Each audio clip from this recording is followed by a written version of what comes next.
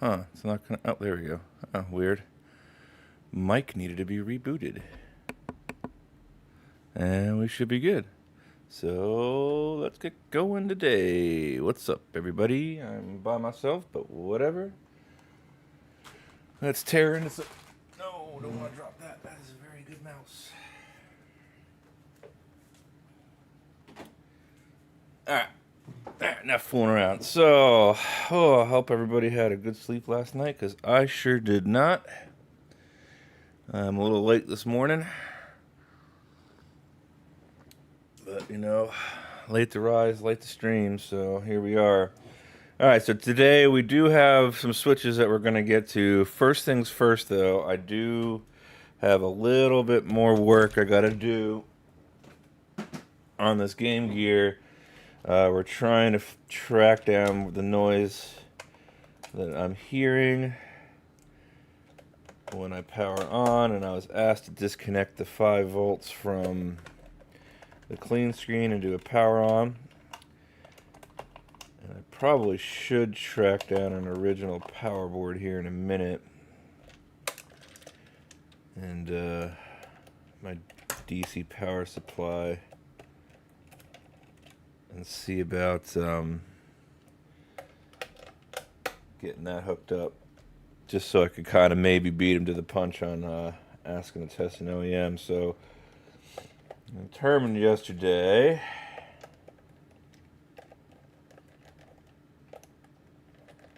that the noise that I was experiencing in the system was in fact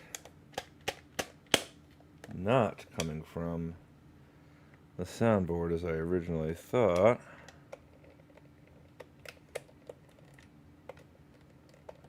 Why are you such a pain in my butt, huh? Oh, dang it. Anyway, and wait, that's in there. Okay. And that when I put the OEM board in, I still got the same line. And when I took the soundboard completely out and the speaker completely out, I got the same line. So we have a coil line coming from somewhere, some sort of feedback, and he's telling me it's probably on the logic board, so I am to disconnect the clean screen from 5 volts, power the system back on, and report what I find. Once I do that, we can move on to the switches. So a little update for anybody that was here yesterday or maybe watched that video. The Atari Lynx 2 is not looking good. So there are a lot of things I have to go and test for, which maybe we'll get to that today. We'll see how I feel. The problem being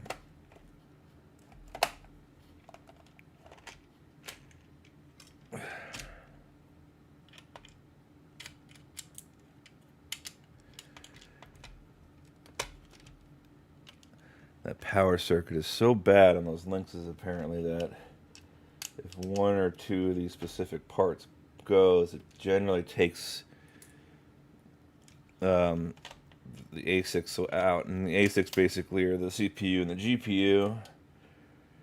And I mean, there's testing I can do, but judging from all the research I've done, the scenario that I'm experiencing is almost always going to be, they call them the Suzy and the Hayato chips. And the Suzy is responsible for pretty much for video processing, and the Hayato is kind of responsible for loading the game logic into RAM. And both of them do not like getting above 5 volts, which, yeah, apparently if the way the power circuit in the Lynx was designed is very easy to do if a couple parts fail, so.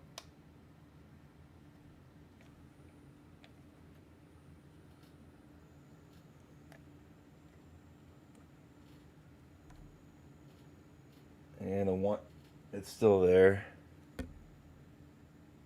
So, okay. It's way more pronounced though when I plug the screen in. So let's plug the screen back in and see what happens here.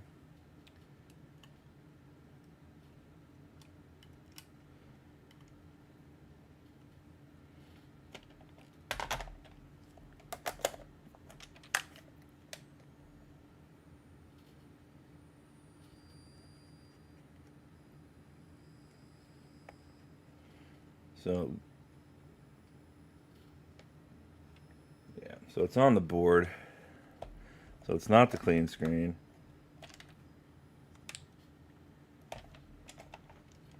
One more time. Pull the cable out. Just want to hear it again.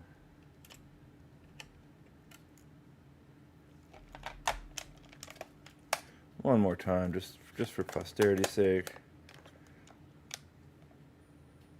Yeah, it's there, but far lighter. So I'm guessing I'm gonna have to add some capacitance somewhere or something. Maybe I'll go find another freaking Game Gear. It's also a possibility for me. And man, if I'm sniffing a lot today, you have to excuse me. I did a lot of lawn work yesterday. And I try to avoid that as much as possible because my allergies hate me. And boy, I swelled up like a balloon yesterday. I'm gonna freaking tell you. I don't know.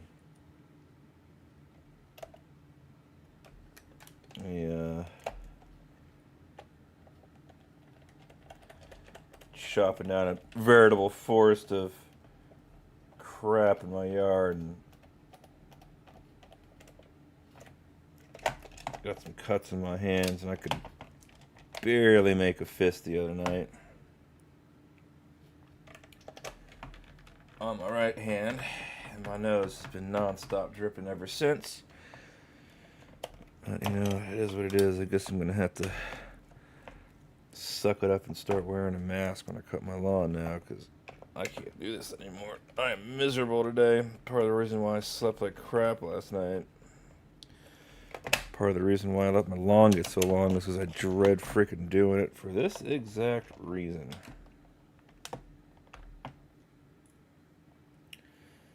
Alright, so we're just going to get this buttoned up. I'm going to go pop in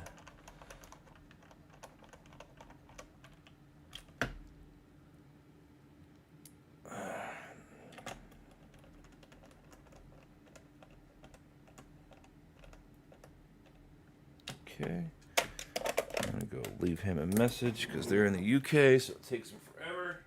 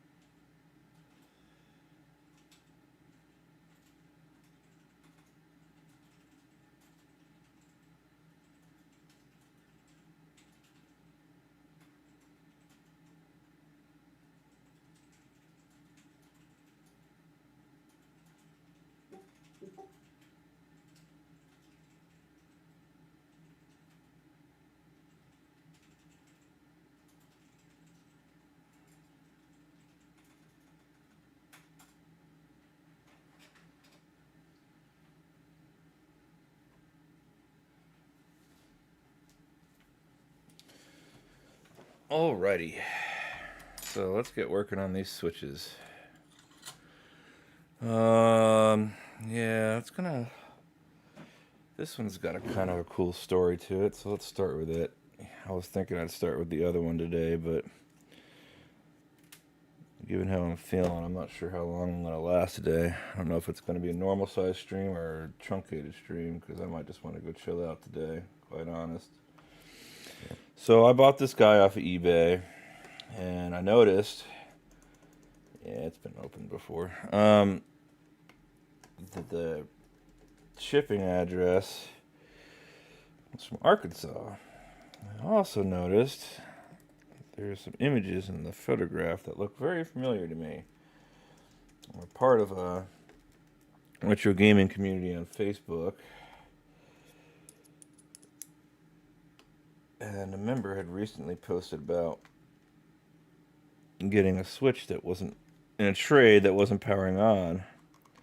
And lo and behold, I put out a feeler after buying it, asking if it was from somebody in the group. And it was. Okay, so this screw is stripped.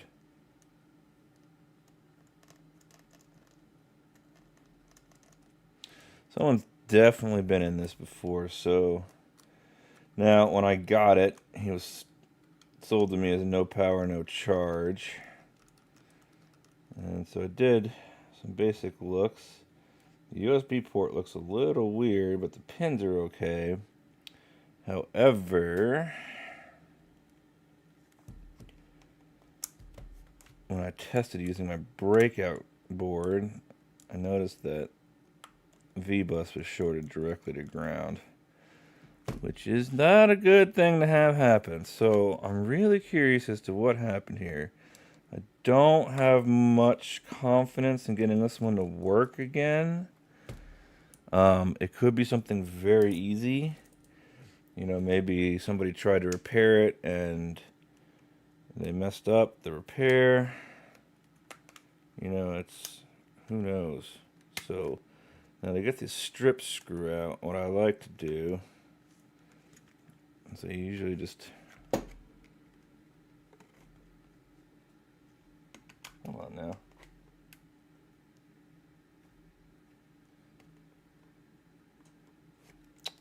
Okay, you're gonna make me do it this way? So just put a little bit of pressure by lifting the case up and kind of sticking a spudger in there, and that usually gives it enough to purchase and kind of back out.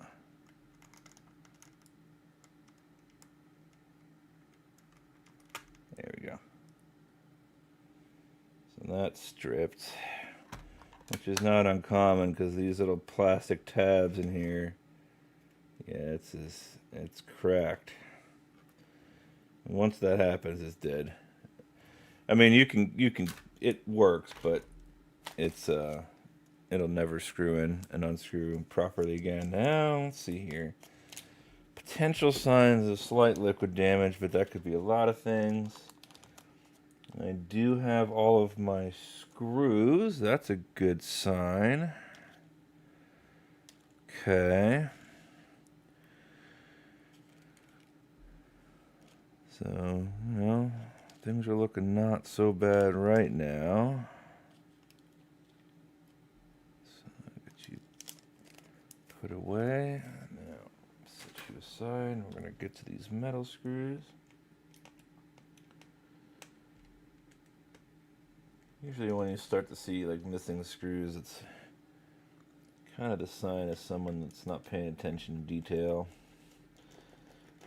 Or someone who just gave up on it and just didn't care and just kind of slapped it together. And again, probably not paying attention to detail.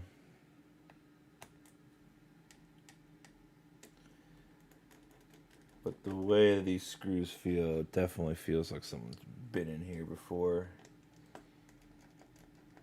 Because they're coming out without much effort. And usually screws that have not been unfastened tend to have a little bit more bite to them. Not always the case. I've felt like this before and opened things up and it's been pristine, so you never know, really. One more left. Should be the last one, right? Yeah. And we'll take a quick look at things. Okay, got that. Let's Grab you off. Putty's still nice and moist. Yep, someone's been in here because that is a strip screw head that's broken off. Holy shit. Yeah, this looks like someone tried to do some work and failed pretty miserably. Ooh. Okay, so let's get you under the microscope here after bagging up these screws and see what we're working with.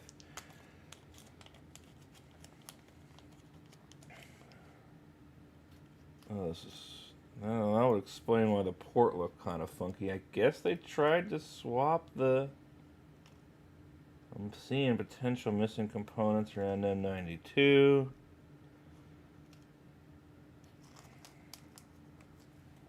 So this is going to be a fun journey, folks. We're going to have a fun journey with this one. Let's take a look, huh? Let's get you focused. Let's just take a look at M92 first and see the damage up here. We are missing, I think, capacitor right here. All this looks good. Let's just grab a quick... This is good, a little test board here. M92 definitely looks like it was replaced. And if we take a look on this board, no. We are not missing components. Slightly different revision, but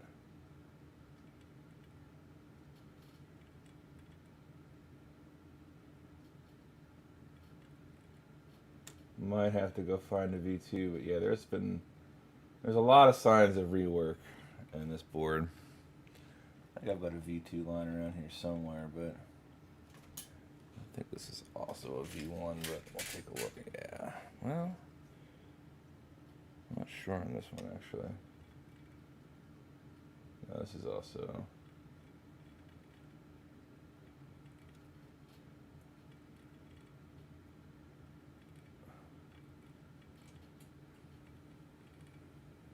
slightly different revision. I think this is a V2 board because it was an XKW, right? Yeah, it's a V2. Alright, so let's see what we got in terms of the battery power here. Fuck. Boy, that's not a good sign. And see now up top there, next to that MOSFET, might be a missing resistor or... Oh man, am I missing a whole lot of shit up there? I don't know. Whoever touched this thing... My battery is completely dead, which is not terribly surprising. Now, let's disconnect the battery just in case, and then we're gonna go do some quick test here and see if I should even bother working on this today.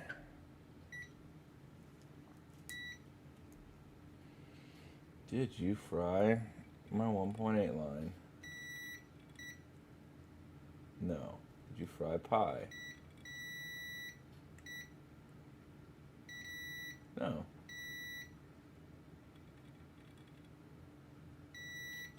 Okay. Okay, well, that is very good news. So let's take a look at the damage we've got down here. Yikes. So I do believe there should be a capacitor that's going from here to here. This guy I don't think is necessary. I don't know what the heck happened here.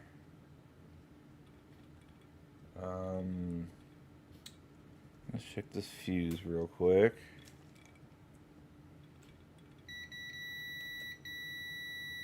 So that's good. That's sort of good. He did a heck of a job down here. Now let's take a look at BQ. And this all looks okay.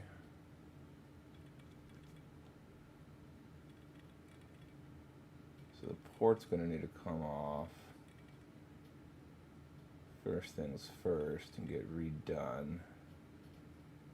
And then I'm pretty sure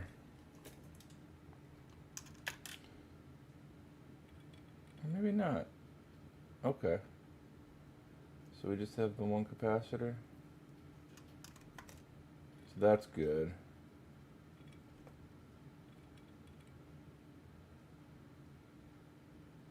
I don't know what he did to this thing though.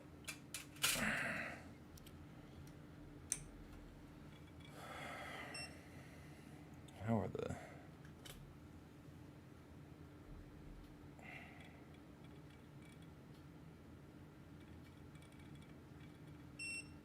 Yeah, surprisingly, I got things soldered at least. I don't know what the heck this is though. Let's just clean that up real fast and see about...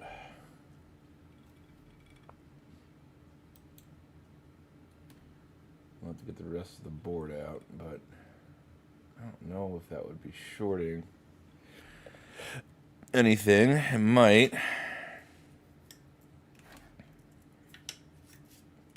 So let's just go ahead and real quick we'll just clean this up. Just in case.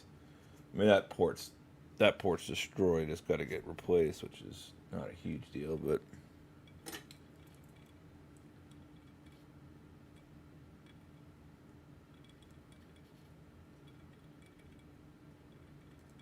just want to see the damage I'm working with here. Okay. I gotta clean up all this crap because this used the wrong wick. I hate this Goot wick for this very reason. I guess I should maybe use a slightly lower temp with it, but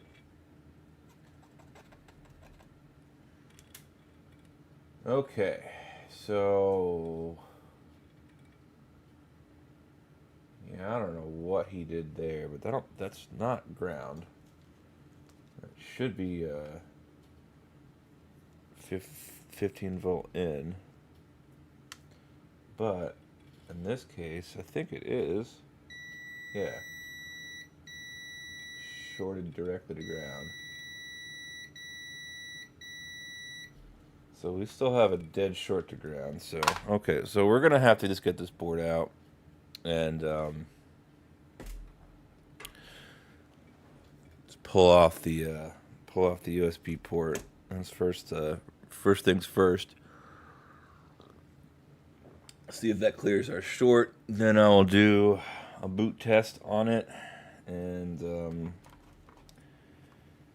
see if that clears up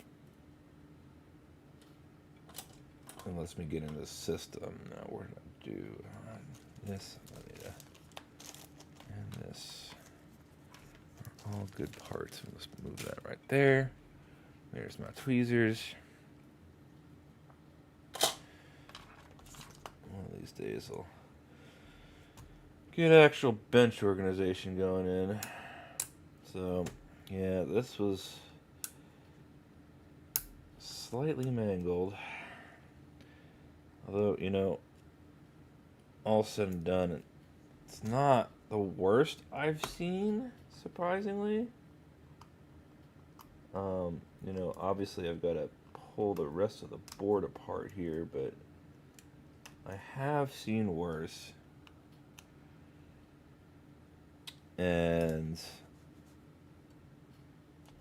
it could always be worse, just know that. Now, I have to see if I can pull out that screw post that he dremeled off for some reason. Probably stripped it.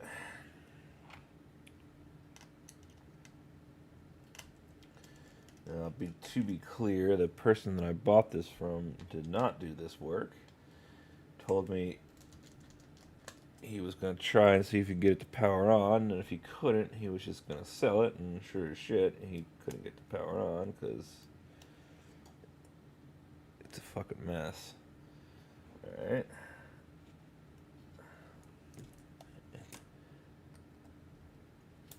There we go. Let's keep on moving on here. Overall, the board's in pretty good shape, minus all the crazy rework that he did. Oh, he didn't even hook the digitizer back up properly. So touch input never would have worked. He did get all the screws back in the right spot, though. So, I mean, the guy was like, sort of knew what he was doing.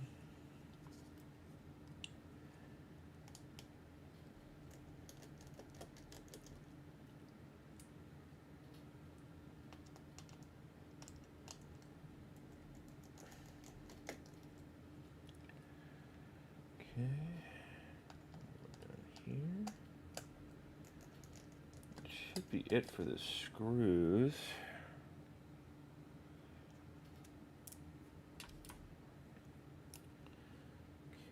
Pull this out. Not looking the greatest, but we should still be okay, hopefully. I'd much prefer not having to replace an LCD connector today, if possible.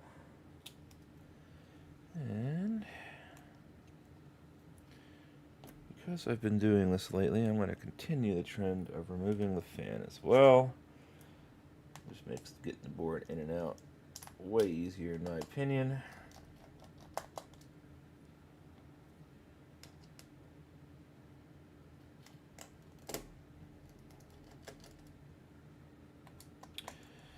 I will say that he did not take my approach of removing the fan, the heat sink, because foam is ripped off and it's still attached, so that sucks, but not the end of the world. Now, how am I going to get this board out? Because it's still kind of attached here. So this strip screw down here is going to potentially make my life a little miserable.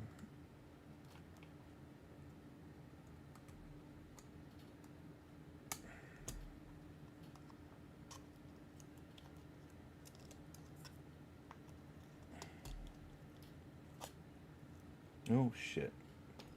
Look at that. I did miss one screw. I thought I missed a screw. Okay. There we go. Oh. And still attached to the Wi-Fi. Cool. Alright, so... Oh. Is that solder in there? So that's not a strip screw, he just got the hole filled with solder? Okay, well...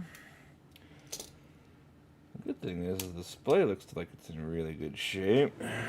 Hopefully I can bring that battery back.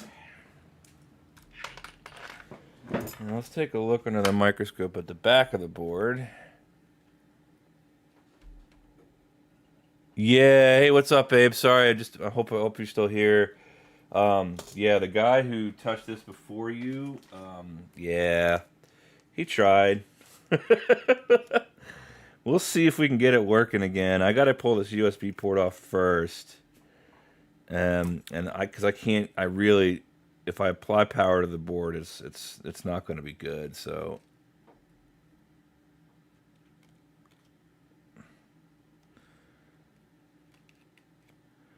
I just kind of want to like give everything else a once over. It looks like most of the work here was done on the front side of the board, so gotta get a little organized. All these donors got in the way. Do that. You go here. You go here. Now we should all be in the same spot. Put my donors. Let's see here. Oh, yeah, we're already in microphone view. Script view. So, here's the rear of the board where the port is. And then what I thought was a strip screw is actually just solder. But this is just, oof, boy. Yikes. I mean, thankfully, Pi looks okay. He didn't blow off any components. And there's the audio chip. That looks okay. There's your 3.3 regulator. Max, which is your main PMIC. There's your security chip. Looking okay. Just random choice. There's an inductor. More 1.8 generators. And the light sensor looks okay. That's a good sign. That's PU chip. There's the fuel gauge. This is a little weird. Okay, well, whatever. That's not a huge deal. Just as long as that's intact. A quick little just check here just in case. I always just check the fuel. This is the fuel gauge, and if this is dead, the system won't boot. Looks to be okay to me. You want to beep on one side, but not on the other. Yeah, we're fine. So it really just looks like, first things first, we just got to pull this port off. And then I'll see if that short to ground on V-bus is gone. And if it is, then I could bench power supply it and get some power going. And seeing if she boots, and if she boots, then I can properly install a USB port. And hopefully have a working system. Problem is well, thankfully the 5-volt line did not short to the data lines, because if it shorts to the data lines, that's when you're almost always going to be dealing with a dead SoC at that point.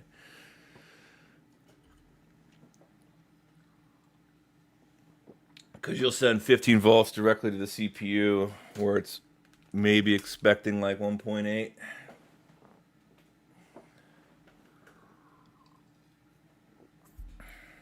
So it's definitely yeah, it's not good.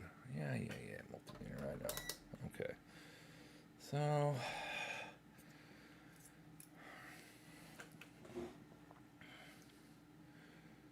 he melted the port pretty good, which is not too uncommon. Is that a broken capacitor right there? Right between those two MOSFETs? This guy broken right there? I can't know. I think he's alright. Looks a little weird to me though.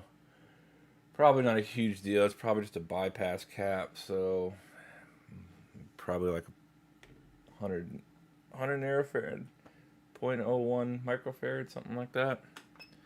Anyway, let's get some flux on the board. Just because I like it, even though this is not completely necessary. Kind of just, I like to see the flux boil because it lets me know the board's getting nice and hot. I'll give you a little light here. This is probably better.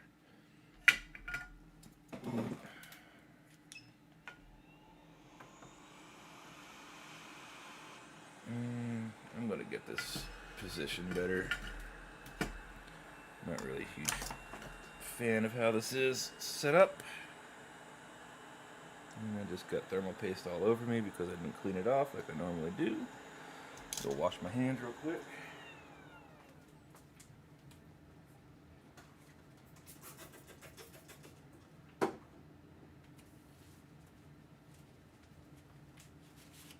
Okay, and then we'll clean the thermal paste off the board because I completely forgot to do that. Usually it's step one when I take off the heatsink because of what I just did.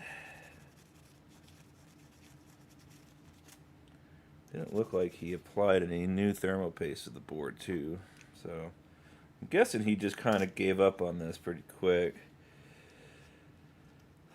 Don't know. I'm guessing the original problem was probably a no power, no charge. Probably was M92. my guess.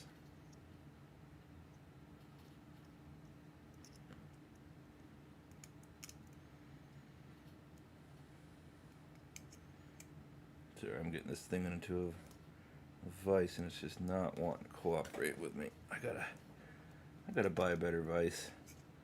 Like it, this one works, but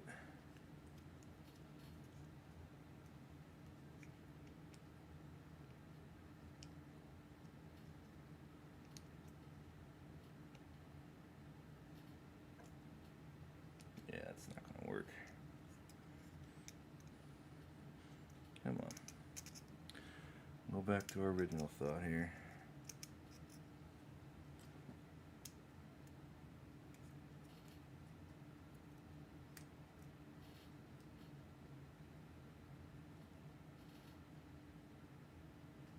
No, that's not gonna work either. Oh, dang it. Sorry, I gotta put this on the table. Come on. There's like a specific way I gotta put it in here to get set up for port changes, and it never likes to work.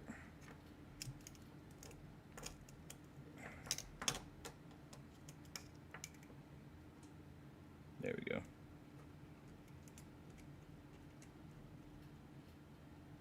Okay. Should be good enough for now. Okay.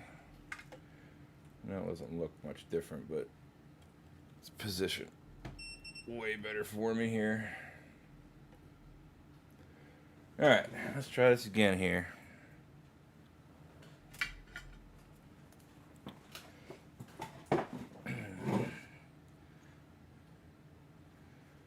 Actually, you know,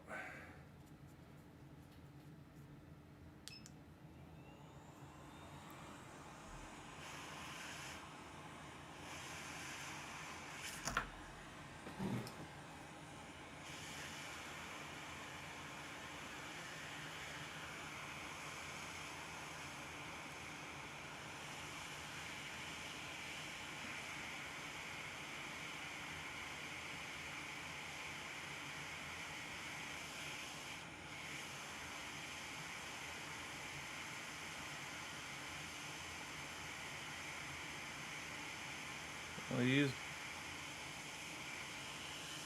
decent solder, it looks like.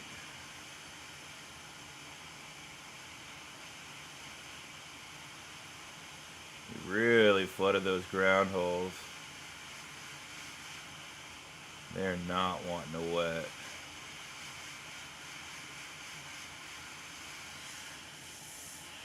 Might have to do this top down.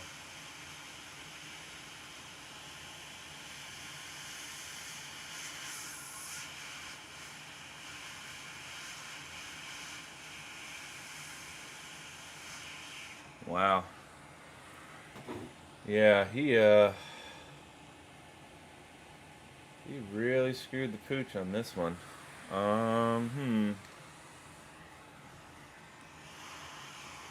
Might have to see about manually.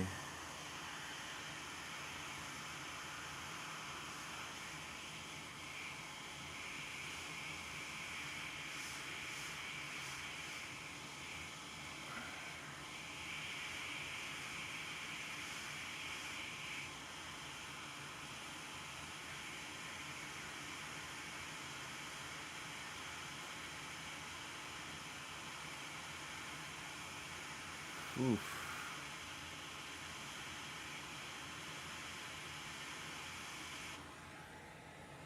Oh boy. Okay, well. This is not going to be fun here.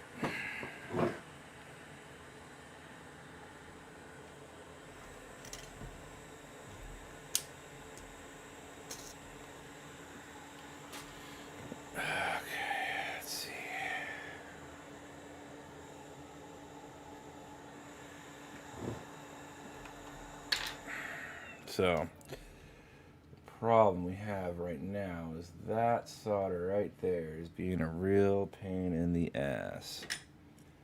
Let's see if we can't maybe wick some of this away.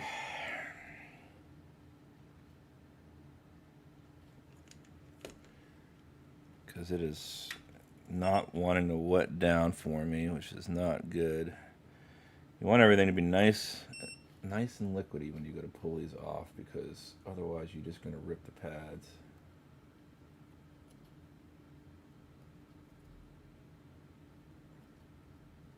There we go.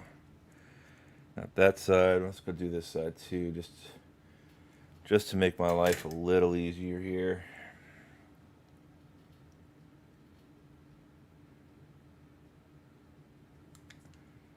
Well, I mean, if anything, at least it was anchored properly. No, can't fault the guy for that.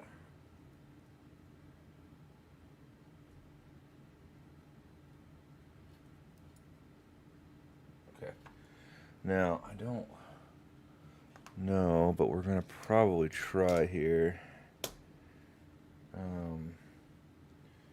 See about maybe getting some of this out, because I actually don't really know if it's holding the port in place, so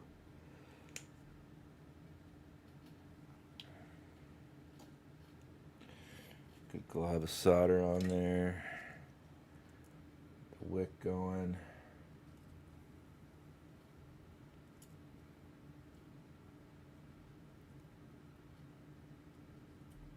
Perfect. Okay, so this should now hopefully come out way easier for us. And I'm not going to even bother putting it in a vise. I'll just do it this way now. Alright, so hopefully now this should come out a lot easier.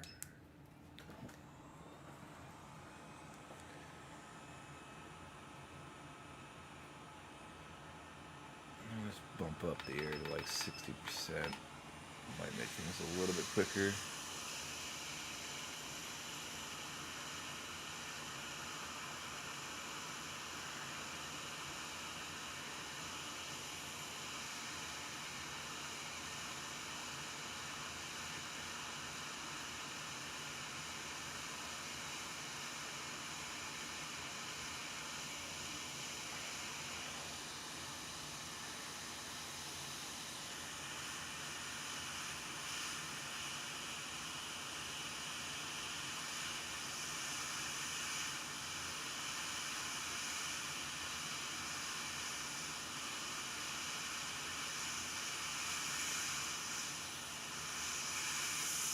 Okay, this is somehow attached itself so firmly to the board.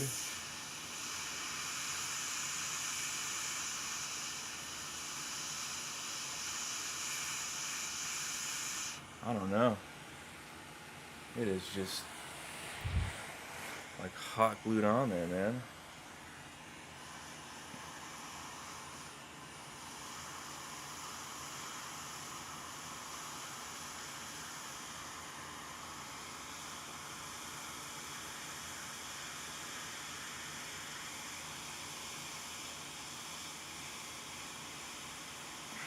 You should see it start to wiggle, but it is not wiggling.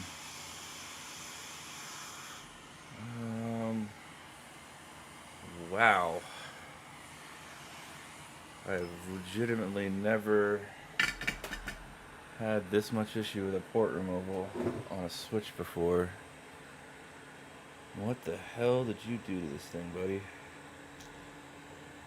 Let's take a look, and maybe we should clear out some more ground holes, huh?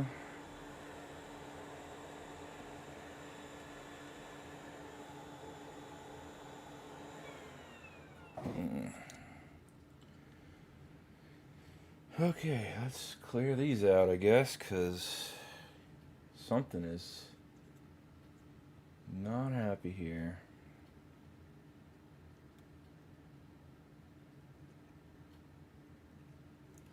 Good thing is everything will be nice and warm, so this should go pretty quick.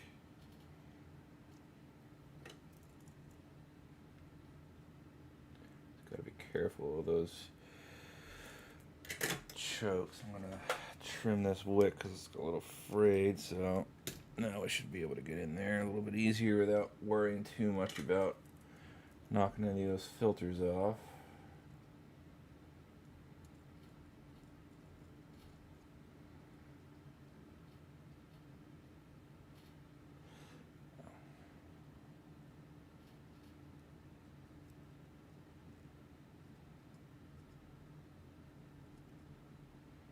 Okay.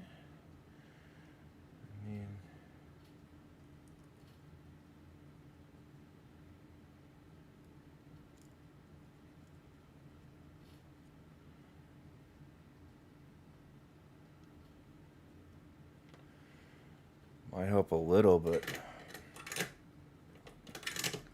honestly not sure. So we're gonna maybe try it this way here. We'll flip the board around and see if we can't get it to kind of maybe naturally fall out on its own.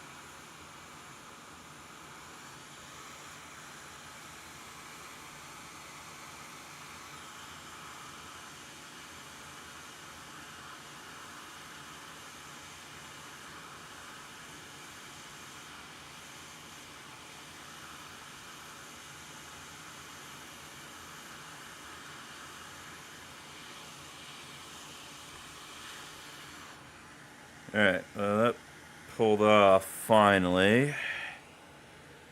I don't like the sound it made. I don't like the way the board's looking. Let's just see how bad we are here. Trying not to burn the shit out of my hand. Do we have any trace damage? We do not. Everything does look to be intact, which is amazing. Let's go grab and just do a quick clean just so we can see what we're working with here and see if our 5-volt short is gone. Or rather, our V-bus short, which I guess technically could be 15 volts, but either or. Alright. Ouch, this board is still very hot.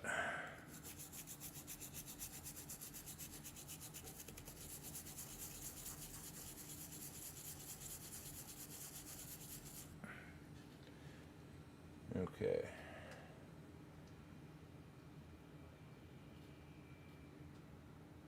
That looks okay. So now, is our short gone? Now, if you remember right, this guy right here is shorted to ground. Still shorted to ground.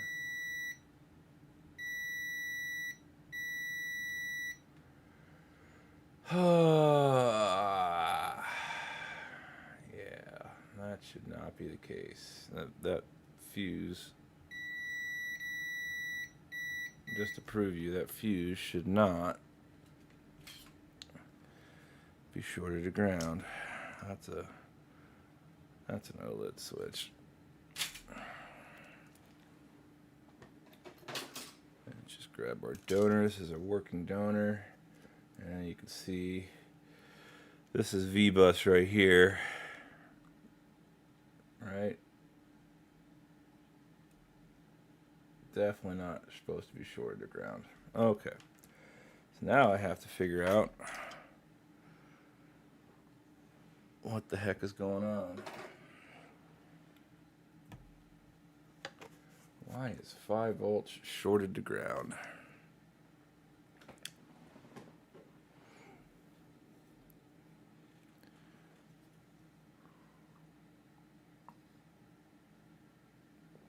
Let's see here.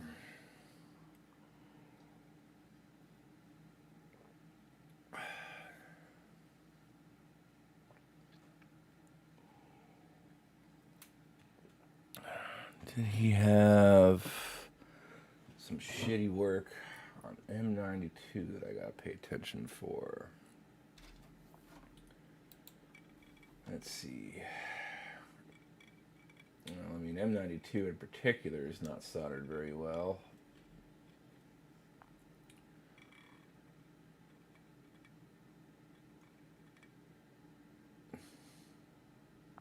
That is a bridge. You see that right there? I don't think that's our issue, but we're going to clean that up. M92 needs a lot of work, unfortunately. Let's clear up that little bridge right there. I don't think that would short 5 volt to ground.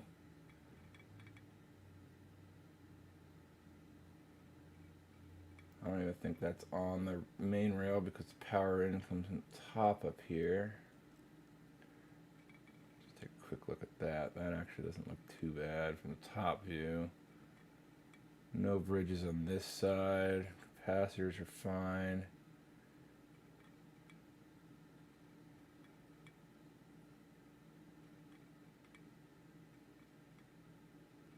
Yikes, he did a number on things up here, but yeah, that right there, which, yeah, it just needs to get touched up.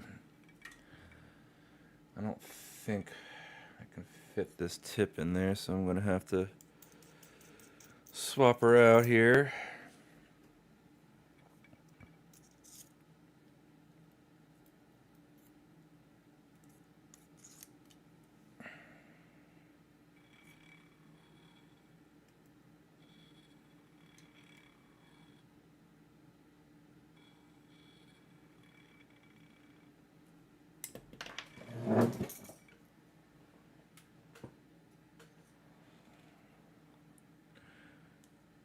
This is not really cooperating with me here. I need more room on my workbench. There we go. Now, where is the tip that I want to use? I could use that one. This is probably what I should be using. I'm going to go with this guy.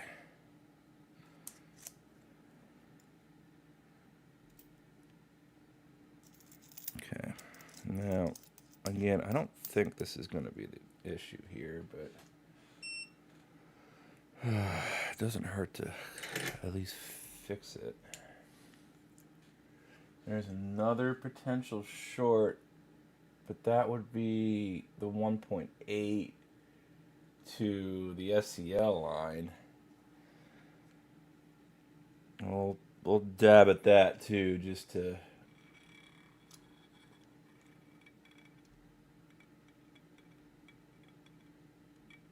get that taken care of.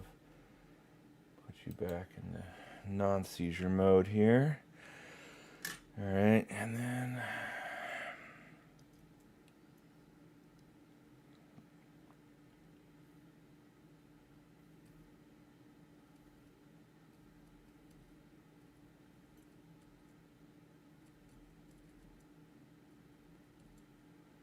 I think that got it. It's not, I probably should be using that other tip, but this. Now this guy, it's not really bridge, but just in case, let's just clean it up here.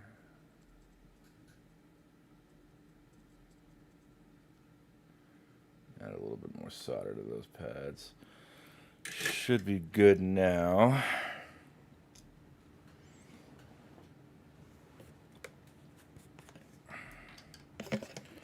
Give her just a quick scrub.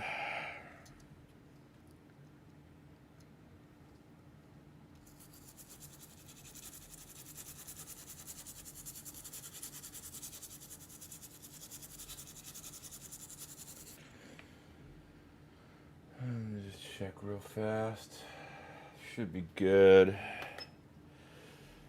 Yeah, this shield is throwing off the white balance pretty quick. Blow you free. I don't think we're bridged anymore. Maybe? I can't tell now. Shit, I really can't tell.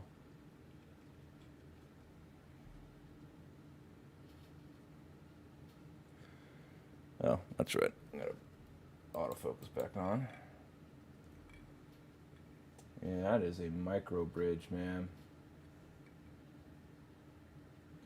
Tell you what, I think to solve this, what we will do is actually use hot air.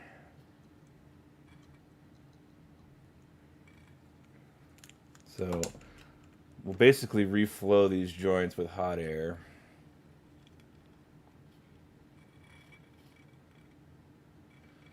And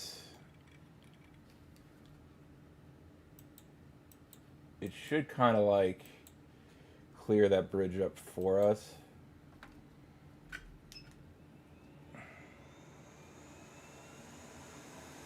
The solder likes to flow to other solder.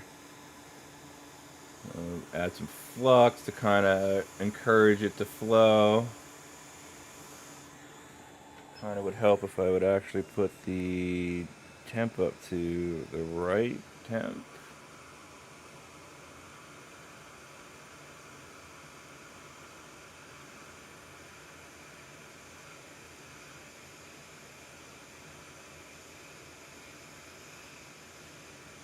I'll give M92 just an overall quick little reflow here.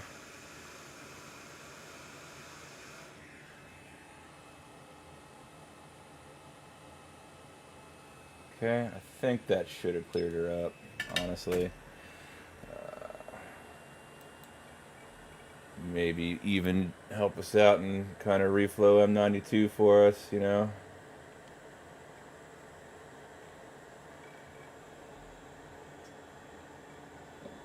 Ugh.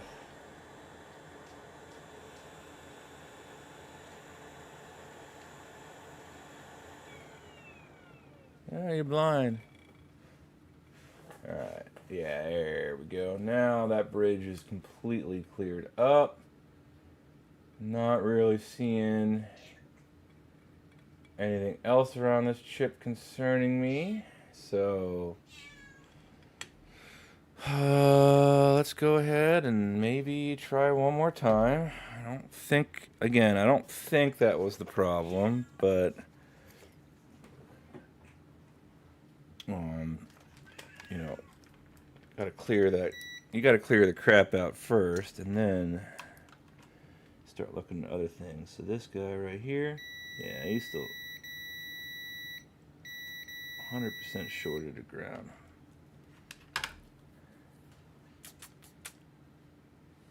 What the heck could be shorting that V-bus to ground? Could be a dead MOSFET, I guess.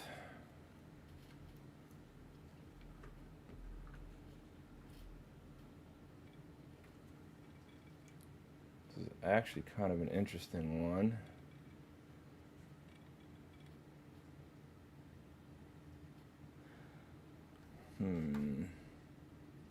The search continues.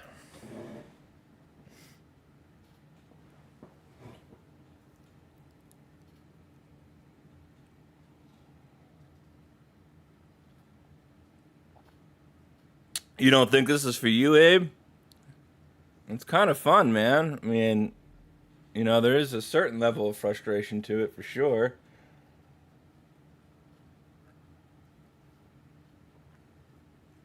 It's just like a giant puzzle. That's kind of why I like it, because I like puzzles, so.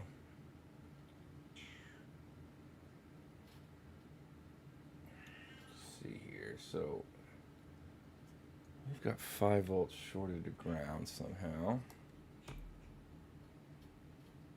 Man, this light is like awesome and not awesome at the same time. And if I turn it off, there we go. What if I turn you on? That's actually kind of better, somewhat better.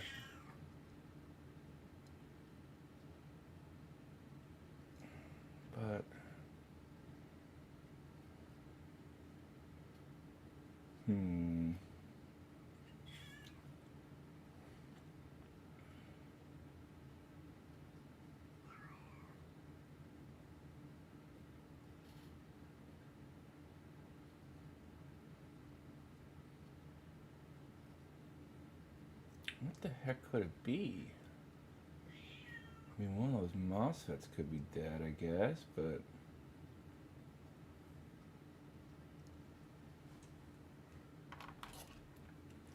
It's like, do I just start...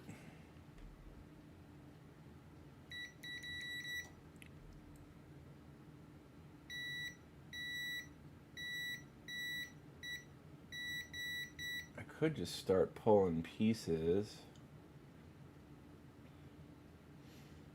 It does make me wonder, because the 5-volt line, the V-bus comes in also, so if I pull the fuse off and these components don't short, then I know the problem probably lies.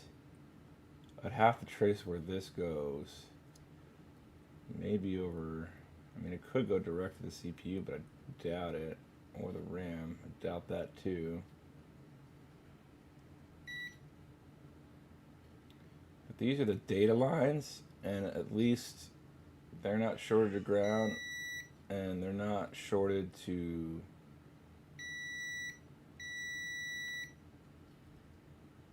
bus, but that's just powered in. It does make me wonder.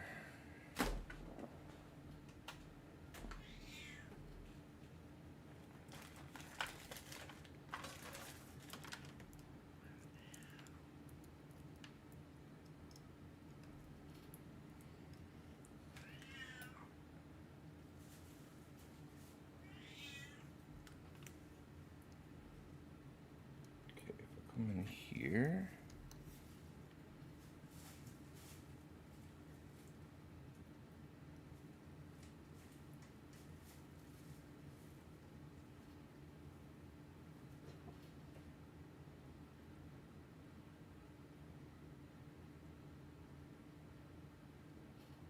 Alright, so good news is the system is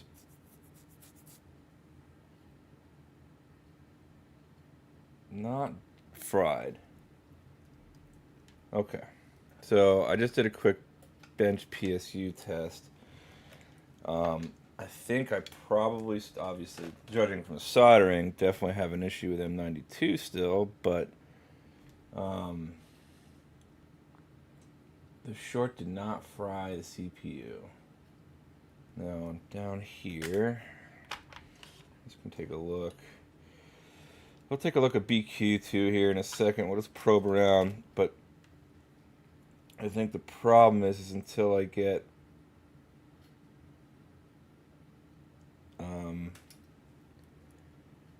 that short cleared, everything's probably going to give me a false positive.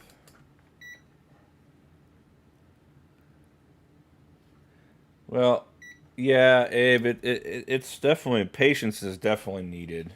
Space and tools, yeah, you can get by using some pretty affordable equipment. I'll just put it that way. Like, over time, it's good to upgrade and get to the better stuff. But, I mean, I started out and I was using, a $50 hot air station, and that thing, I still have it. It's great.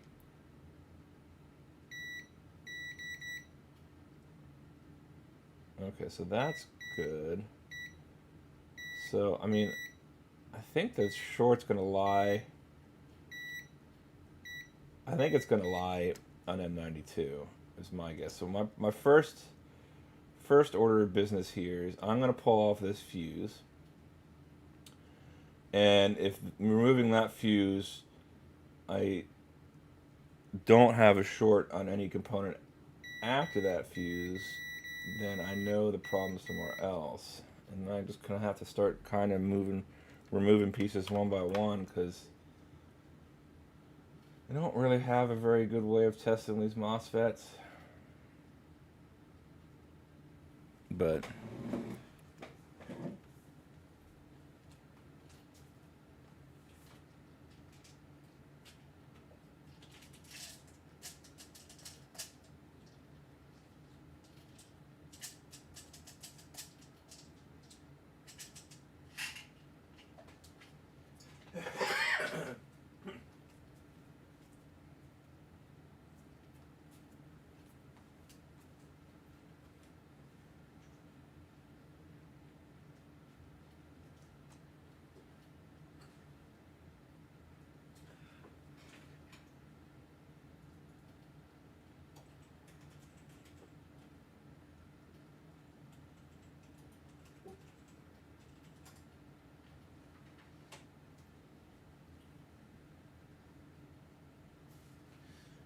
surprisingly, I got a response from Retro 6. Anyway, yeah. You know, it kind of sucks because I wish, you know, that retro group is great, but it seems like most of the members are on the eastern side of the state. Kind of cool. I had some more NWA peeps. So I definitely don't mind teaching what little I do know, you know, or letting people use my equipment if they need it or whatnot. So I'm just going to remove this, I think.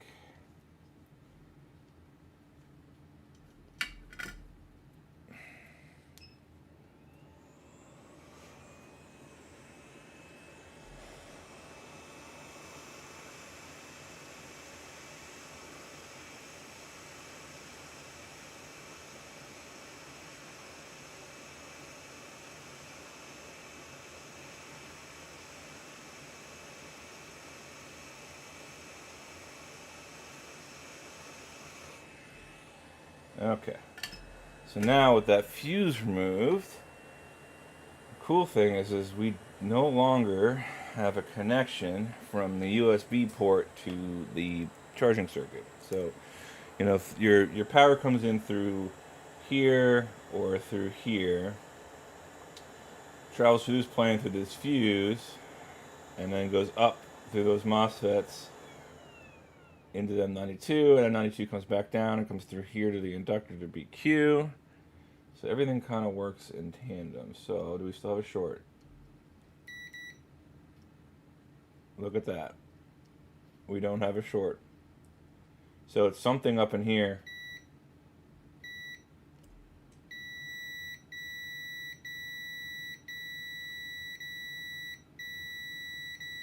Okay. So I guess next step is we'll move that big old capacitor off.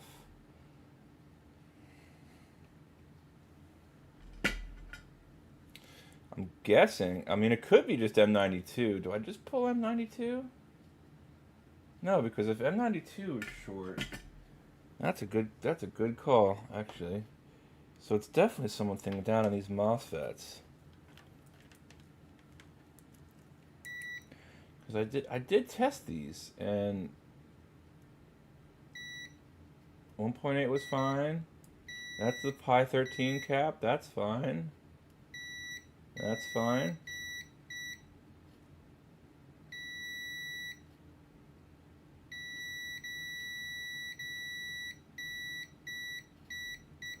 That's not fine.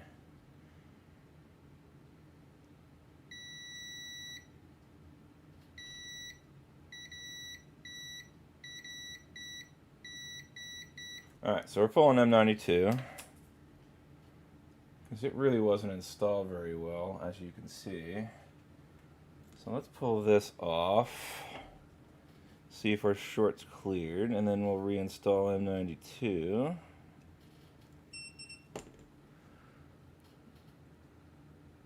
Hey man, Game Boy Mods is great, and honestly, like I think I told you this before, but like a really cool place to start if you really just kind of want to learn some like a little bit more, I don't want to call it advanced, but different soldering is Game Gears, dude.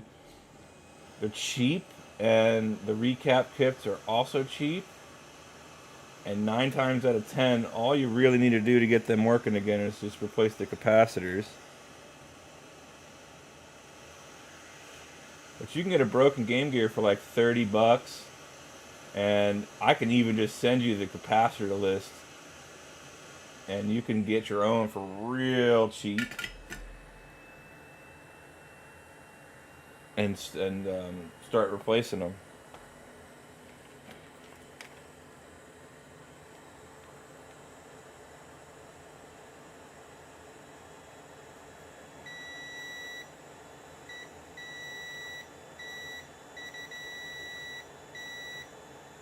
Okay, so I think maybe one of these two these MOSFETs, maybe? It wasn't M92.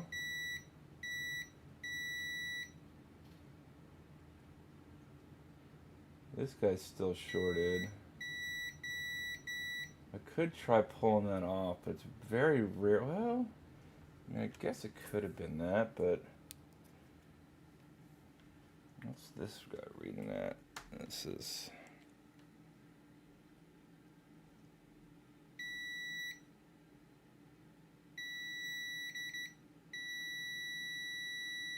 It's just dead short the ground. Because everything on this circuit is shown as short. This side's fine.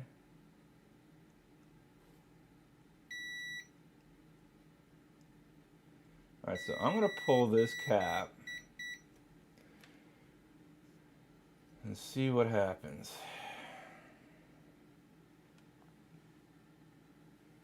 Because this side should be, this side right here should be ground, and this side should not.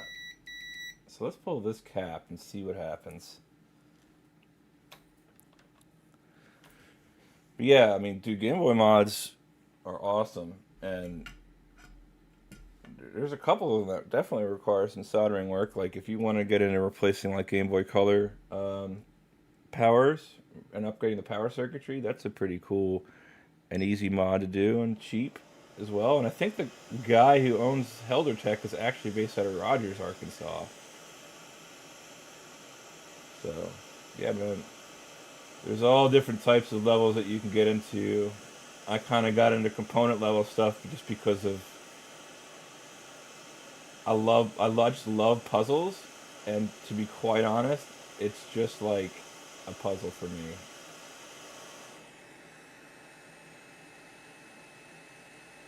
Okay. So we've got that guy pulled off. And we shouldn't have a connection to ground now on the one side, but we might.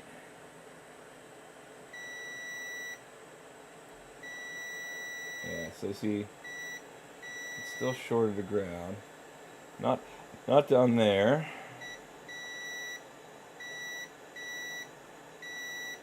So it wasn't the capacitor. So it's probably this MOSFET. Or maybe this MOSFET.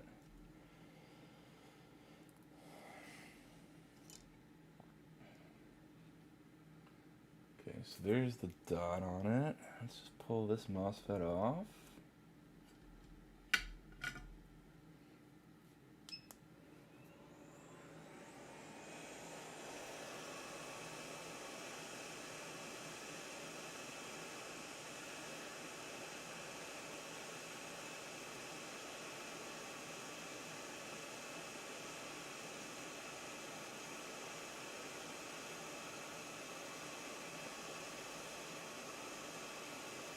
Doing this a little blind, but there we go. Okay. So there's that MOSFET. I'm just going to stick you up top at the M92 so I don't lose you. Because that M92 is probably still good. Okay, so now, just got to keep going back and testing and testing and testing. This should be ground. Oh, yeah.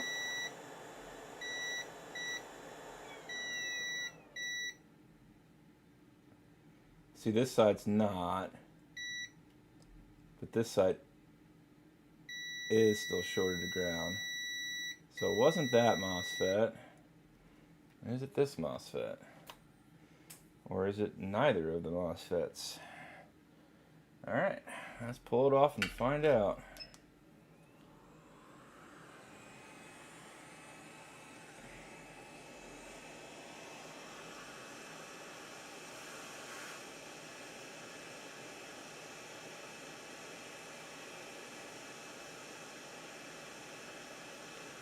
You know, end of the day, the other kind of crappy thing about this is it could literally be something internal.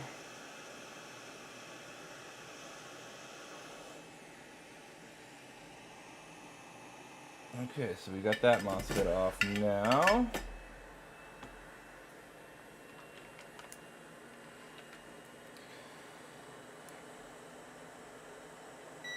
And we still short the ground.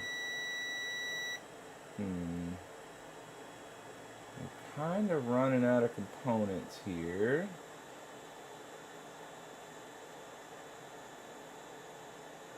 This resistor, and then that just leads up again back to this capacitor right there. Let's just, I don't know, let's just pull that one off, and I don't think that's going to be it, but because I don't think we're short on this side, right? Like, we're fine over here.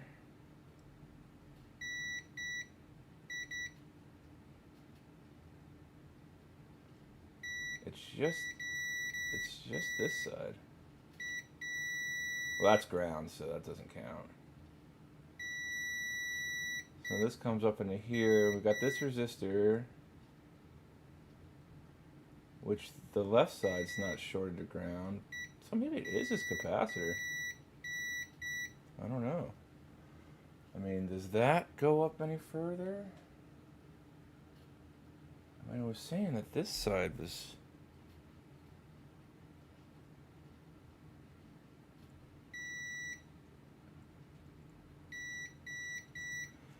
very well could be that capacitor. Very unusual if it is, which I still don't think.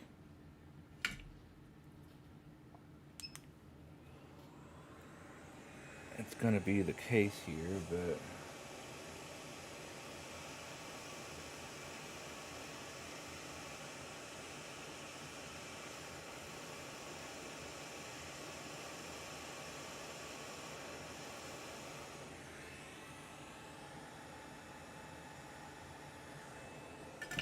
Alright.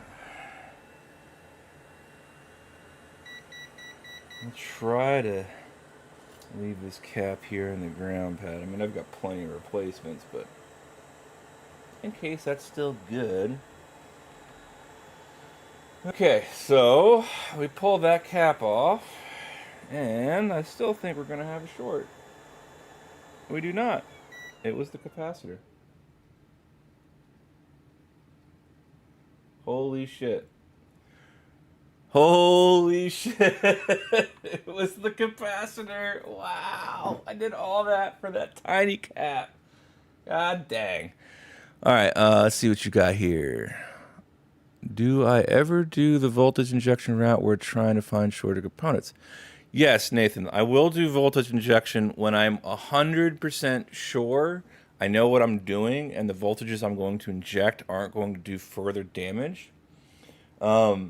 In this case, this circuit is very, very upfront, and you can literally kind of just follow the path along.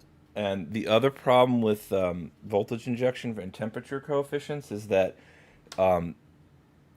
you don't always get the right component, because if the short exists further upstream and a bunch of components are shorted on the same line, you might get a bunch of false positives. But it is definitely a very, very valid testing methodology and problem-solving technique if you know what you're doing. I just can't stress that enough. You have to know what you're doing. Otherwise, yeah, it's going to be bad news. So that is I believe this is a 100 nanofarad 0201. And I have plenty of these in my bag of tricks here. So let's get him replaced, and then we're gonna have to do up M92 here. Let's just get him tinned up while we're here. Honestly, with all the shit pulled off, it's gonna be a lot easier.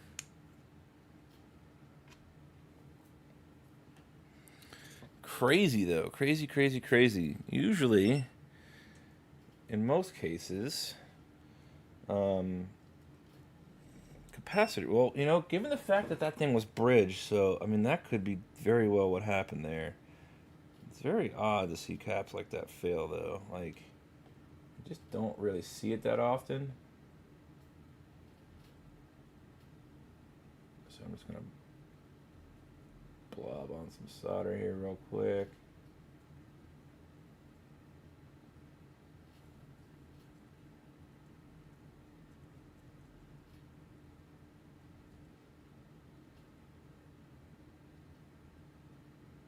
Okay. That needs a touch up right in here.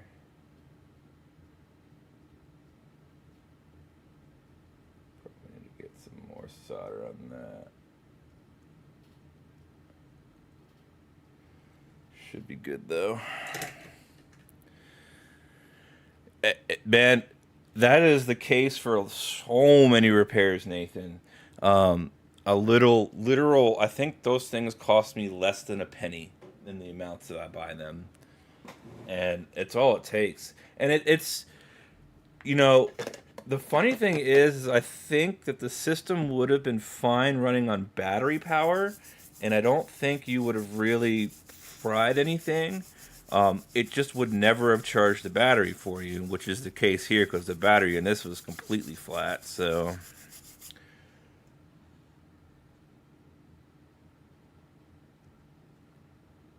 but it is not uncommon to actually have this happen. Okay, so I need to pull out my bag of tricks here. Drop all my switch cartridges on the ground.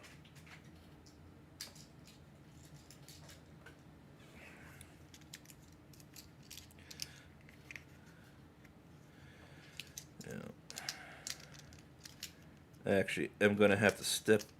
I'm going to go take a look at my graph of M92 and just make sure it is 100 nanofarad. Oh, good. Good luck with that one, Nathan. And if you can convince them to do that, I will hop on board with you.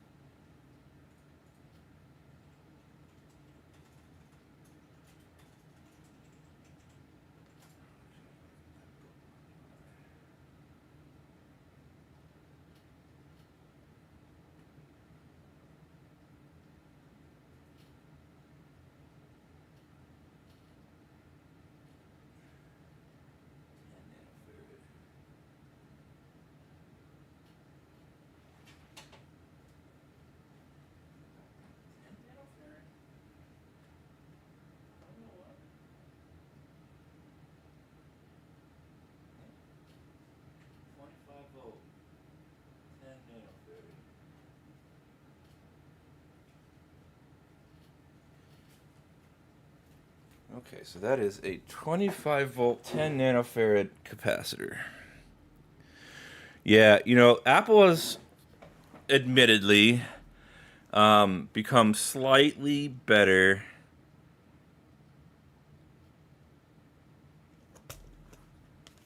at right to repair. Not perfect, not there yet. Their designs are still very not good in terms of repairability. But we're getting there. We're slowly getting there.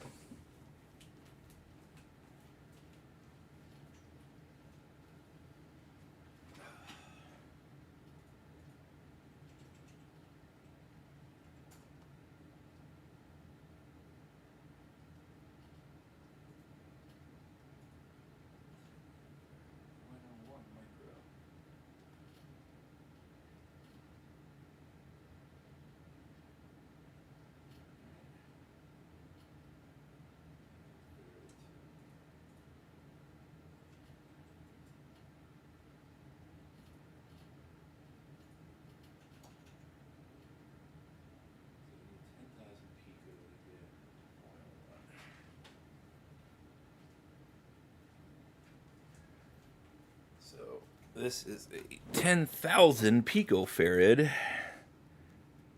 There we go. This guy right here. So I need a 0.01 microfarad capacitor, and I don't think they actually sell them in that measurement. You have to buy them in the picofarad and convert up. So it is a 10,000 picofarad. And I'm going to take a look. They don't put commas on these things, so I've got to make sure I've got 10,000, not 100,000. And I do. Okay. So put this off to the side real quick. Turn off this light so everybody can see.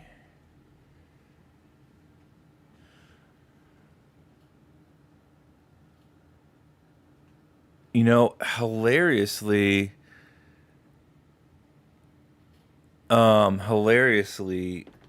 the EU actually has slightly stricter regulations when it comes to stuff like that.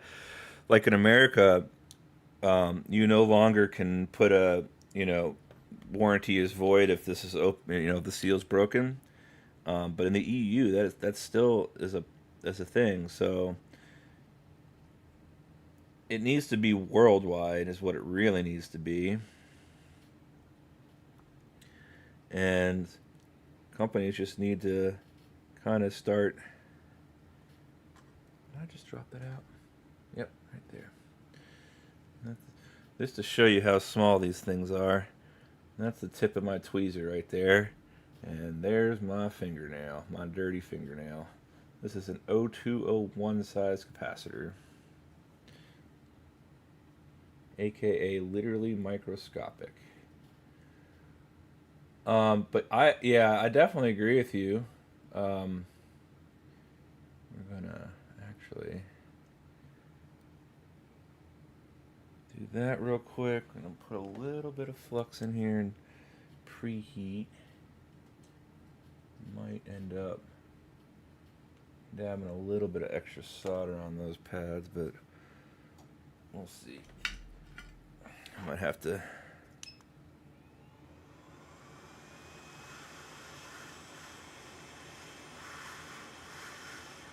Okay. Kind of will help with the capacitor sticking. There you are, right there. Right?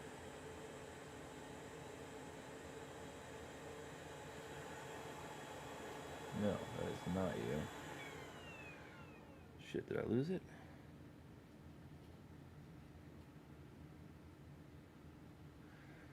It's pretty. That's definitely not it. Another solder blob. I'm stuck the. There you are. It's gotta be right there. Yeah, that's it. Stuck the capacitor off and kind of lost track of it. Okay. So we're gonna lower my airflow down to like 20.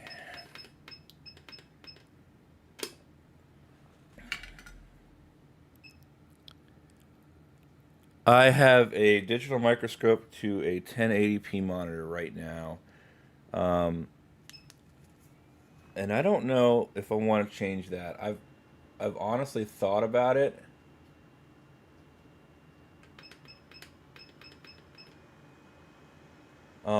But I kind of like the freedom of the monitor more. Some folks are the exact opposite of me, and they like the scope because it's a little bit easier to work with your hands underneath an actual microscope compared to like looking at a monitor. But my self had the fortune of flying drones for a long while, so I got pretty used to the feeling of being disconnected from what I'm seeing. It's also slightly cheaper to get going this way, because the scope adds like an extra 300 to the total cost.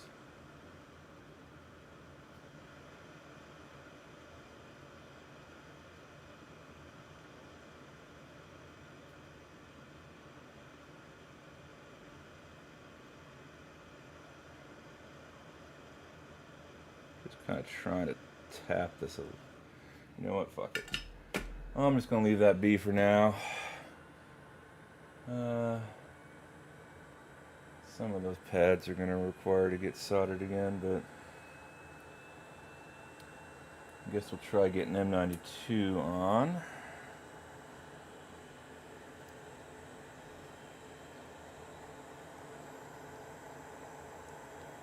you've got an AM scope, but you kind of want to go a digital route because it seems like you can be a bit more comfortable doing it, and seems like there'd be more room.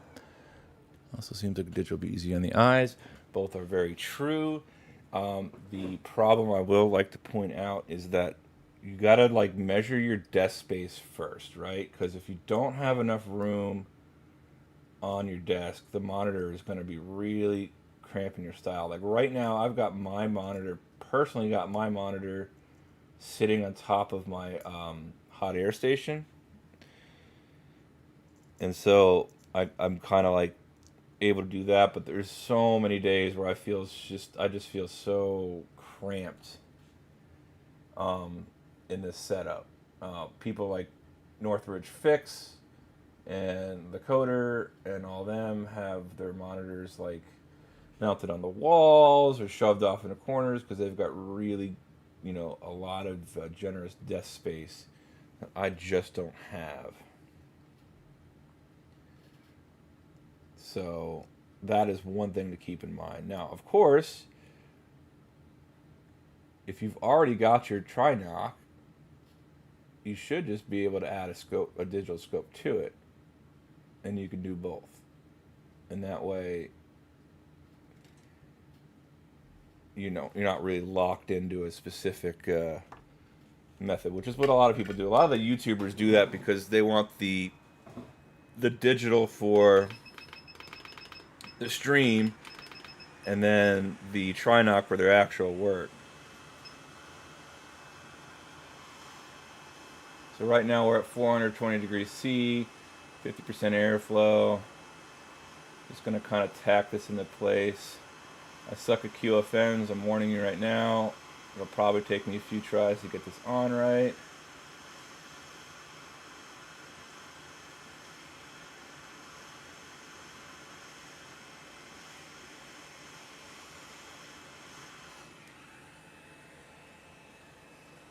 So should have that tacked down, and now I can kind of add a bunch more flux and get it really into place here.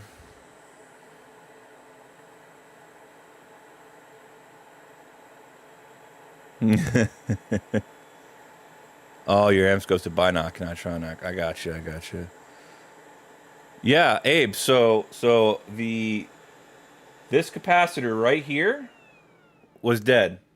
I pulled off every single component below it to figure out that this little tiny guy right here, whenever he did his work and he bridged it to these pins, he must have shorted it.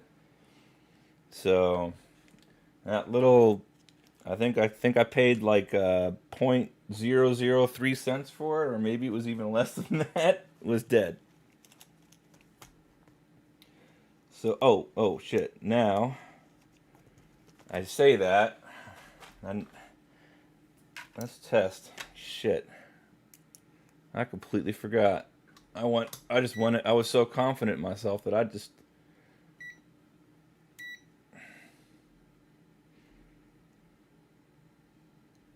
Yep. Not shorted anymore. Short on one side, not on the other.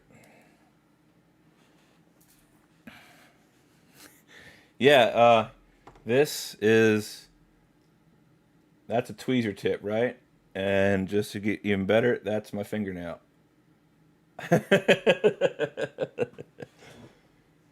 They are very, very, very tiny. Yeah. Yeah, it is. They're not fun to work with, but you get used to it after a while. You kind of get the feel for it. You don't the amount of pressure and force you need to work with a lot of this stuff is so light that it's basically like when I'm going to be moving this chip around, like I'll be resting this pick against the chip, just touching it, and I will like literally just kind of like barely tap it, and it should float. And the same thing with all these is like you get your tip on there, and you just kind of tap it. Don't need to put much pressure on it once the solder liquefies. And so you kind of get used to it after a while. But man, starting out is kind of rough. I won't lie. All right, so we got some good flux on this guy. We're gonna get him put into place because he's not looking too clever. Got my little dental pick here. So I kind of hope that maybe, just maybe, he floats into place on his own.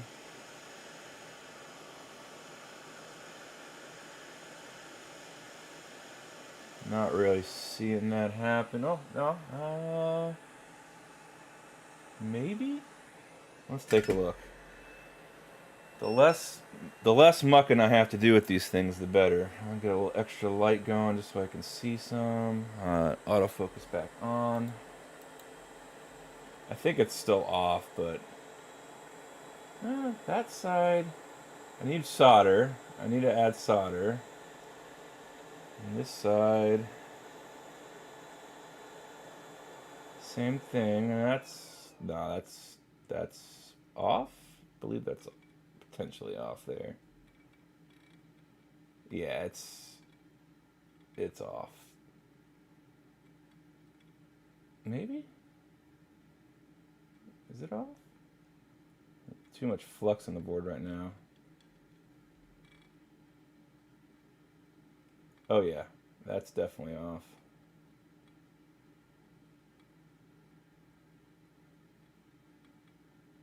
And then this side. Let's see what this side looks like. Just to show you. Oh, that's actually not looking. I mean, there's no solder on these pads. I guess I didn't tin them very well. And then this side. And that side's in line. So how is this side off? It can't be. There's no way.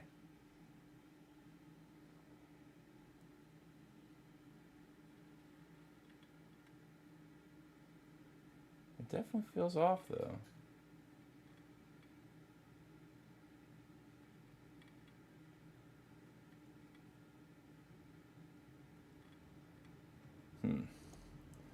Is the chip canted? Yeah, it is. It is off slightly. Okay.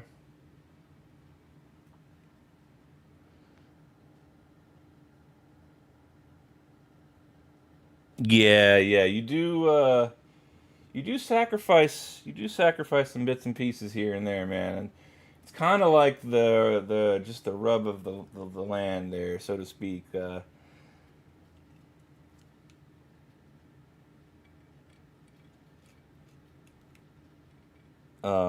You're gonna lose them. It's gonna happen, which is why I just kind of built up a small book of. Once I get out of the microscope here, I'll try to show it to y'all. I've got a little book of passives that I keep, and then when I work on new systems, I figure out like kind of like what the uh, commonly used components are on that, and I'll add them to the book, and eventually, you kind of just get a nice little backlog of items.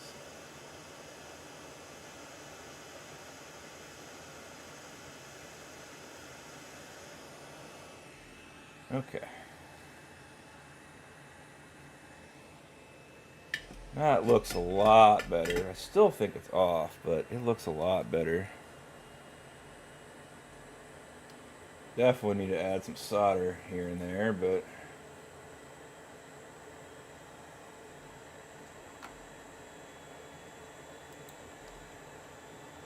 there we go. Now we are all in line. I'll come through with my soldering iron here and get these pads connected better. And one more look. This side. Looking good. And looking good. Okay, so we just gotta kind of go through here and put a little bit more solder on these pads. So Nathan, the first time I ever worked on a switch light, It was a very basic, simple M92 replacement, and it was literally the first time I've ever had to lift a QFN chip up before. And when I picked the chip up, I thought I did it perfectly. And then I looked down, and every single 0201 resistor on the western side of the chip was gone. Stuck to the M92. So it is unbelievably easy to do. In fact, I am going to just soak again in more flux, just in case. Just to make my life that's way too much flux, but just makes my life easier here.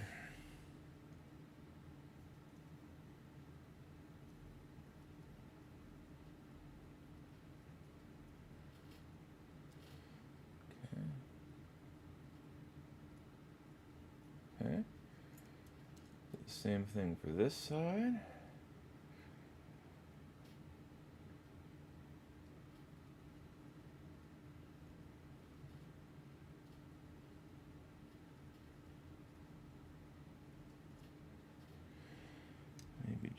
Maybe need just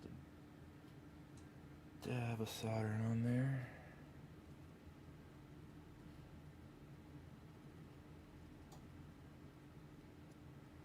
Oop, bridge that right there at the end. Alright, now this is the tricky part. So let's get this light off so I can see a little bit better. So unfortunately, it always works out that there we go.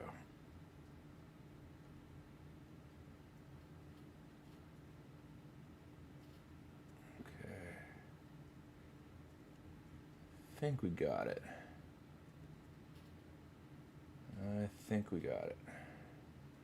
And we'll come in here. I need better lighting. Oh, this is so dark. Yeah, this needs light. And then we'll do this.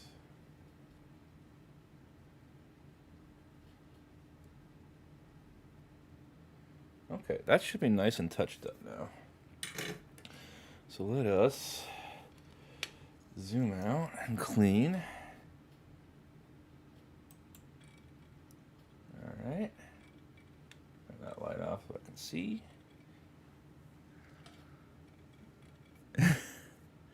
I do not stream on Twitch. I chose to go with YouTube.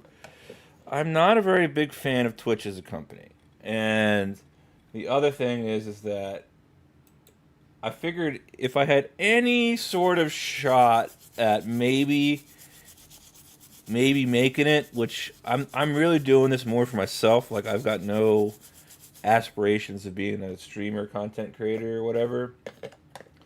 But reality is that it's a little bit easier to get discovered on YouTube. On top of which, I kind of had slight aspirations of making videos as well. So I just thought it kind of makes sense to just stick with YouTube. And that way everything's all tied together. So maybe one day I'll think about it, but I just I'm so happy on YouTube with what I'm doing. And if I ever really do get big enough, YouTube also has the better video quality. I'm just kind of drying things off here with just some warm air, nothing hot.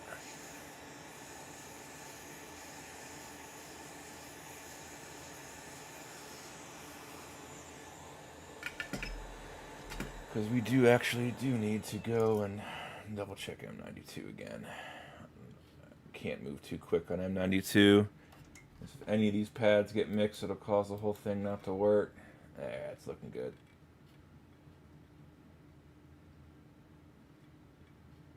Let's turn some lights on. Maybe that'll give me a better image here. Yep, those are connected.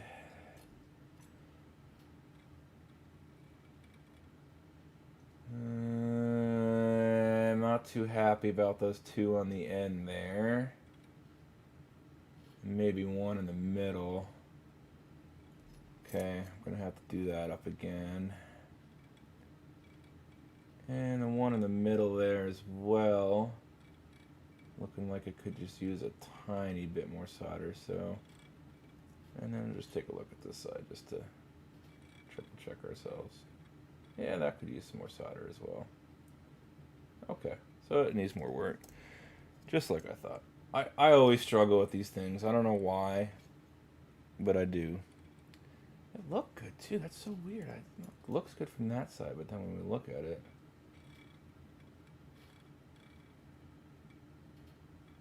it's just not.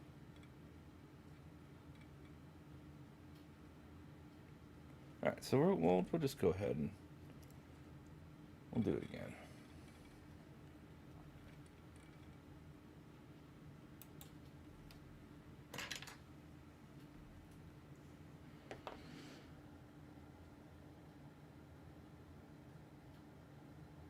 Yeah, yeah. Well, I don't know. Twitch is all right. I have a lot of people I do watch on Twitch, and I got friends who stream on Twitch, and I get it. It's I will say that the Twitch interface is honestly the best out of everyone out there.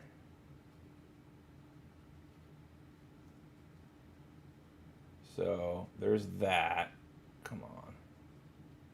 Yeah, you can see all this cat hair I got floating around the house gets instantly sucked onto the syringe nozzle. Clean this off. There we go. And just get more flux right there. Way more than I will ever need, but as was pointed out, the bigger the glob, the better the job. So first things first, we'll just go and do a quick touch up to get things warm.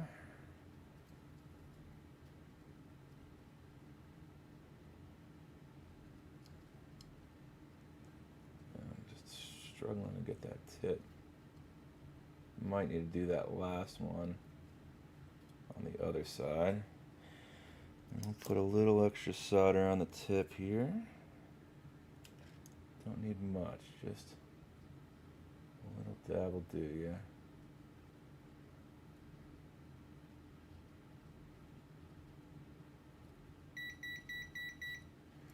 Yes, multimeter, I know I'm not using you. So this one, I think it was like the middle pad right in here was struggling a little bit.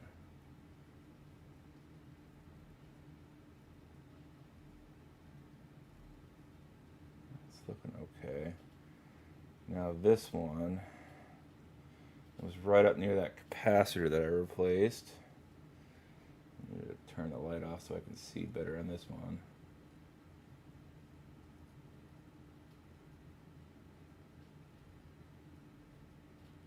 I don't know. And then grab this side real quick. I think it was just these end pads, but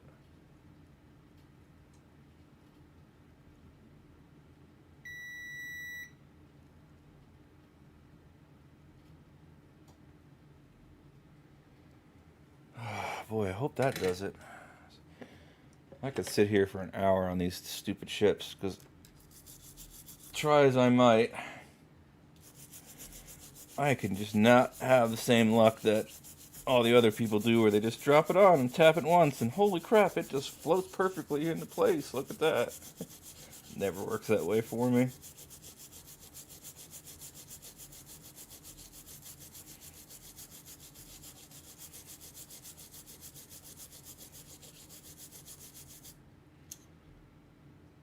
Okay, now, a little bit of light, and back onto autofocus. Right, did I get it? Nope, did not. I need to get me a wireless mouse for this. Okay. That's much better. You can see how everything is soldered up to the indexing points. It's kind of like how you 100% know you got it right.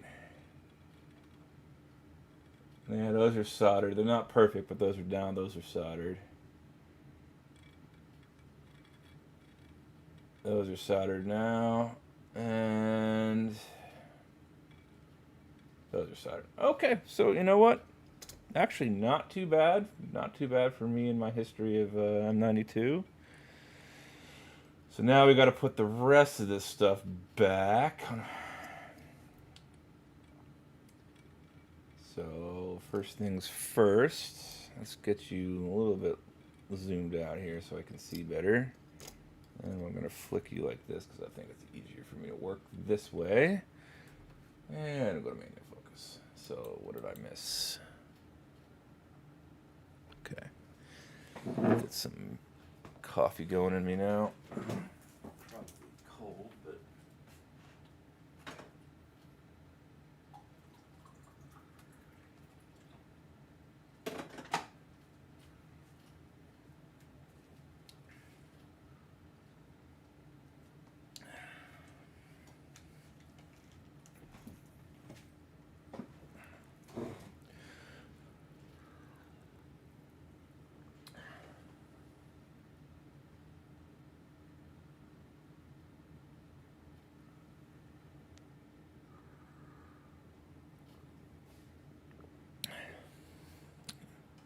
Yeah, I want to know what kind of solder this guy used for the USB port, because that shit did not want to let go. Okay, so we're gonna add just a little bit of flux right here, just to kind of make that flow a little bit easier.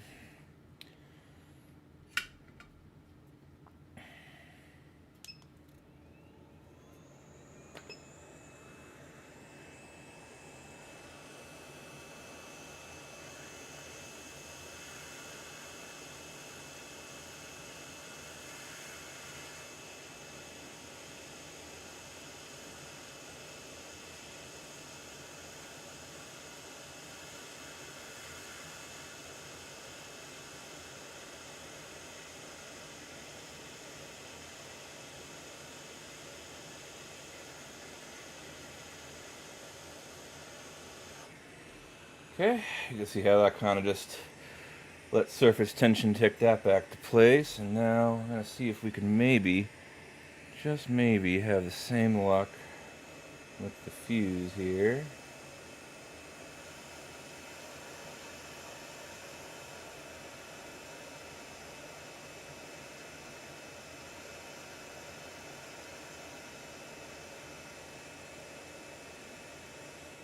Oop. Well, shit. Remember how we were talking about components blowing off? Yeah, I think I just lost that fuse. Not really seeing it. And I got replacements, but... oh, dang it. Might get lucky and find it. Let's see, let's just take a quick look around the board here. Should have been using my tweezer, I'm not quite honest, but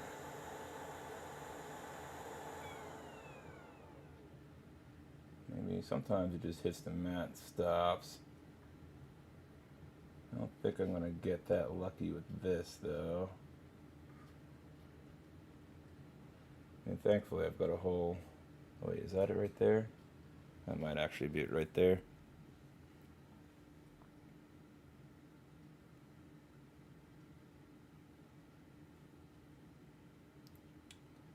That might be it. Okay.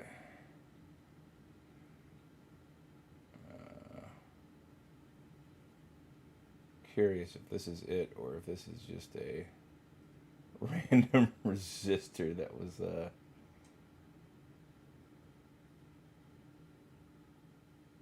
just sitting on the mat. Well, we'll find out in a second. That's for sure. And again, I've got a literal sleeve of these things just sitting in my book of tricks, so not really too worried about it.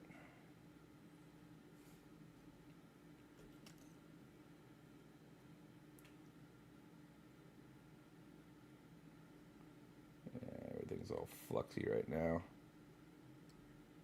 I might just solder it on like so.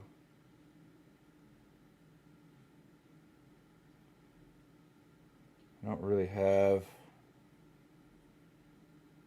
fine enough tweezers to hold O201s like this. So a lot of times what happens is it doesn't make contact with the pad. It doesn't actually solder. So when I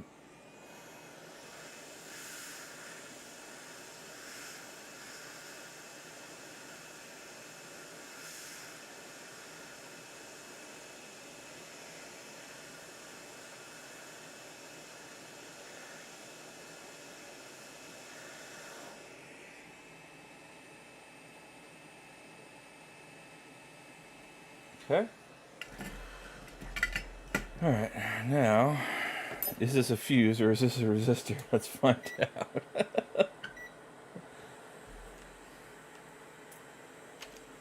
So if it's a fuse, I should have continuity from here to here. I do not. That's just a random resistor I found, huh? Oh yeah. Dang. I can't. What? Let me see what the resistance is on it. I'll just have to pull out a fuse. This is a 21k ohm resistor, not a fuse. Okay, that's kind of what I thought, but, you know, I thought I might have gotten lucky there. Is that it? No, that's just a solder ball. Well, dang.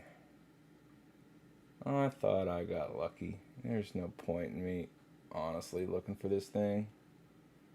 I've got a bajillion of them. I'm just kind of anal about losing components, to be quite honest, but whatever. At this point, it doesn't matter.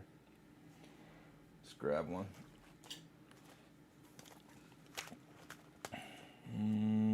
Where do I stick it? Just at the end here? Fuse, yes. Okay. 0402, 3.5 amp, 32 volt. I mean, it is. We call it the indestructible fuse for kind of a funny reason, because the freaking rating on it is ginormous for the voltage that actually gets put through the system. So in order to pop this fuse, you really have to have a power surge or some super horrible short.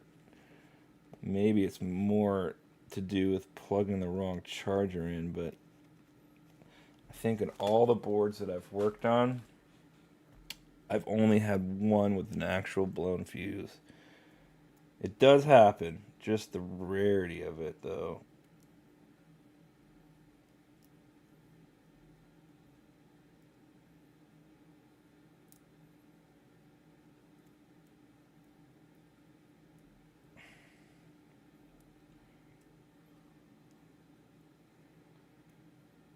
All right.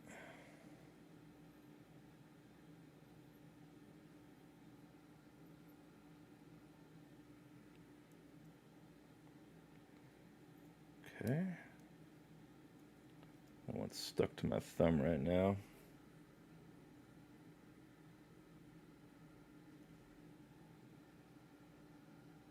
Did I just drop it? God dang it. I did.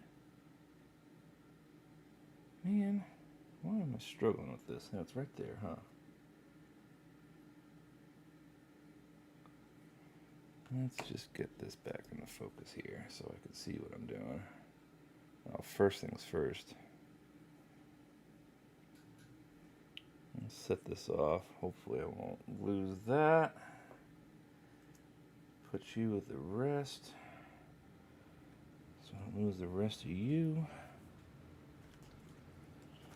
Guess I'm gonna have to maybe I have less than I thought I did, but I have plenty. Maybe order another 10 of these. Next time I do a DigiKey order,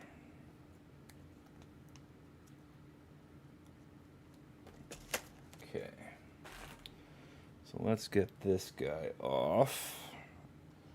Should have done this.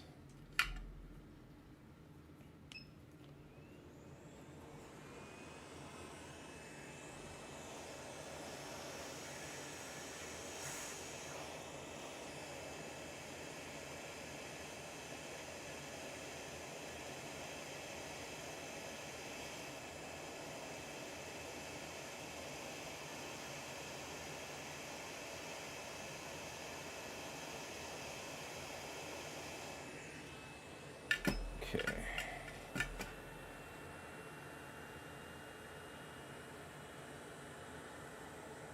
Throw that away.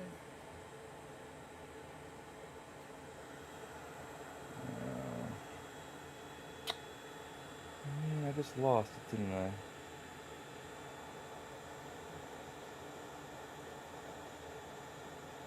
Really would have thought it would have stuck to the tweezer tip on that. Son of a gun, man. Why does this fuse not want to come with me here?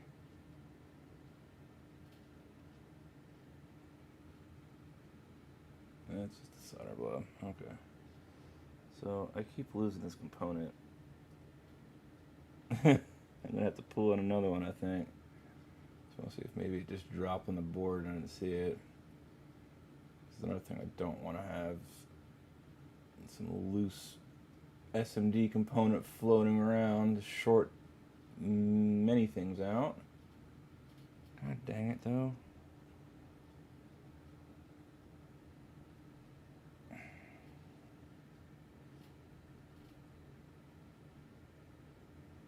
That might be it.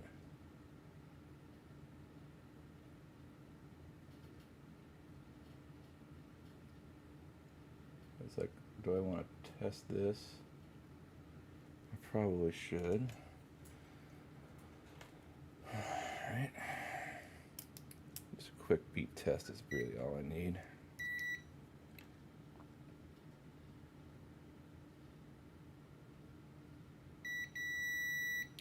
That is my fuse. Okay.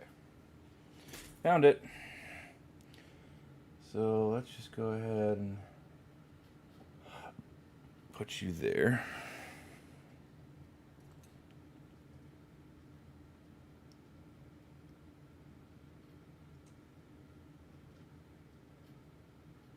Okay, now I won't lose it.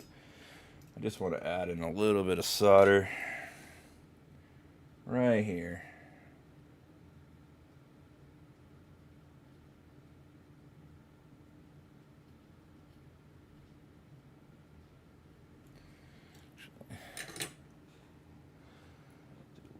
Myself a little service here.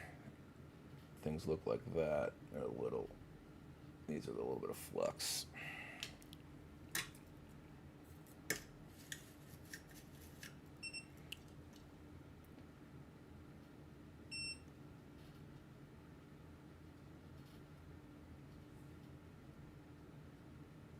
All right, should be good.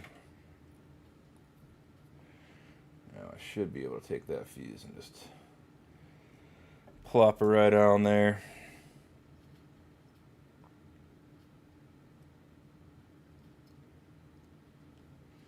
Trying to get it right side up. There we go. Nope. Come on. Cooperate. Cooperate. I need you to cooperate. Please. Cooperate. Thank you. Thank you, thank you, thank you.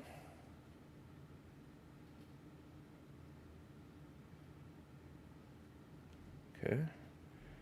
And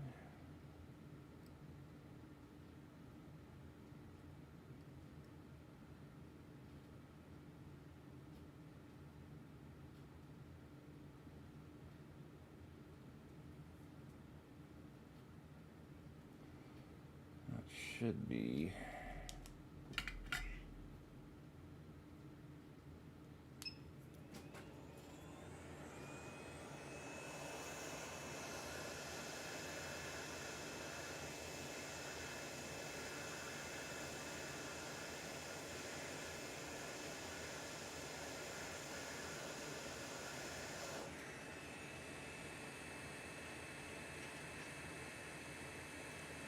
Nope,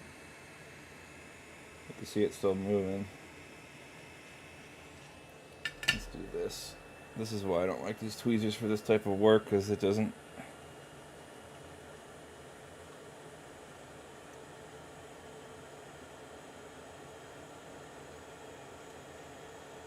Yeah.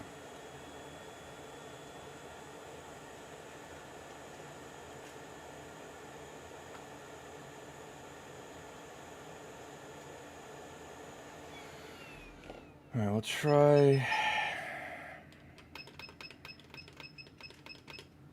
it this way. I have a feeling I'm gonna lose it though.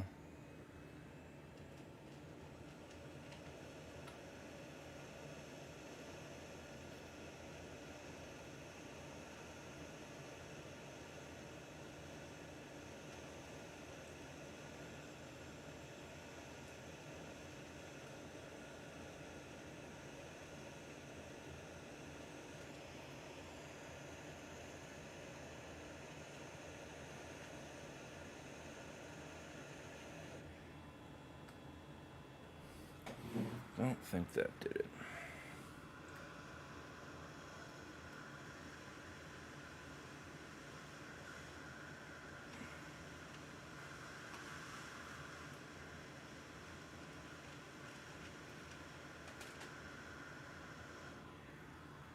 Okay, that did it.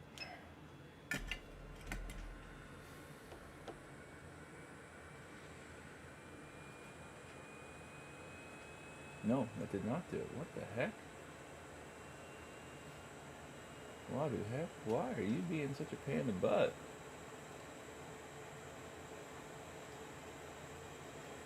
Don't you like your home?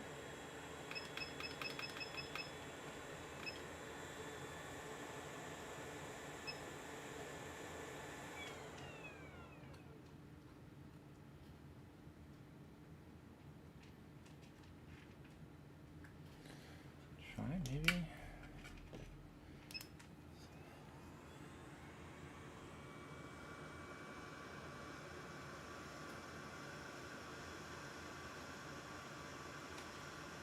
We should hopefully just see this thing snap into place here.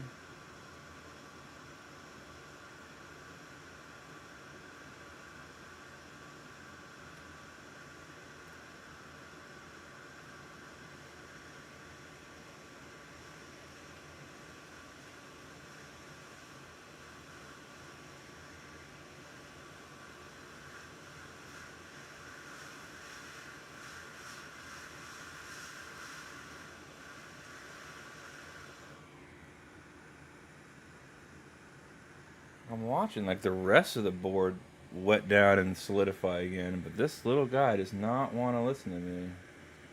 There we go. Okay. Whew. So now we should have continuity from here to here. We do not. Oh, see? He's not soldering on.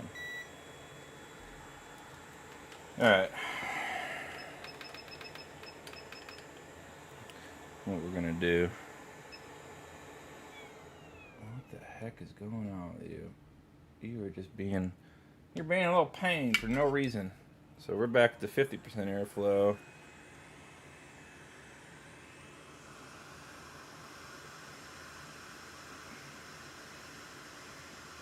There we go. Just need a little flux. Just a tiny bit of flux. That's all we needed. So now, here to here. And no short to ground. Hallelujah! Alright, so.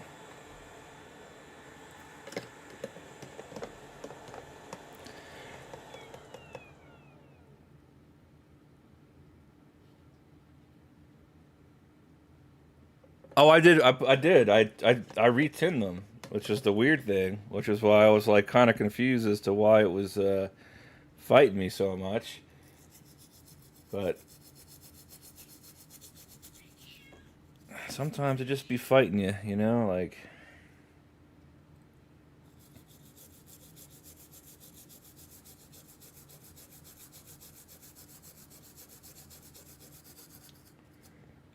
Oop.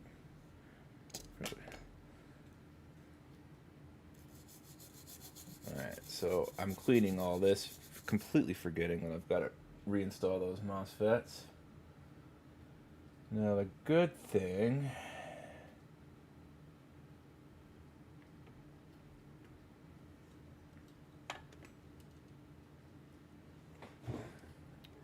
so this guy right here, I think he's the bottom one. Yeah, he should go there.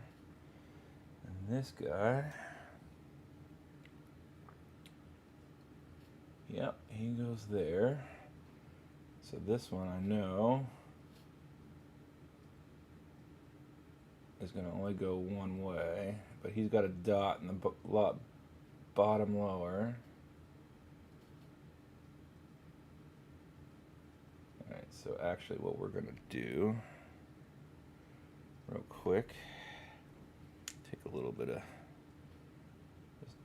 just do this and do this, and revitalize the area a little bit here.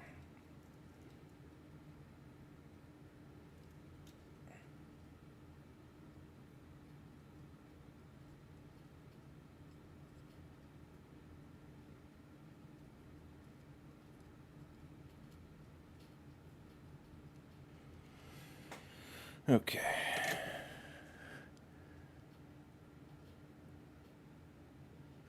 Oh yeah, you heard a cat. For sure. That's Loki. She is my one and only one that's left. She is a princess, for sure. And definitely likes to make her presence known. So you will probably hear her several times throughout the stream as she's makes her displeasure known that I'm not sitting in my recliner with her on my lap. Okay. Let's get you into place. Actually, you know, just in case, we're just gonna pull you off and set you aside to a safer spot.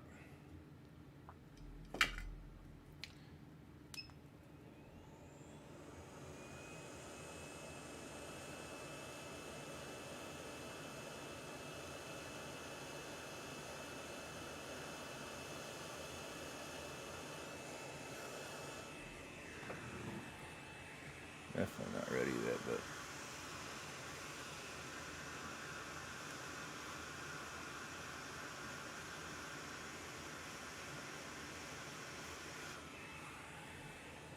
okay, I think that should be good now.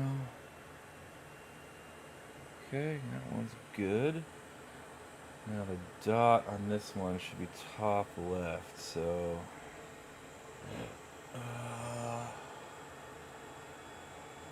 that, I think.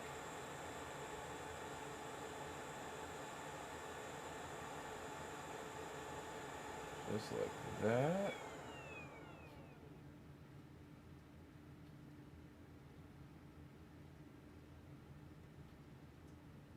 Okay.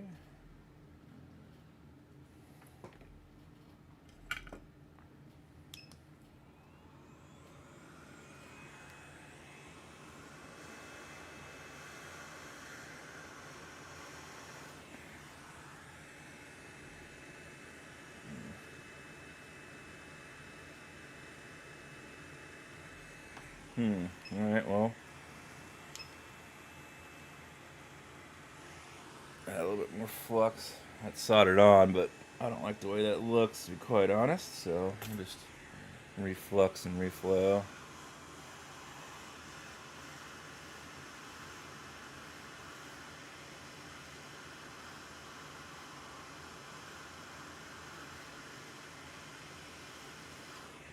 There we go. That.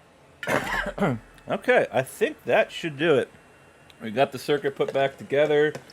New fuse installed, M92 reinstalled. We got the 5-volt short or V-bus short removed. That should take care of the circuit work. Now I'm gonna have to install a new USB port at some point, but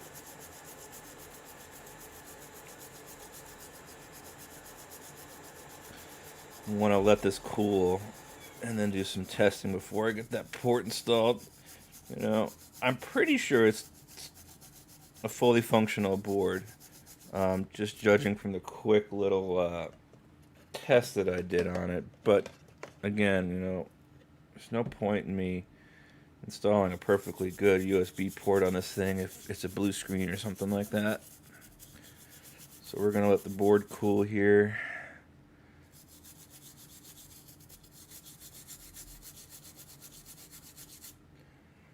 But thankfully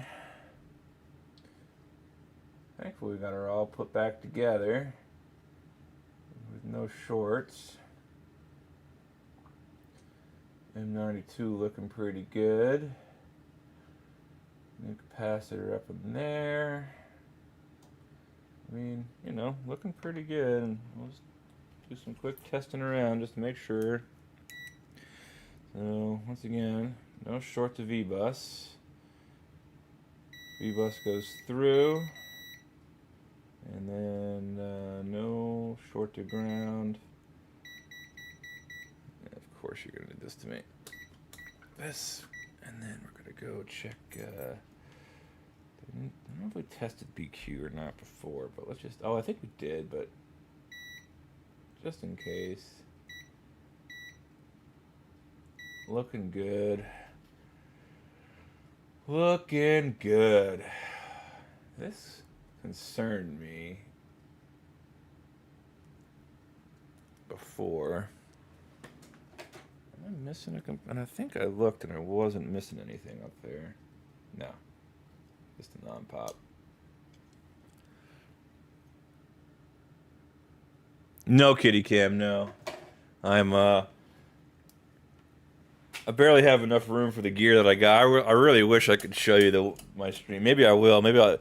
I'm assuming you came from the retro group. Maybe I'll post my my stream setup, my bench setup to the retro group, and you can see just literally just how cramped I am. You have a huge dining room table, and mine is probably about maybe 4.5 feet. So I'm a little space is a little bit under a premium for me right now.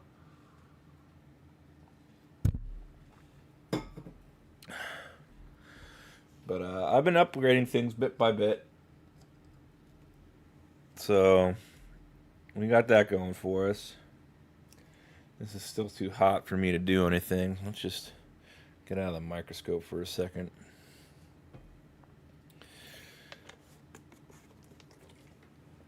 But yeah, yeah, kitty cam equals viewers for sure. But the thing is she's her own beast. She doesn't really. Well, I guess she's sitting on the chair next to me now, but she usually hangs out on the recliner or other areas it's hard for me to get a camera to, so just waiting for this board to keep cooling down. I mean, it's probably okay enough for me to test, but just want to give it another minute or two.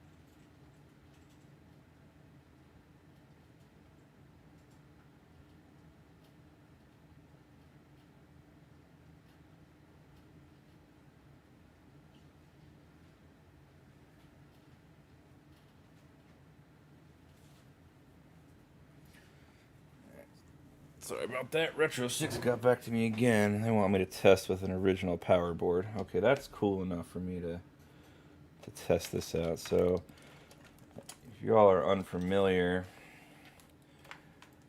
I hacked together a nice little power squid. And basically this emulates the Nintendo Switch battery. This little power circuit, right? This board is in every single Nintendo Switch battery, and it's a overvoltage protection board, and it has some other components on it. But if you can't just hook up power to the battery port. You need to have this, or you need to put it like, I think it's a 10K resistor. Either or, I've got the bench power supply hooked up to the board. I put in 4.2 volt at 2 amps. I'm not seeing a short when I turn the board on. Then we go up to the PowerFlex connector. I guess I gotta dip you down again to keep you out. I'll just do this so y'all can see what I'm doing here. Alright. The PowerFlex connector is right there. And if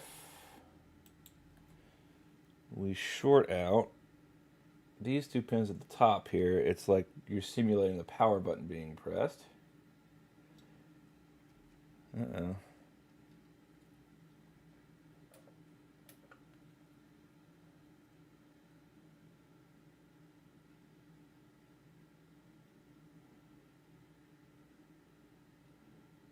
It's looking okay. There we go. I think we got a working board. I think we have a working board. So what we're going to do now is test. You need to buy some broken stuff so you can keep learning and owning your skills. 100%. If you have the money for it, it's the way to go. I always tell people, like, because the first thing that people ask me usually is like, how much money do you make? And it's like, don't really get into this with the idea that you're going to be making money. And the only reason I say that is because it's a shot in the dark with a lot of this stuff onto whether or not you're going to get it working again. And then on top of which, you just never know what things are going to sell for, if they sell. But once you start doing it, you do get better at recognizing things that you have a potential at fixing. And then you start making a little bit of money. But I honestly, 100%, I just enjoy watching something that was completely dead and non-functional come back to life. I like saving things from going into a landfill. I like being able to bring back people's childhood memories. There's so many more rewarding things about this hobby than just the money. But of course, the money's nice, and I do make enough to reinvest and buy some fun things, like that Turbo Express that I've got coming up was purchased with profits from my repairs. And this is fighting me. I always struggle with this one. Why are you fighting me? I hate ribbon cables. Oh, I don't even need a hook. I don't even know what I'm doing. Alright, so we really just need to get the LCD and the backlight hooked up.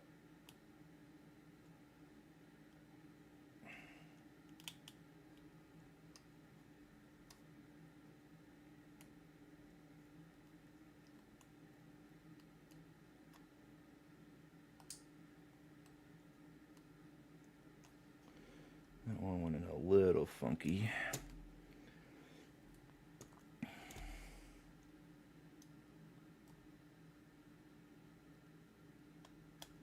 Okay, the backlight's hooked up. Let's get the PowerFlex hooked up. I'm gonna put the digitizer on just so I can get, if we do get the boot, just get into the home screen some. Okay. And then grab you. Get the digitizer snap. Now the battery was completely dead, so I'm going to use my known good working battery here with the extended lead.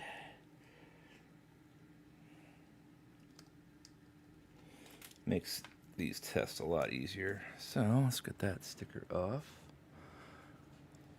You've been using your limited knowledge to fix random things around the house, and dude, that's the best way. That's the best way to start, man. You know, if something's broken, it's broken. Look at that. There we go, boys.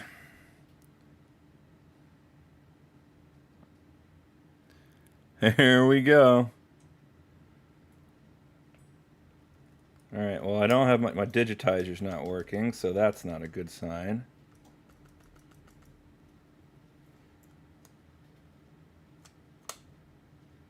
Uh-oh.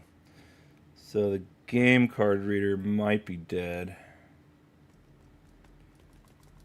But no touch. No touch. That's not a good thing. I know I've got it hooked in right.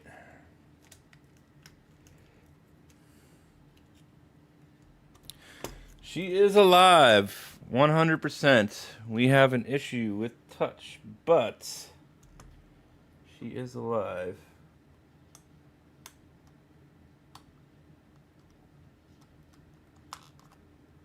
I don't know what the problem with the touch sensor could be. I've got a couple extra I can try out. Might be the case of a V2 mismatch, because maybe this is a V1 board. I don't know. Let's see if I can find another touch sensor real fast.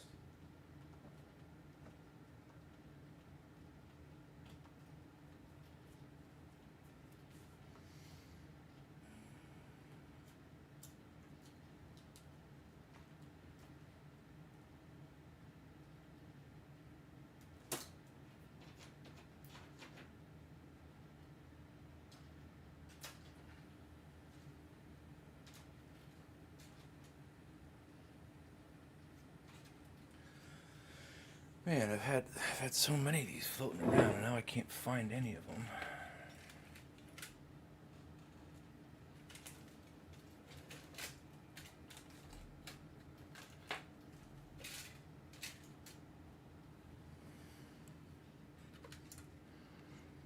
Okay, let's toss you over there. I might just have to unhook one. Let's grab all the screws and all this stuff, and just move you off to the side here. Looking for a spare touch sensor. I know I've got some around here. I did do some cleanup work recently though, so I might have put them away. Oh, maybe in that bag over there.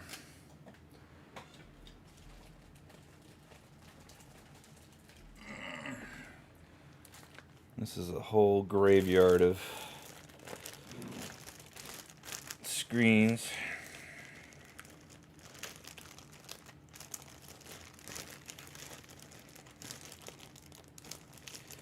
This one, try this one, I guess.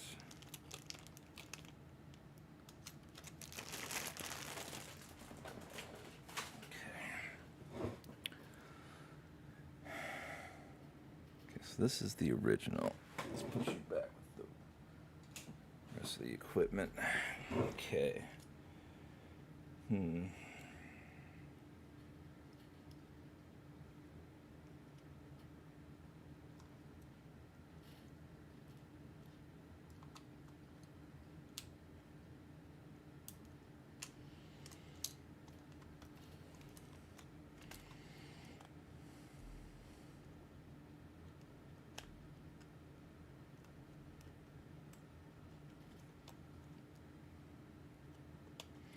Okay, well, we've got another sensor in there, another game card reader with digitizer on there. Now, I might have to do the Hecate trick here. I don't know. I don't know if that would work with this or not, but all right, let's try this again. Oh, that did not. I plugged the wrong battery lead in.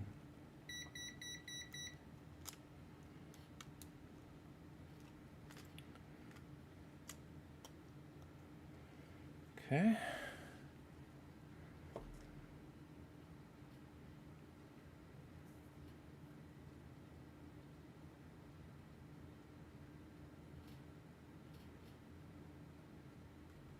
Here we go.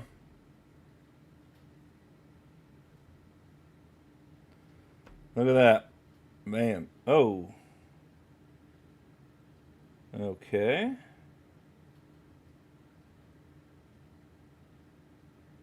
That's an interesting error. That might be a game card reader issue.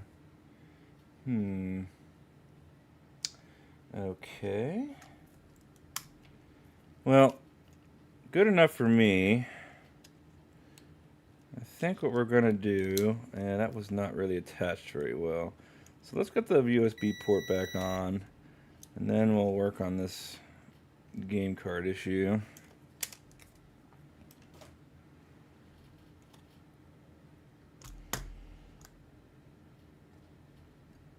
But look at that. We went from completely non-functional to booting to home screen. And all it took was a little bit of brain power. Okay, let's put you aside. Hit the microscope back out. We're going to have to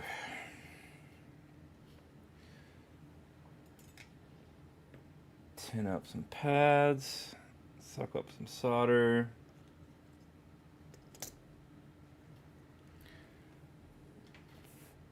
All right.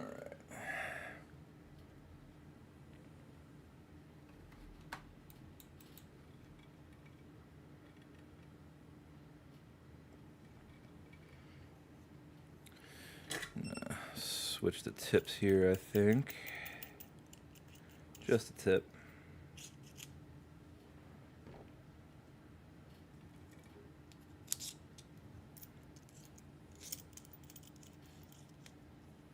This is the Goot wick, that's the Goot wick. Where's my other wick? I like that wick so much more.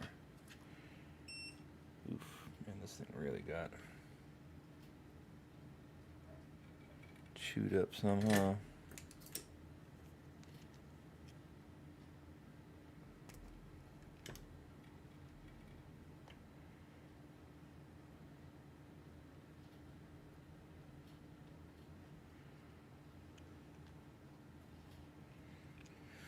Grab some flux. Okay. Let's get this looking a little bit better here.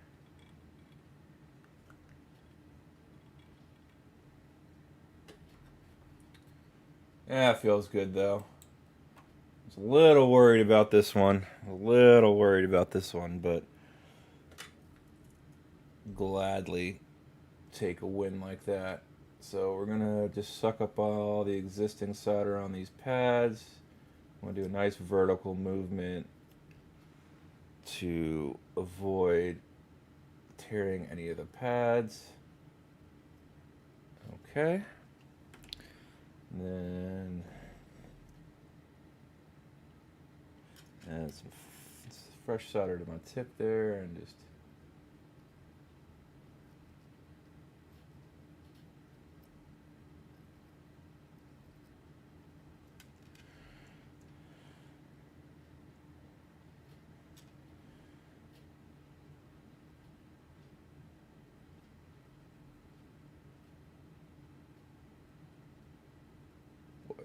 flux just burned like crazy, huh? Yeah, it sure did. Sure did. Maybe I should lower my temperature down to like 380 or something. Just check my work here. Because I'm going to come in from the other side Let's see if I can't just remove all those solder in the through hole. That looks good enough, honestly. Good enough for me. And then we'll come in this way. It's just these holes right here. So we'll add some flux. Oh, this tube of Amtech is starting to finally go, which is kind of sad because I wasn't really a big fan of the replacement stuff I bought for it, but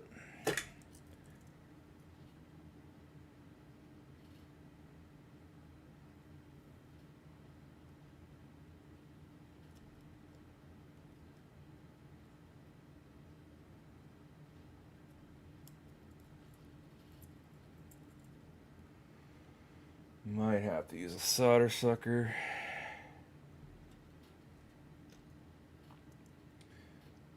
The only reason I'm doing this is because I was just not having the greatest luck before.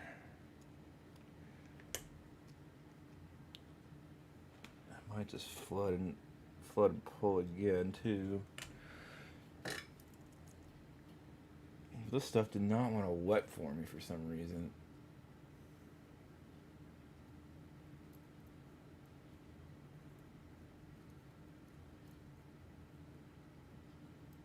Come on. It's even refusing, like right now it doesn't want to do it.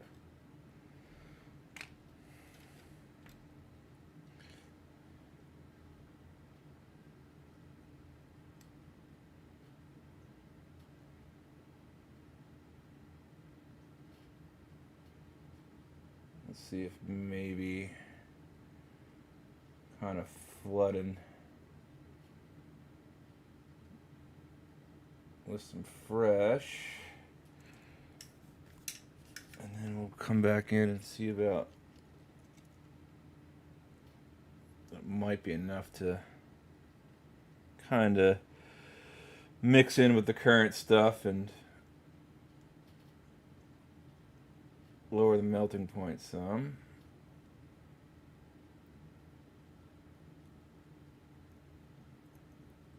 There we go. See? Sometimes that's all it takes.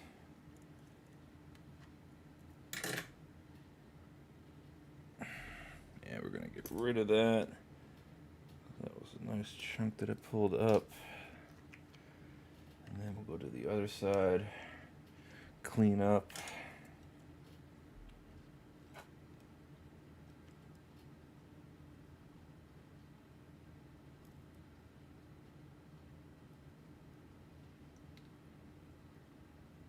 I'm not scrubbing, I'm just kind of gliding it over the pad. There we go. Look at that. Nice and clean. Perfect.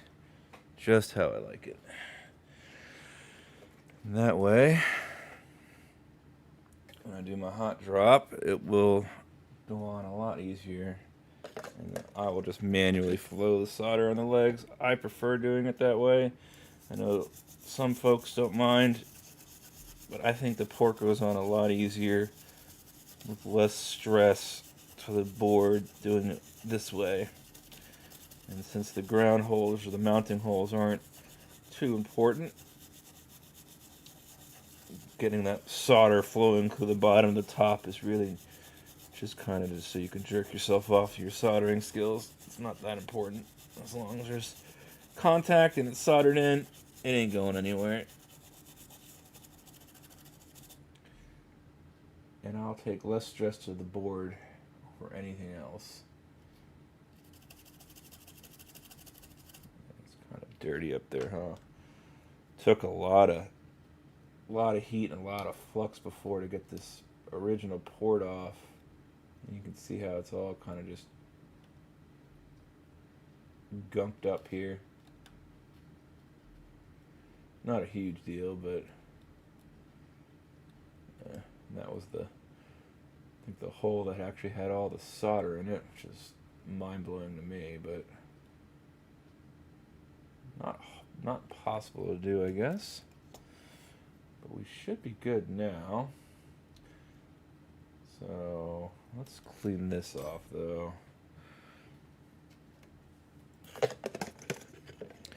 Just to make me feel better about myself.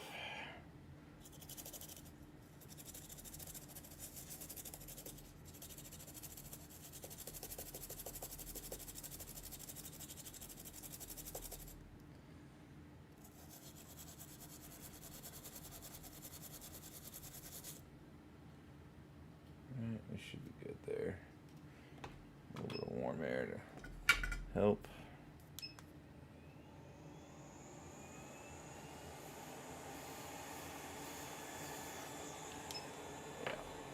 Just fine.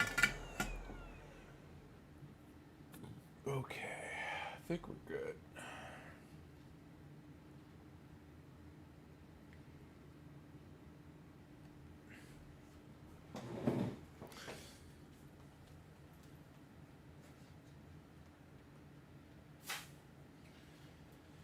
Alright, so this is my second box of tricks here, and I got myself a port for Nintendo Switch that I gotta pull out.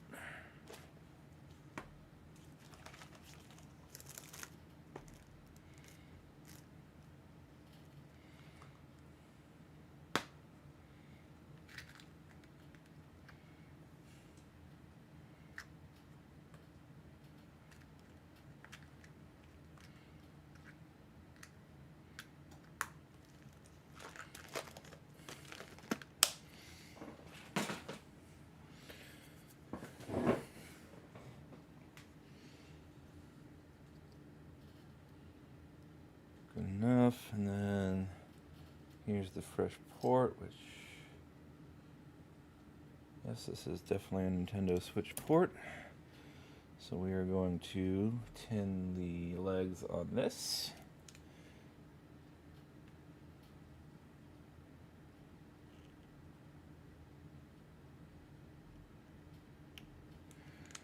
Alright. Plenty of flux, just gotta spread it around here.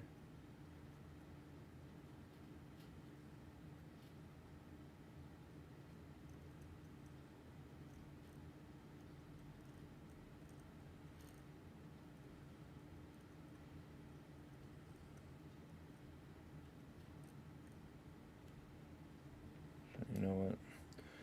I know it's gonna liquefy, but I'm just not happy with the coverage up top there. So I just kind of want to dab just a little bit of extra. It's kind of just ensure.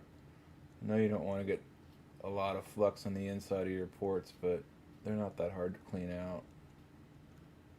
And I'd rather these legs be tinned properly. So we're going to switch back.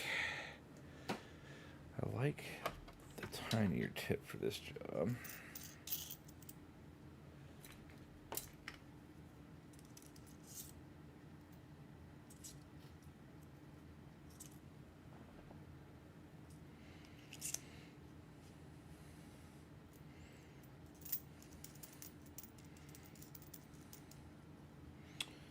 Okay, got that going, let that heat up, we're good.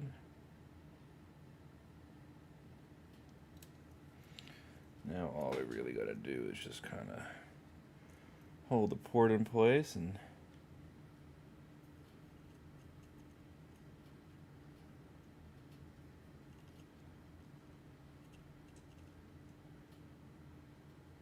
there she blows.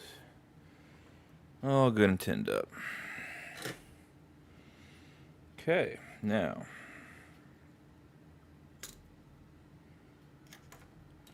get the board there. We're gonna counterweight it some. We'll put it in the board holder for this. I'm not a very big fan of this board holder, but it does what it's supposed to do.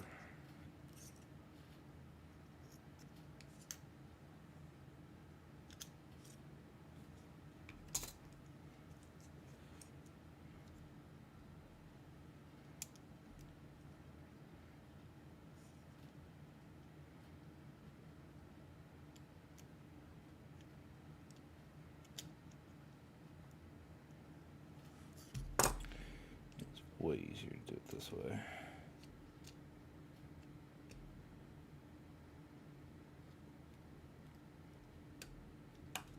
There we go. Okay. That's really the way to use this. I need to push the mat up just slightly. Okay. And find the board again. Get the board in focus.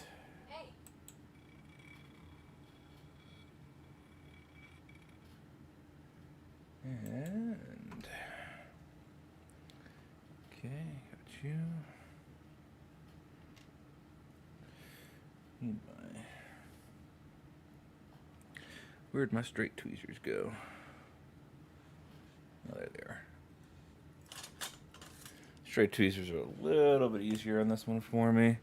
So basically what I'm going to do here is drop the port on the ground and pick it up again. Make sure I don't got any crud on the... Okay. So I'm going to liquefy or wet the solder and just essentially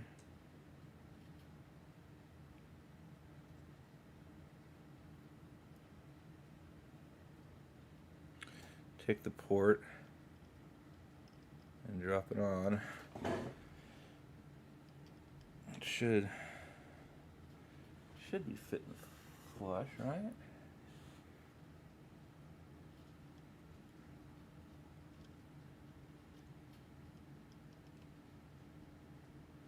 And then we'll just press and hold.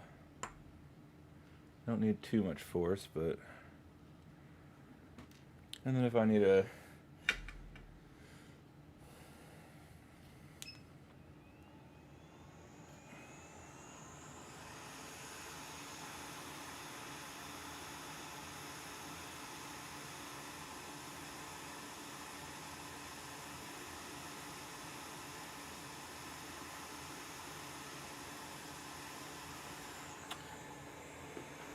Would help if I actually had that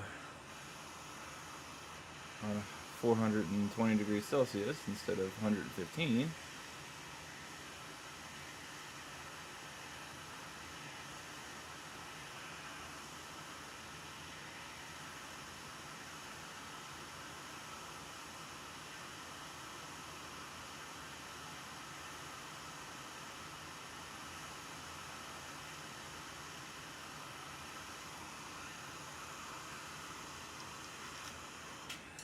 Oh, that's usually what happens to me. First go. Twitched. I gotta find this port.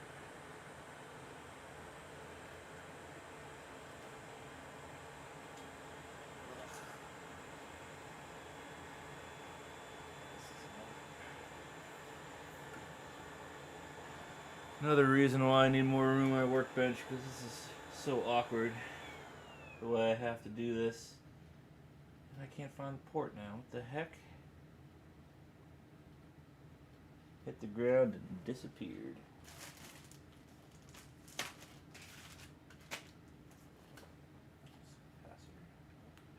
It is. Alright. Shoot.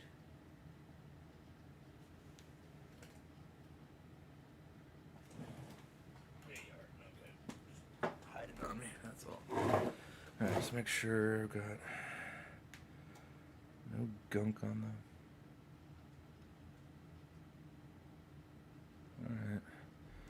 We'll do a little bit of flux now and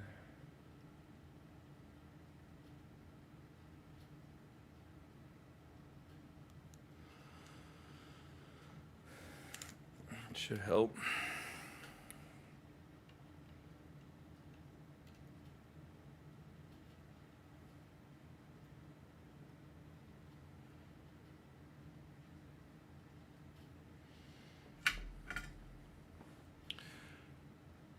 Alright, try again.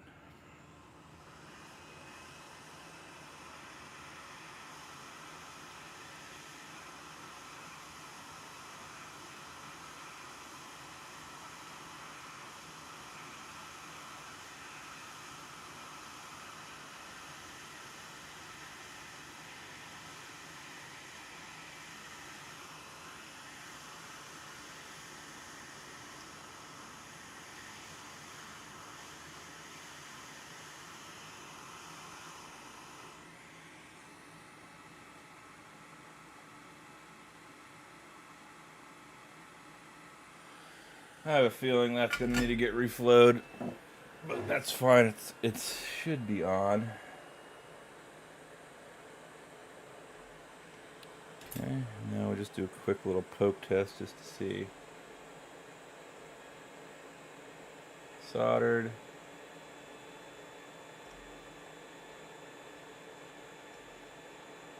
Okay. Oh, that one needs a little love. I have one that potentially needs a love. This guy right here. You can see how he's wiggling, which it's actually pretty good for port install, quite honestly. So we determined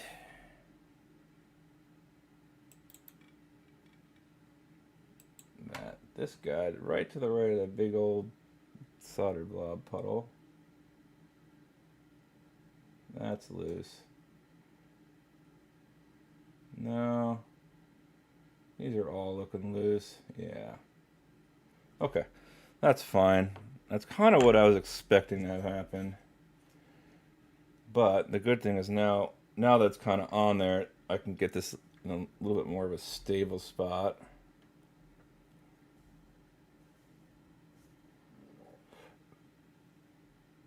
And essentially, I'm going to put more flux, and then we're going to reflow it. And then press down again, and that should get it at this point. And if I need to go back and do more, I will. But it's a lot easier for me to do it this way once I get it on.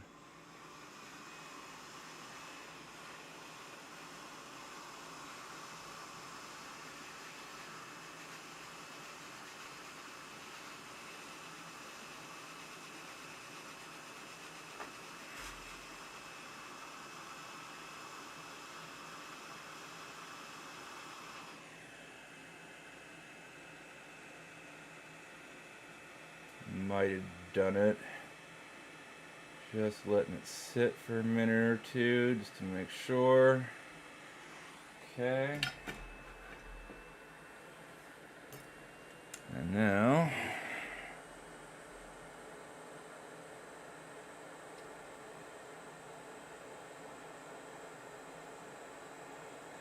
that is soldered.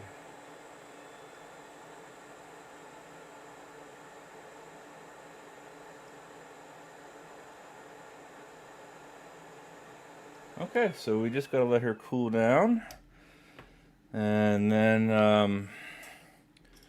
I can put some power to her and test the USB port.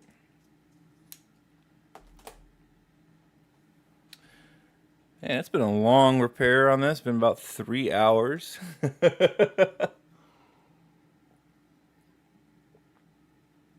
But you know, it is what it is. It just takes time. That troubleshooting took me probably the longest out of everything.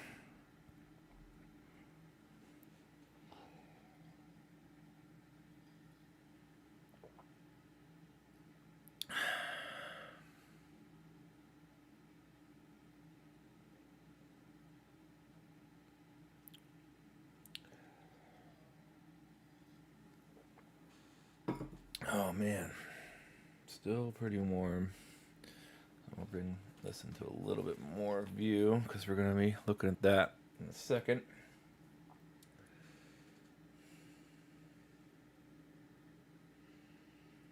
Boy, this workbench got filled with crap that needs to get cleaned up and reorganized.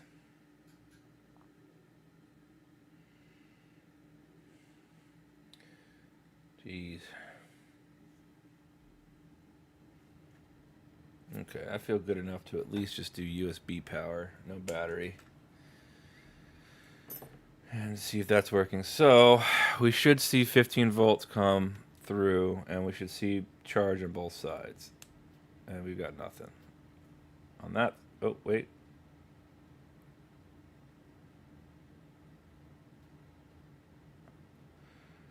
All right, 5 volts. So that means M92 is not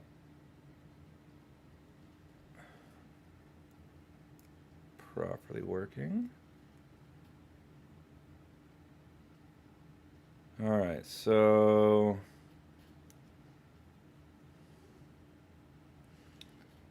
oh, I could. Oh, that's right. Well, I don't think that's going to matter, but yeah, I don't think it's communicating with M92 very well right now. And also, I'm going to clean the port out.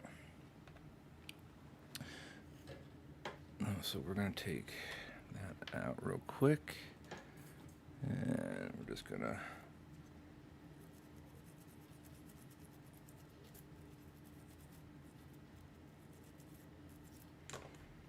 a little bit of plug and unplug, and it should kind of clear out any of the flux in that port.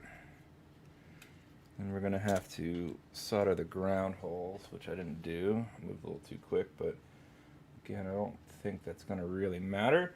However, it does need to get done. So let's just flux you up everywhere. Get them soldered.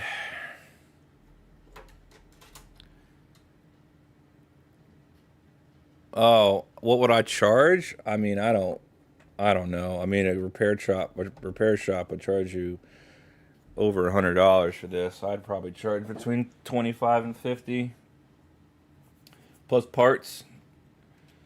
I just, I always tell people, like, a problem with going with somebody like me is I'm just a hobbyist. So, there's a very good chance that you might not get it back working at all. So, that's why I charge so little, is because I'm just doing this for fun. But I've done really cheap repairs for people for things that I knew. Like, I had a guy come in. I had sold him some switch lights at one point, and then he wrote me and said, "Hey, I've got one that's overheat. I've got a full size switch that's overheating, and on the V1 switches there was an issue with a diode, and that diode goes bad and stops the fan from spinning, and also the Joy-Cons from charging." So I asked him if the Joy-Cons were charging. He said no. So I said, "Hey, I know what the problem is, or I have a really good idea what the problem is, and I could have it fixed in, like, 30 minutes." And I charged him $15. Basically just for the time to get the switch open and put back together again, because removing the diode was literally just me going to the diode and pinging it off with a pair of tweezers. So it's like, in that case, the amount of work I did was so little. But, I did charge him a little bit because I did work. don't do stuff for free if you're good at it. But a repair shop probably would have charged him maybe 50, $60 for that. And that's bullshit. But at the same time, they're there to make money, like, I don't ever blame repair shops for charging what they charge, because they're there to make money. I get that. But sometimes some of them are a little less scrupulous, I guess.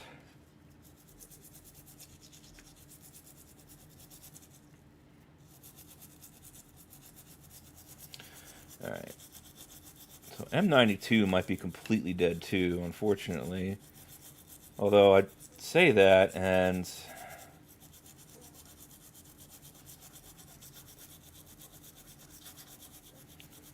yeah, I don't know. Because I think if M92 is completely dead, I would have gotten the 2100 error when I booted up. Look at that. No melt. And on the top, no melt. It is entirely... Oh, look, and see, look. And this is... look at that. Perfectly through. So I much prefer my method, but everybody's different.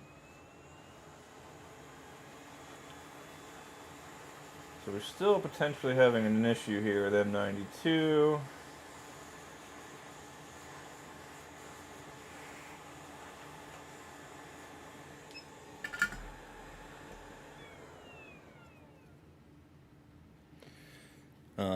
Let's see here. Yeah.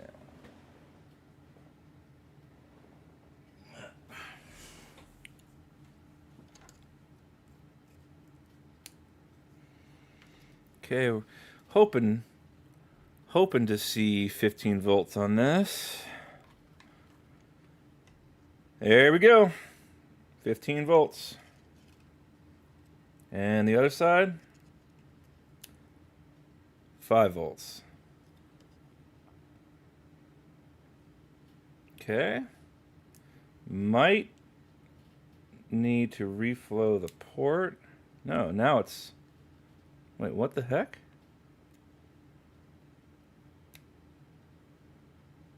Wait, what? That showed 15 volts for just a second. What?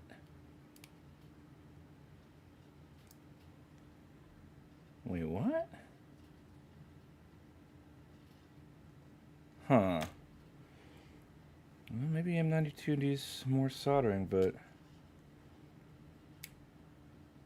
I got 15 volts. Now let's see what happens when I plug a battery in. Does it charge?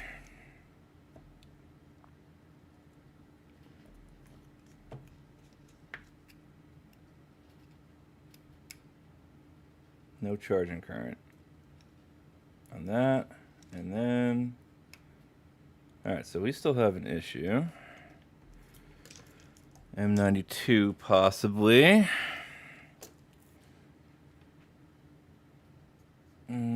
Could be BQ as well, but I don't think so. Let's go ahead and clean the port one more time.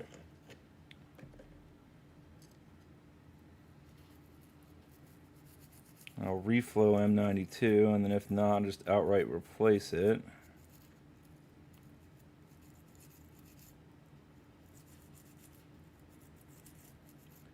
You know, it's very possible that it's just dead, given what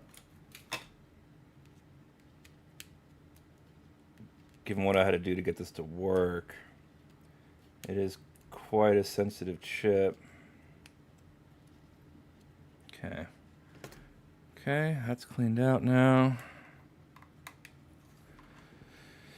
One more try.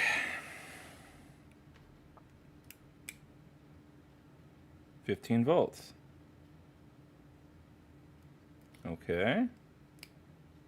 15 volts. Okay. Flux in the port. Preventing the CC pins from working. Okay, that's possible. Do we get charging now? No charging still, though.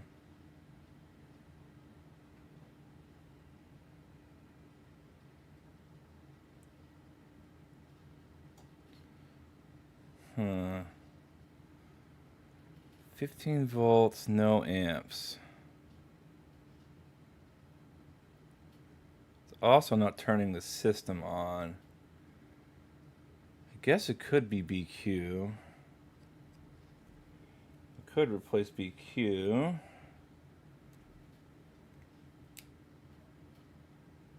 Because that's fine, but it's not turning the system on.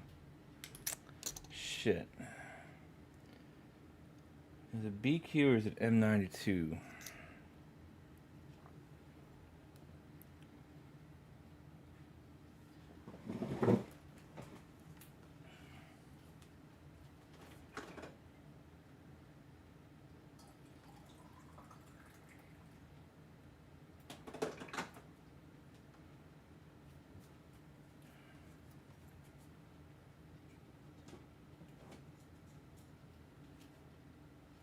I have a feeling I'm going to do this, but I have a feeling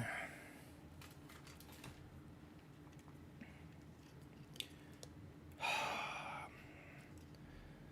mean, I could replace BQ and see if that fixes the issue.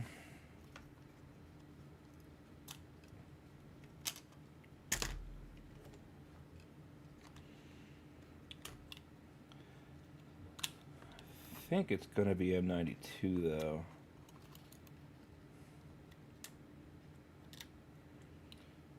I mean, just given the, I don't know. But check the passes around it too, make sure they're all in spec.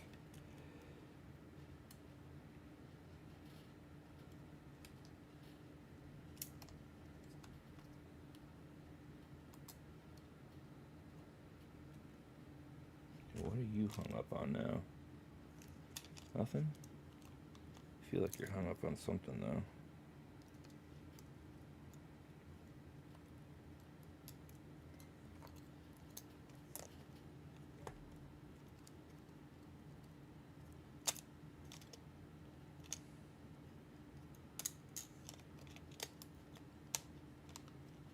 This is feels like it's caught. It's like springing on something. It should be lying flat, and it's not.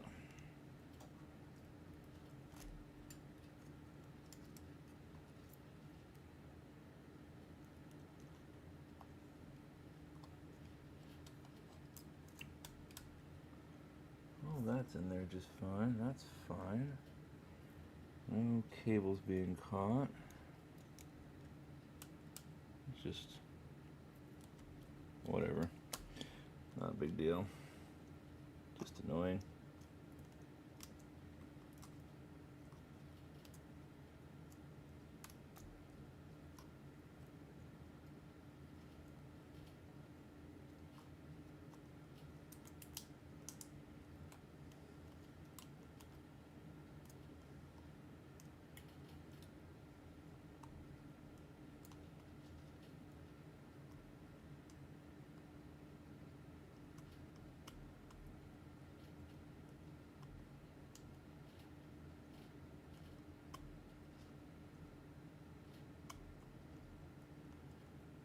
I just feel like I just totally just bent the pin in there. That's cool.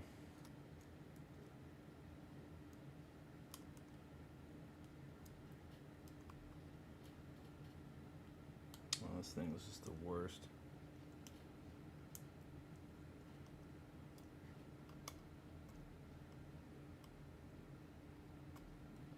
Alright, that one on straight. Okay, we got that. So now, really all we're trying to do, I want to see if the USB powers this on.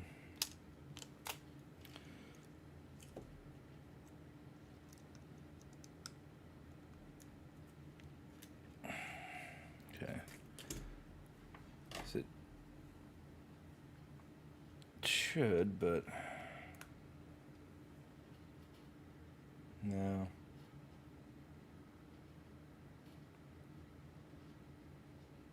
It's not.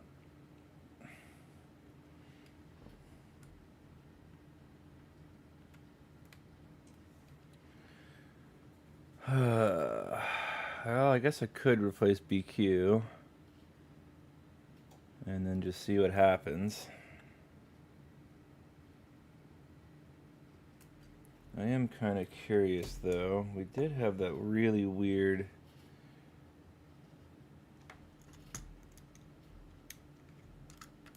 oh, no, get back in your home.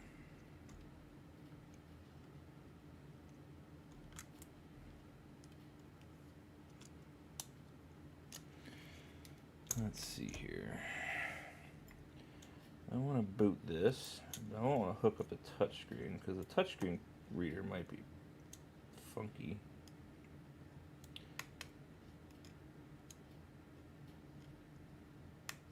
Okay, so that do that. Then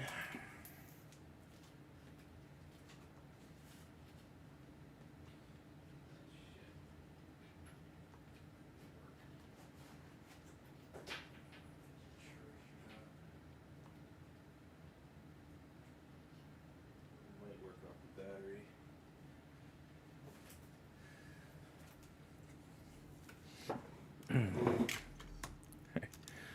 I try to get into the home screen without the touchscreen hooked up.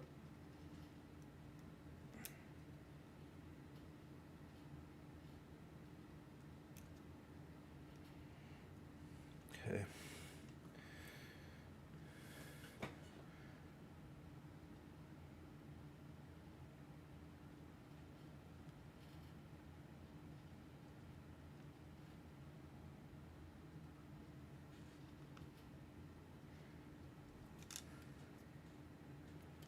Okay, well, I've got nothing now. Oh, yeah, it kind of would help. If I was like, why is this not turning on? Well, yeah, it kind of helps to have the PowerFlex connected to the board. Just so you guys know, if you want your buttons to work, they kind of have to be hooked up. Just FYI, in case you didn't know. Okay, now that should work.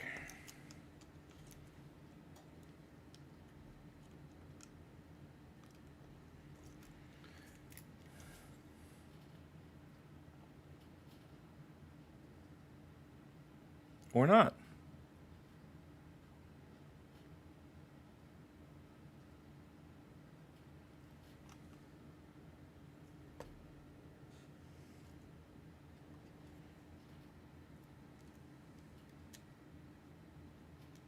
Okay.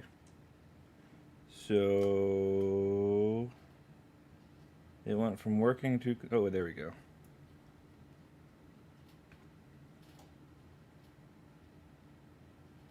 I think it's the battery. Here's what we're going to do. We're going to use my handy dandy power.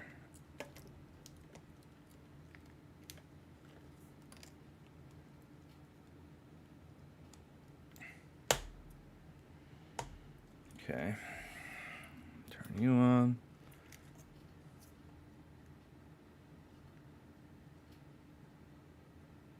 Okay, that should be good.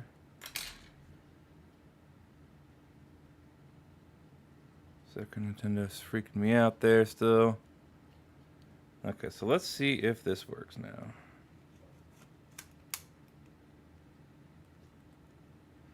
Okay, well, so before I was getting the error when I was just moving around the screen, but might have just been related to that game card reader not being put in right. Sometimes when those pins short, they cause funky problems. But I am most definitely not getting charging, so I'm probably just going to go ahead and replace BQ. It still might be an M92 thing.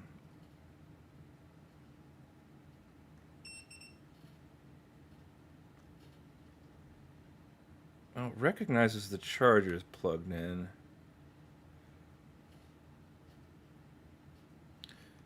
But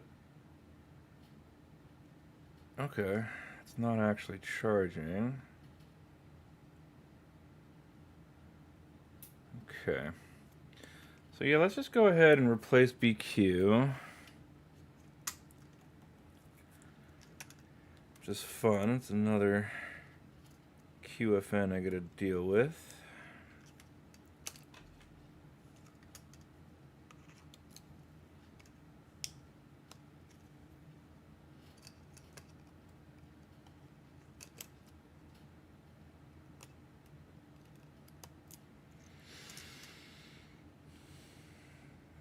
Should be it. Oh. Did hook the Joy-Con in. Forgot. Okay. Okay. So this needs to go away. This needs to get put back up. So we're going to do some more QFN soldering. Now, the cool thing about BQ, and I might actually do this to protect this one little tiny bit here.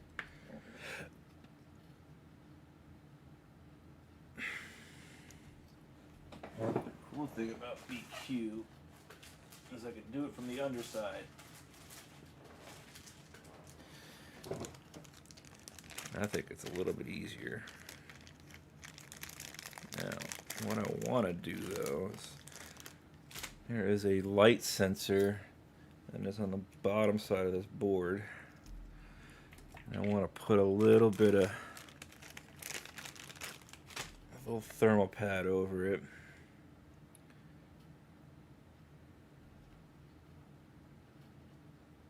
And the reason for that is I don't want it to fry with my heat gun. So Kapton tape is okay, but these little thermal pads are just really the ticket in my opinion. And then what we're going to do here is going to squish it down a little bit.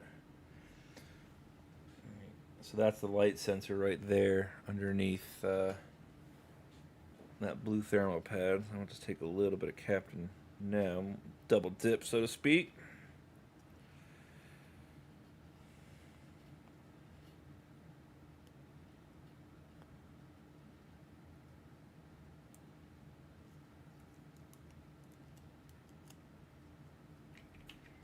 Okay, got you, and then honestly,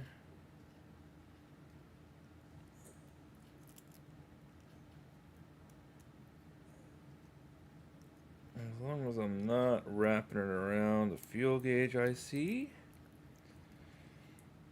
we'll be good. Oh, I can't do it like that though. Crap. Yeah, I just covered up, literally just covered up BQ.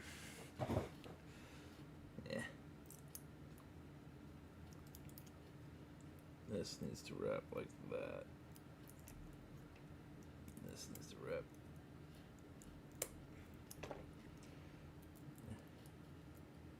It should be okay.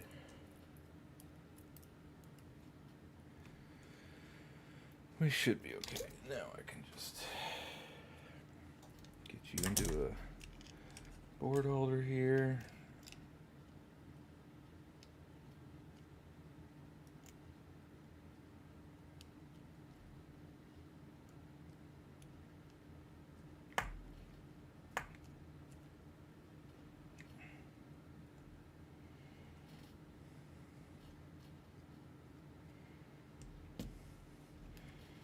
Should be okay now.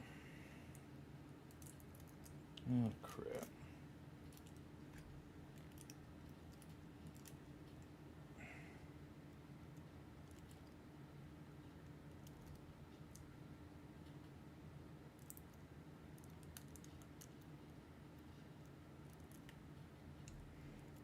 I don't want to do it like that because now I'm going to pull off the thermal pad.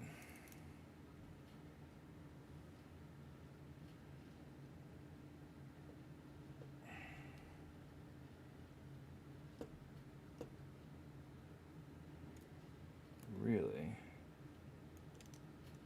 just as long as it's kind of held into place, we should be good.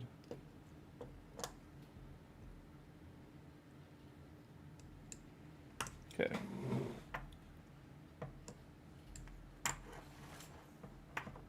I think I should be able to get my heat gun good on this. I might need to do it just like that. There we go. Okay. So let's get you back into place here. Let's see, so you guys can see what I'm doing. And that right there is the BQ charging IC, which honestly rarely dies. I really kind of feel like my problem's not going to be with BQ. Usually most of the problems are on M92, but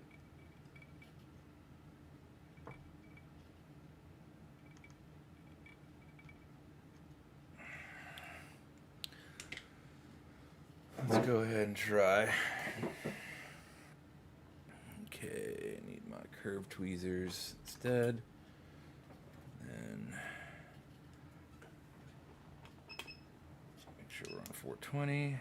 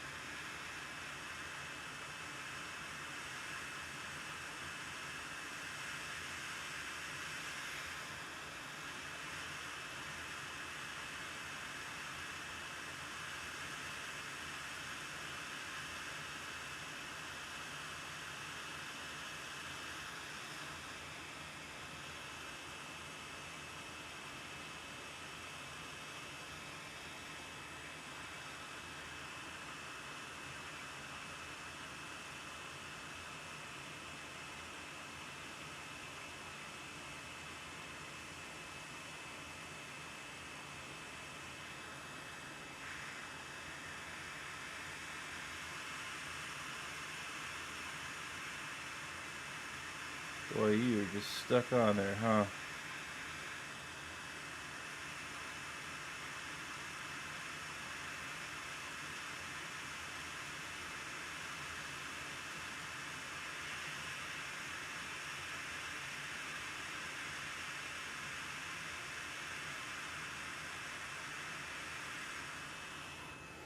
Okay, that took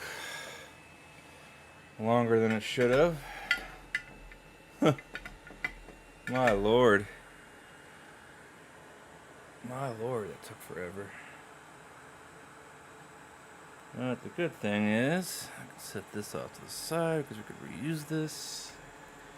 Now, when I flip the board, we could see that light sensor is in perfect condition. So is all that. Okay, so let's just go ahead and we'll take care of BQ here, I suppose. Looks like it needs a little bit more solder.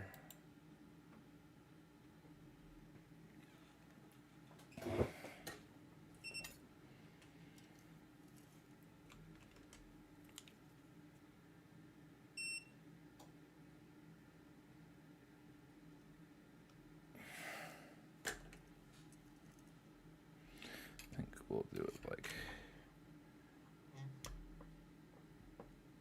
this.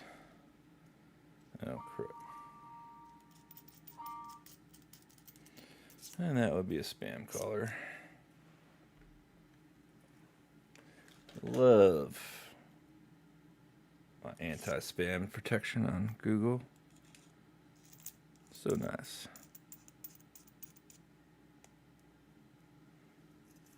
Okay, so I still think that we don't have enough flux here. Just to really make sure I got enough.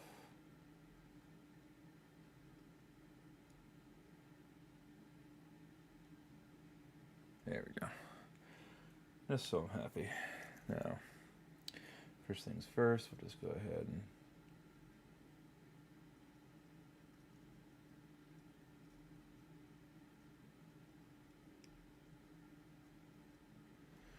warm things up a little bit. Probably should have used the other tip, but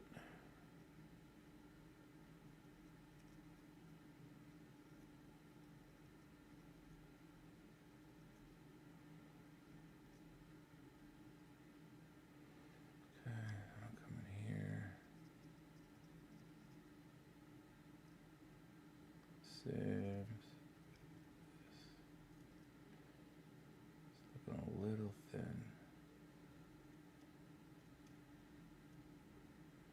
Okay. So I know for a fact that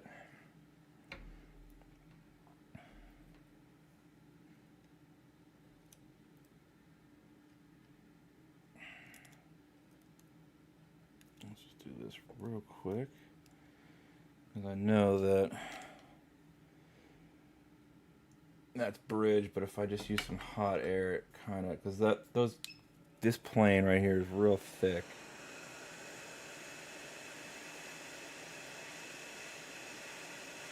If I just do a quick little re-wet. There we go. That should be nice and easy to clean up now.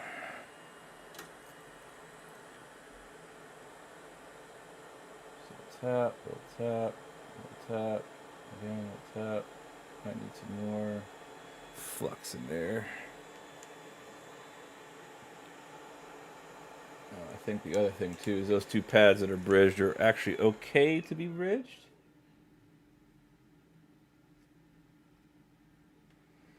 So we'll just leave those be.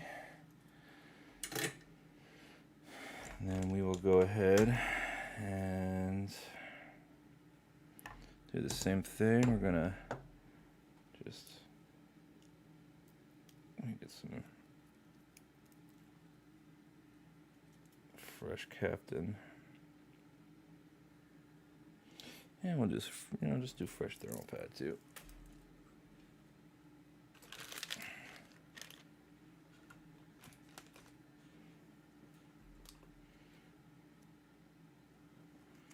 Now this step is completely optional. You can absolutely avoid doing this if you don't want to. Every time I solder BQ, I swear I kind of singe up the light sensor some, and they're like $6 a pop. Like, again, they won't break the bank, but every dollar you put into repairs, every dollar less you get to put in your pocket. So the less you have to fix, the better.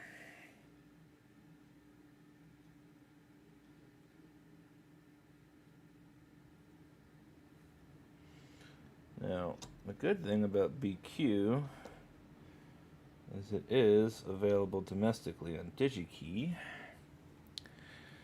So I have a decent chunk of them.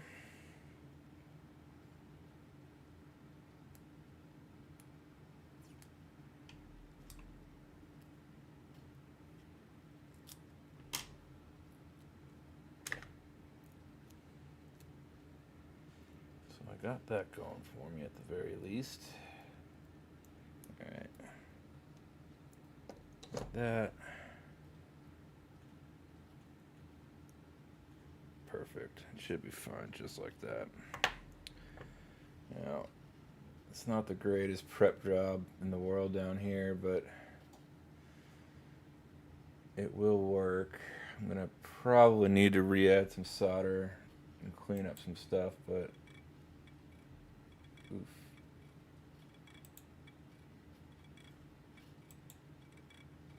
There we go. Focus does not like shiny things. Not too bad though. Should have enough solder on that ground pad. And everything around it should be good.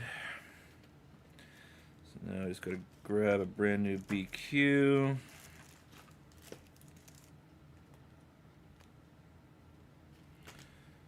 Okay. Which I guess I am gonna have to order some more of, because I have 2 brand new ones left. That's alright. I was needing to make a DigiKey order soon anyhow. So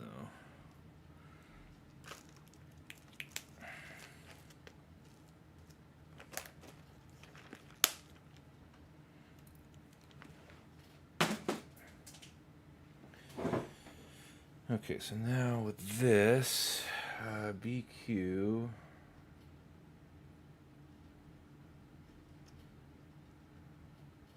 I think that's the indexer. pretty sure of that. We'll double check here in just a second. So you need to go like that.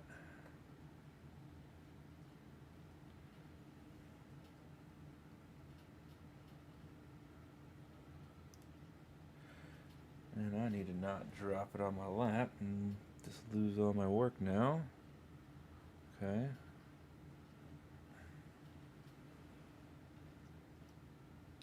There we go. So I'm like 99.9% sure I got that oriented right, but again, I will double check.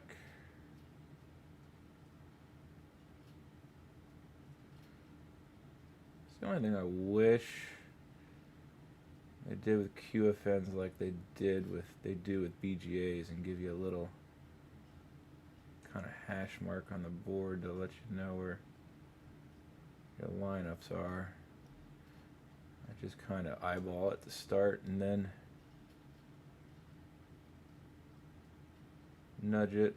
Son of a bitch, this is a job for the Pokejammy. All this flux, and I probably should have reflowed that ground pad, because if it's a little craggy, kind of makes sliding the chip around a little bit more of a pain.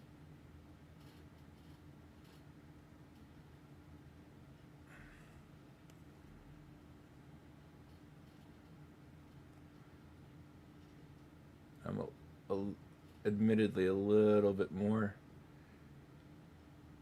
anal about this step than I need to be, but honestly, like, you could line it up perfect here and it goes on in one go. It's so much better, but it is wholly unnecessary to do what I'm doing right now. That should be good enough. It's off a little bit on the bottom, I could tell. But like damn it, that's exactly what I didn't want to do. And see, like, the flux is kind of starting to make this more of a pain because it's sticky. So it like sticks to the Pokejammy.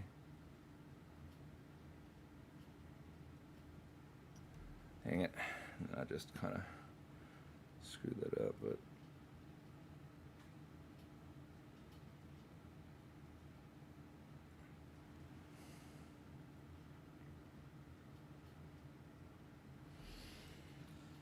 that, it's a little off, but hoping maybe.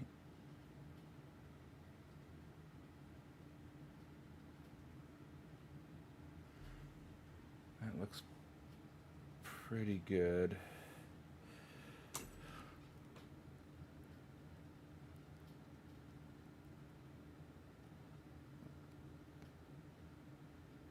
Man, sorry to hear about your dog.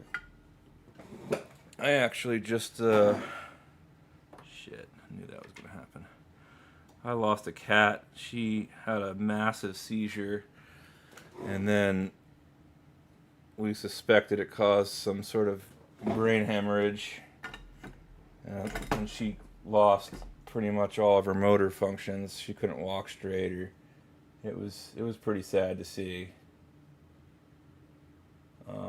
First and only time I've ever had a pet with a seizure, and it was not a very fun experience. I was very upset.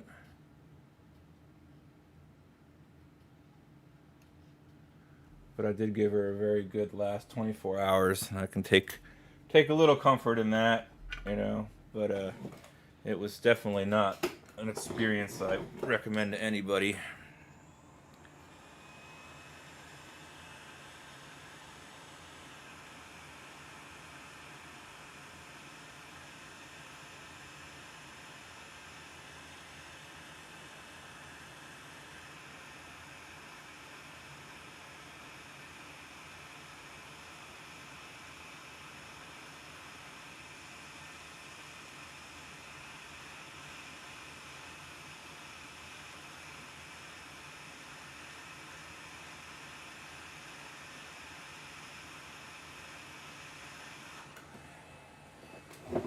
All right. Well, I lost the thermal pad on the heat sink or the light sensor. That sucks, but um, hopefully it was quick enough that I didn't do any damage to it.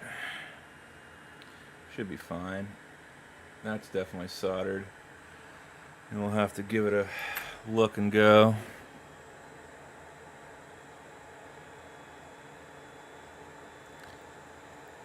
Yeah, I mean that's the thing with seizures. There is no permanent cure. Once they start having seizures, that's the rest of their life. You're gonna have to just kind of deal with it. And in her case, she the seizure was so bad that it killed her essentially. So at least she didn't have to suffer. And even if it didn't kill her, she was so old that I think I probably would have just said goodbye regardless because I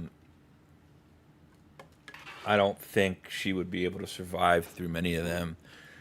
And the medication, I mean, I know it sucks to put a dollar amount to your pet's life, but the cost of the medication would have been too prohibitive for her age. So, you know, in a sense, it was kind of almost better that she went as much as the whole event sucked.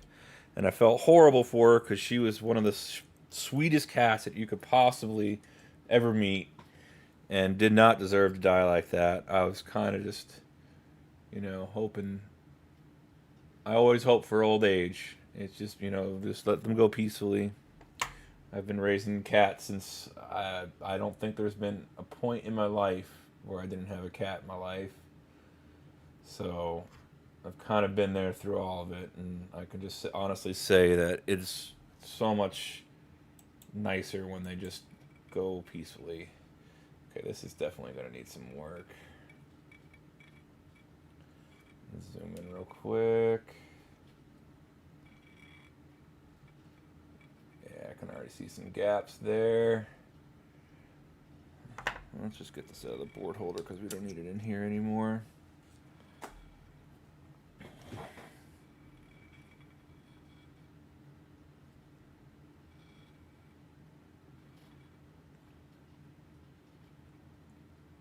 Not looking too bad.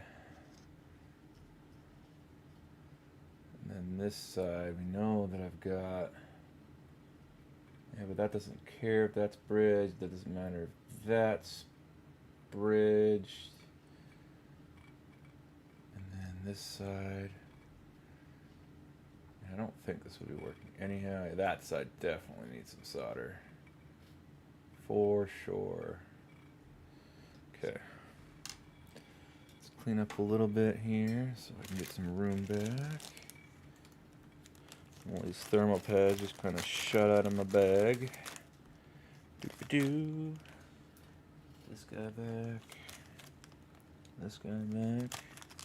Okay. My thermal pads.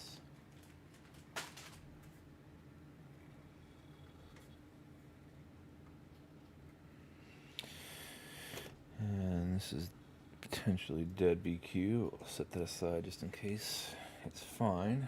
This didn't fix it, but okay. So BQ is right there, and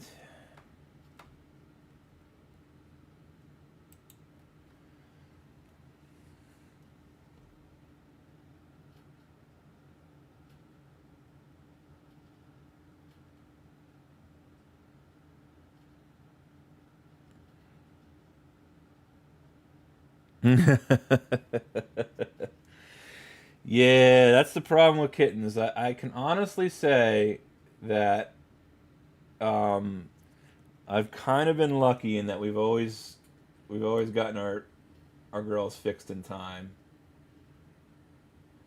for the most part, and and we've never had any surprise litters. I have brought home a lot of kittens though. I was a rescue addict for a while.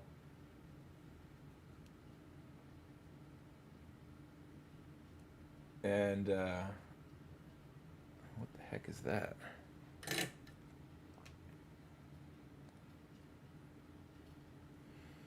I have no idea what that is or how it got in there, but that's gross. Yeah, I would rescue things, and that's how we ended up with, I think, 6 cats at one point we had. 6 cat and a greyhound, so... quite a full household at one point.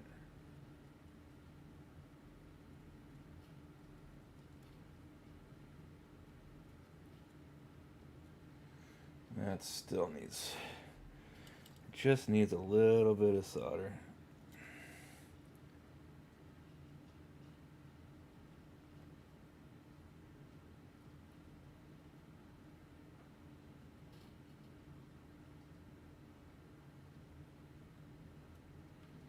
Still think we're still going to be missing a couple of those. Let's take a look at this other side, though. This one's kind of a pain because of all the passes that are right there.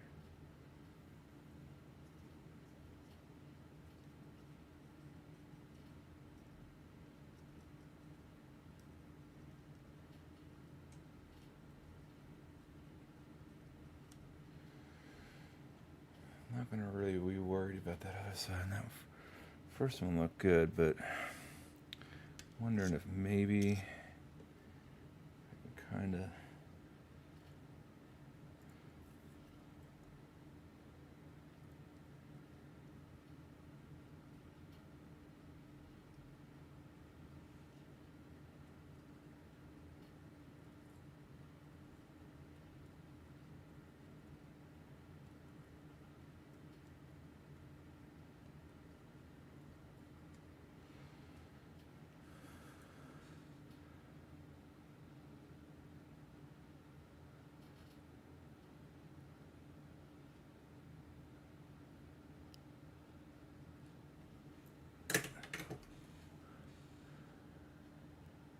Jeez, man.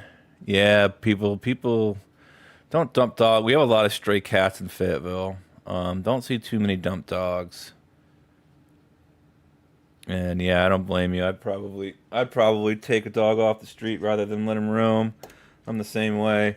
I have to like they've been doing adoption drives at our office, and I've literally been having to like hide because I can't. Oh shit! What the heck? Why'd that go to Chinese? Oh no! That somehow went to Chinese, and I don't know how to get it back now. Oh, that's cool. Great. Hmm.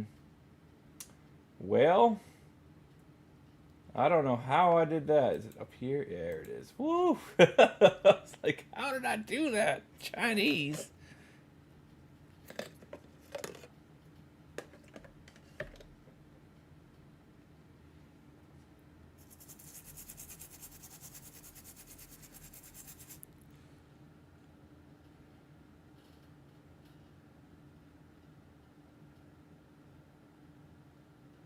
Yeah. That's the software on the microscope, actually. So I ordered my microscope direct from China because I'll be real honest with you, all the stuff that you buy from Amscope pretty much is just rebranded Chinese stuff. I saved myself a little bit of money. The articulating stand they sent with it, however, was garbage, and I wish I could have got my money back on that. I ended up buying the one from Amscope.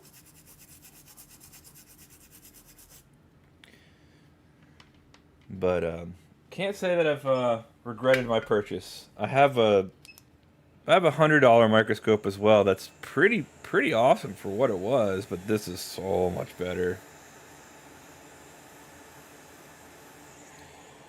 Okay, got that cleaned off. Now, what are we looking like this way? Think we're better now?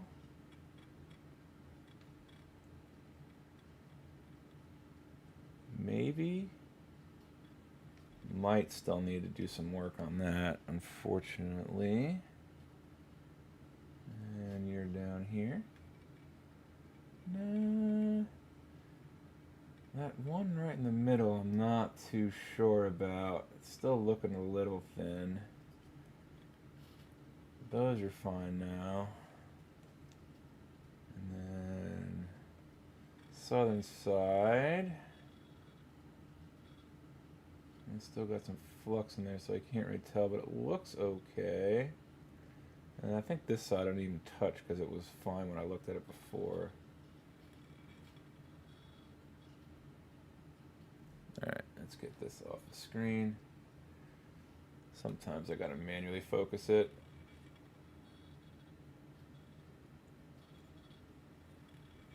Let's see here. There we go. No, that might need a little work. Maybe. Okay. Well, the only thing I can really do real quick before I just want to test this, but we should possibly be okay. Come on, charging amps. Nothing. I mean, it very well could still be M92. But I do know that when BQ's not hooked up right, it won't charge either. So let's go ahead and touch it up. So I was thinking we still need some work to do. Still have some work to do here.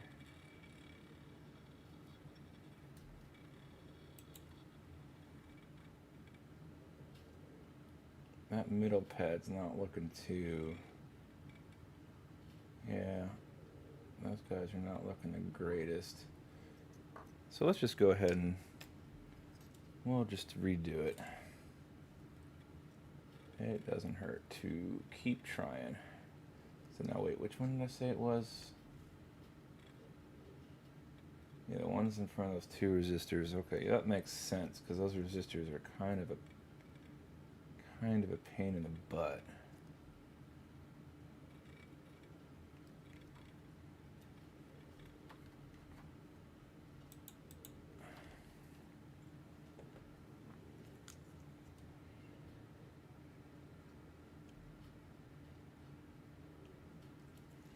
Okay.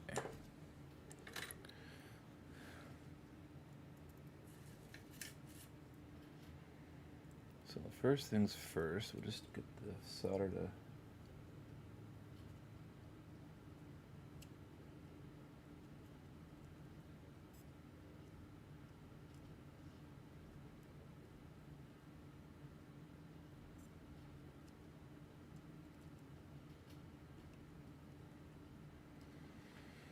flow a little bit. Put a little more on my tip here.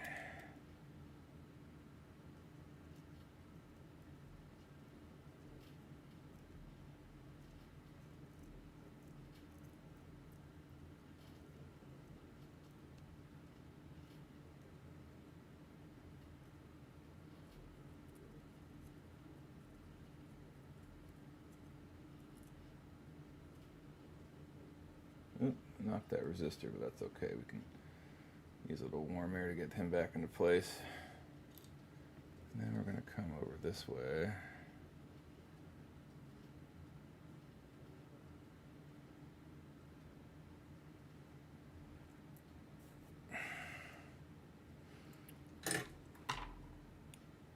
Same thing.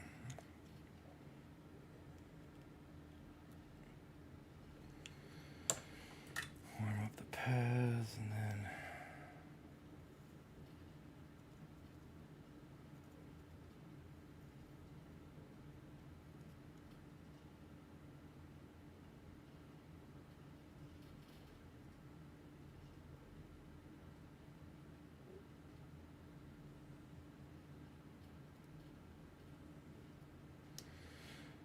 it's kind of hard to see with the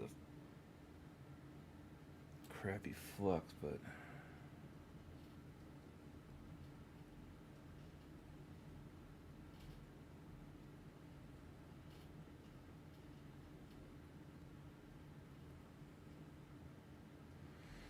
Kind of hoping that did it. Clean and find out, I guess. I knew I was gonna knock a resistor though.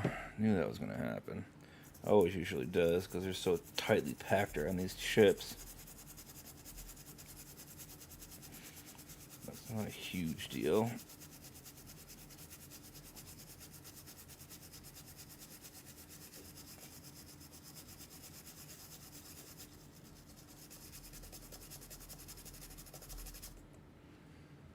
Okay. Thankfully, I think it's actually still connected to the pad too, so theoretically, it could still work.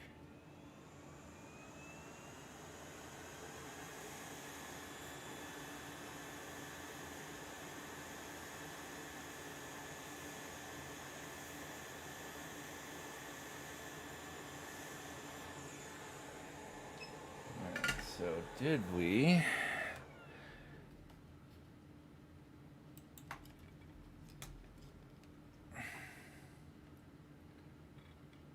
Alright, that is connected.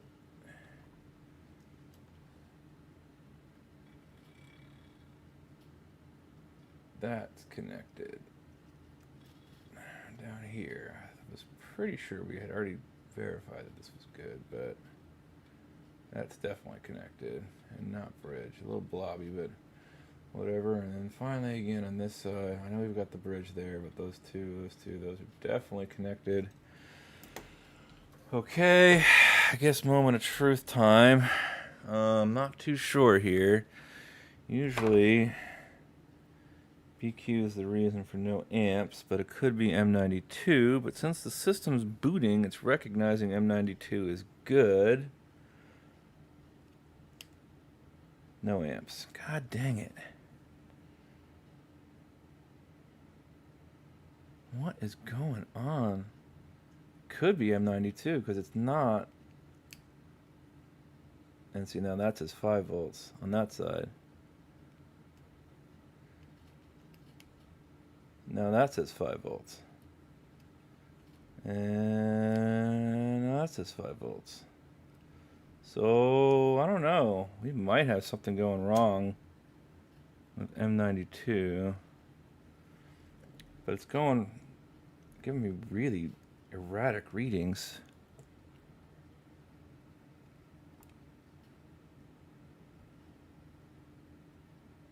But not getting, yeah, I think it's just M92.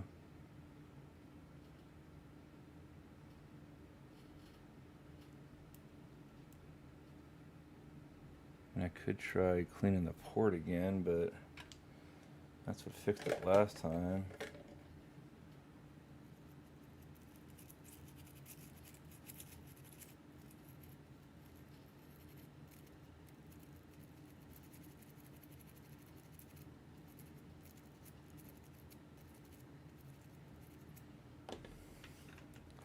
I don't think that's the issue. Could it be the what? I can't read that. Port. It might be, but the thing is that we are negotiating 15 volts. So, I mean, I guess it could be the port still, but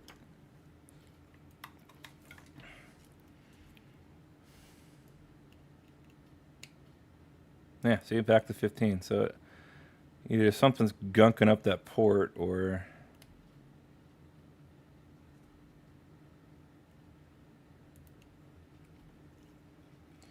I don't know though. I just replaced BQ. And really the only other culprit on the line is M92 for no charging amps.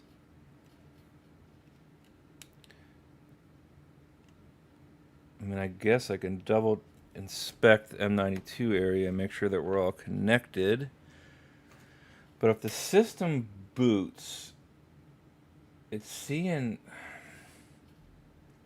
Man, I'm gonna have to really dig through my knowledge base on this one because there's lots of things that aren't making too much sense to me right now.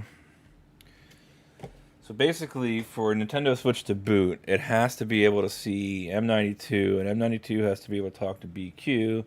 On top of your main PMCs, have to communicate with the other PMICs. So if any of these chips are dead or not communicating, then I don't get the signal to boot. But we watch it boot. What could it be? Well, I mean, I guess we'll just look at him. I mean, I know I've got to go put that resistor back, but I don't think that's the problem either. I did knock that guy, but I think he's still connected. But even if he wasn't, I don't think that would be a problem.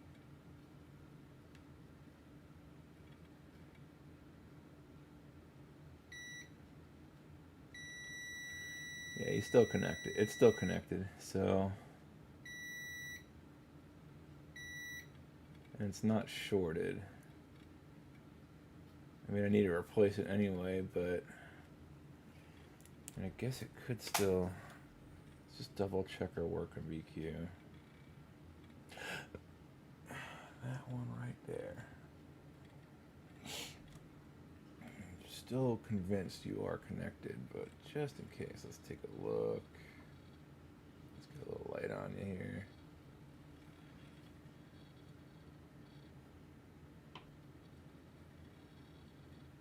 I need to zoom out just a little bit.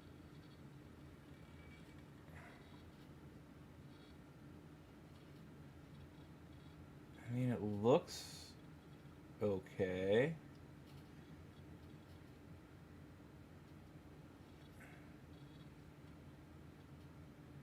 I could try putting a little bit more solder on that one.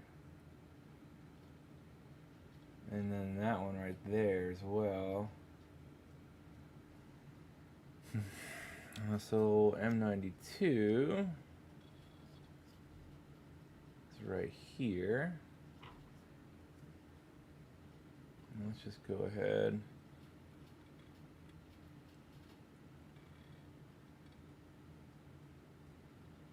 There's a couple of pins that I'm seeing that might not be good here. We need more of a vertical view. Yeah, there we go. That whole side's not connected. Yeah, shit.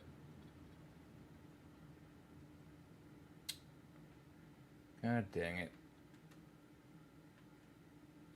I thought I had verified that. And you can see all those gaps. I probably just basically replaced BQ for nothing. That's connected.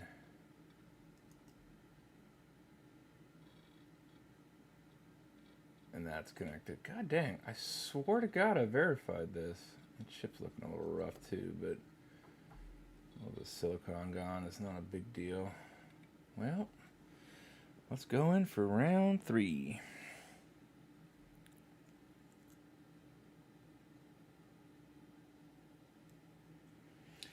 Yeah, I gotta go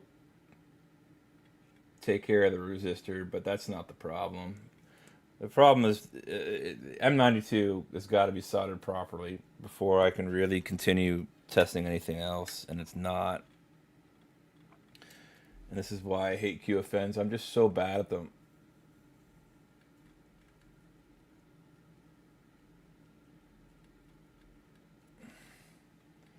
Swear to God, though. I swore that we already had done this. Let's turn this light off so I can see.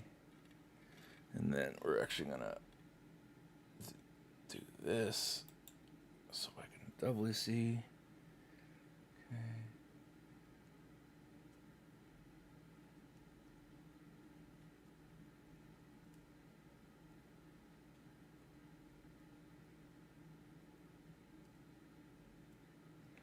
All right, now this one portion I'm struggling to get to because of that passive.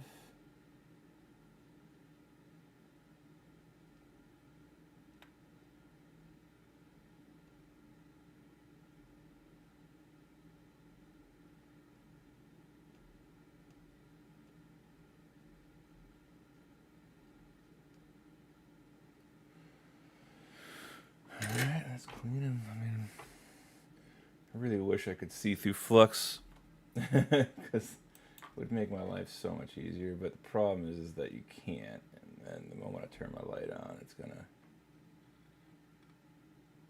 You just can't. You really can't see anything. That looks better.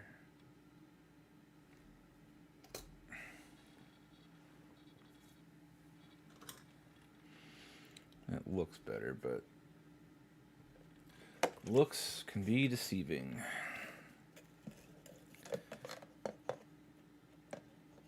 Hey man, I appreciate you. Thanks for stopping by, dude. It's nice to meet you and talk to you. Appreciate the love. Hopefully I'll see you back here next week.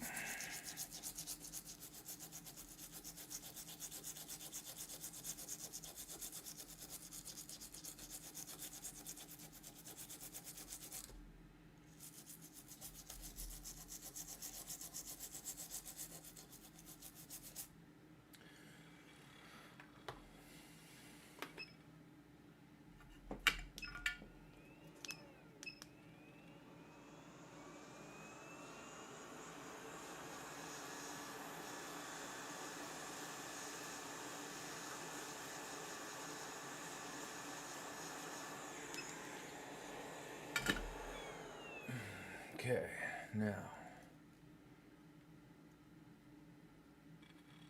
What about now?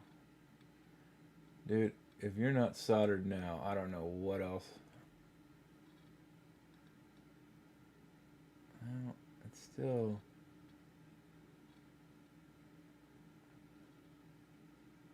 Not looking the best, but. I could also just reflow it. Could explain why the 15 volts is so weird, too. And just in case I get a success, I'll have it on camera, but I don't think that's going to fix it. No. Still getting 15 volts, though.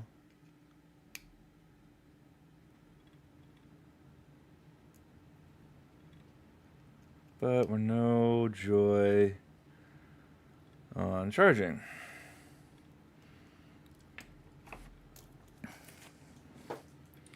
So I'm just going to maybe do a basic reflow of this. And then see if that maybe gets the solder where it needs to go.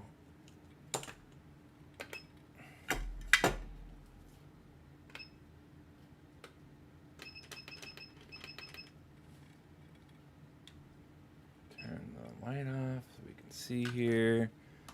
Get you off of seizure mode so I don't have a seizure.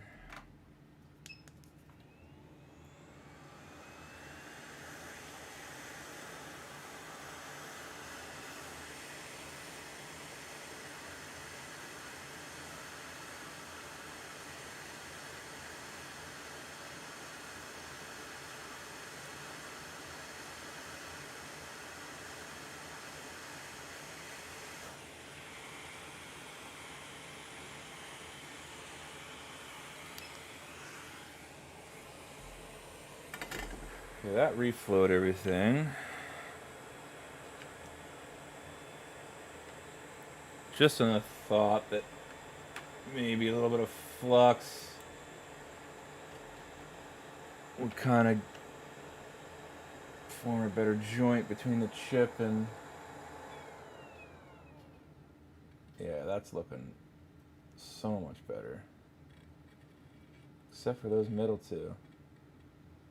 See, those middle two just don't have... Maybe I'm wrong. This is where I go nuts with QFNs.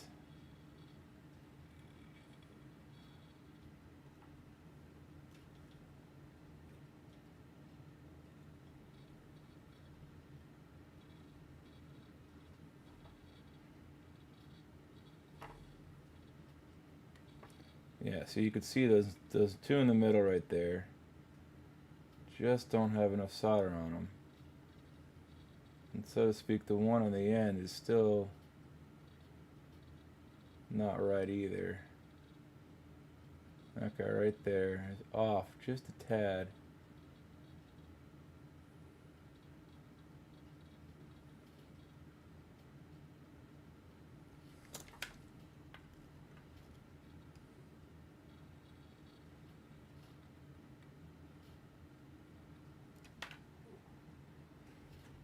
So let's see if maybe we can literally ruin all my work here, because I know that's what's going to happen, but come in, we'll do a quick little tap.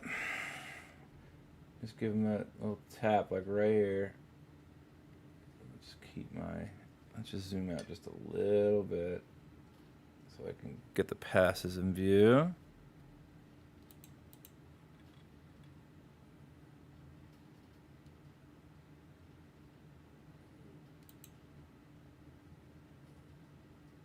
And I was pretty sure it was tapped down, right?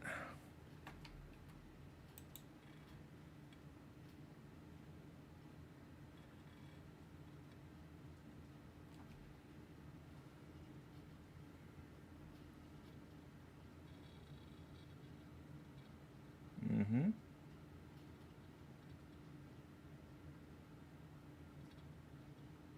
Mm-hmm. Mm-hmm. Mm-hmm. Now I could do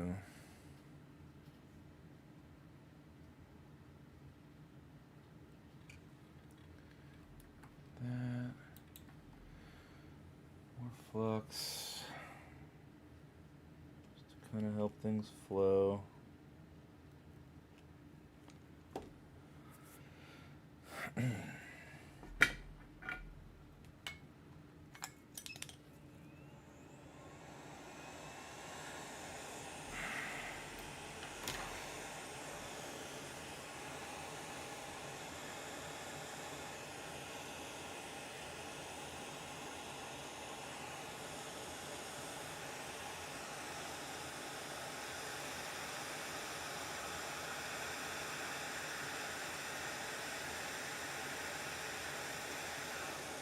Yeah, that's exactly what I was expecting to happen.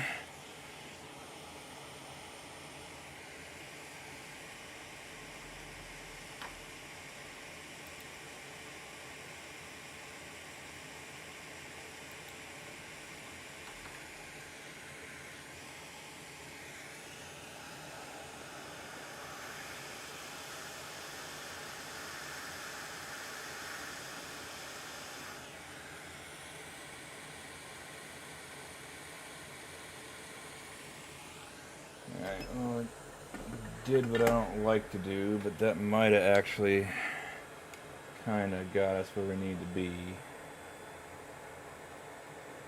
So you can push down on a chip, but the reason I don't like doing that is you're not supposed to.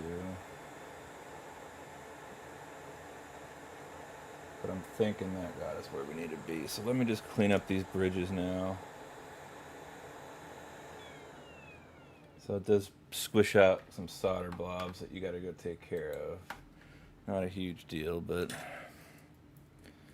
extra work you got to do. Come on in here and just tap-a-roo.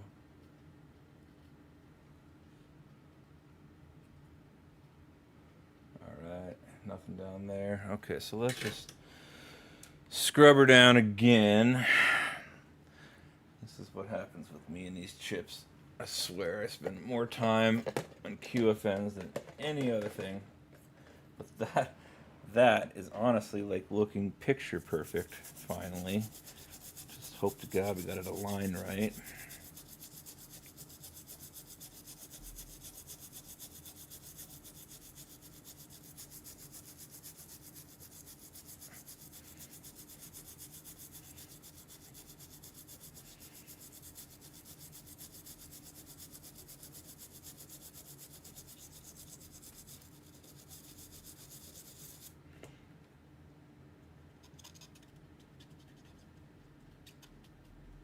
Okay. After much cleaning, yeah, that's the other thing I don't like. It. You can see how.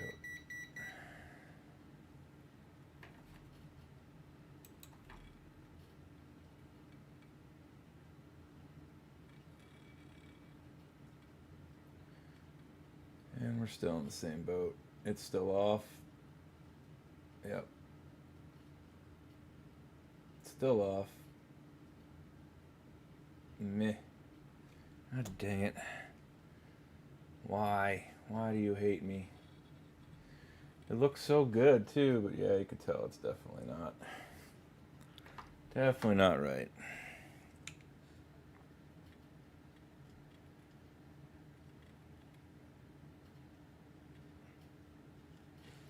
And the good thing is that at least I feel like I've got like enough solder on the pads, but it just doesn't want to kind of float in the spot right. Normally, like, if you've got the right amount of solder on here, the surface tension, just like a lot of other things, should kind of float everything into place for you.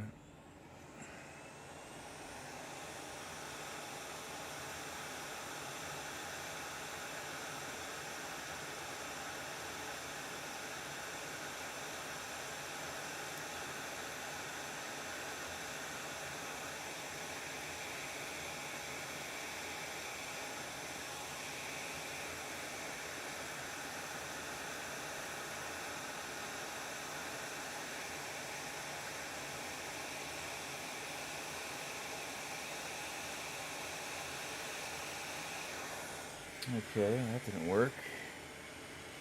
I'm just struggling with this frickin' thing.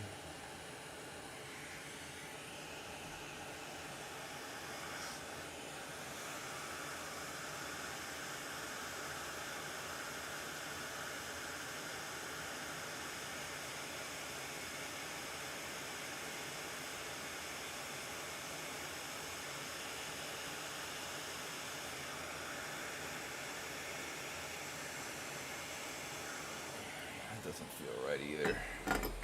I can't see because the frickin' autofocus screwed me on this.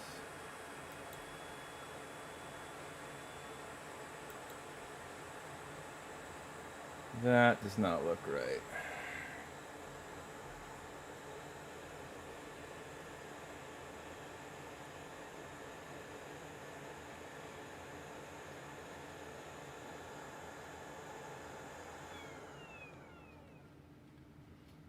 That looks good. Maybe.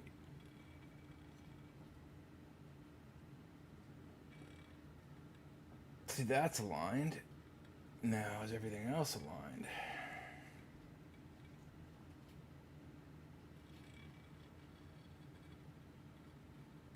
Okay, that's in line. Ow, ow, ow. This board is like literally molten lava hot. Ow, ow, ow, ow. Okay, that's lined up enough.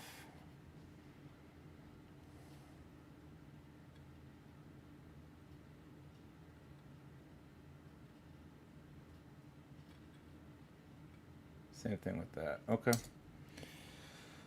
Scrub a dub again. And look again. That might have done it, finally. Still don't think it's going to solve our problem. I still think I'm going to have to replace M92 after all of this, but we'll see.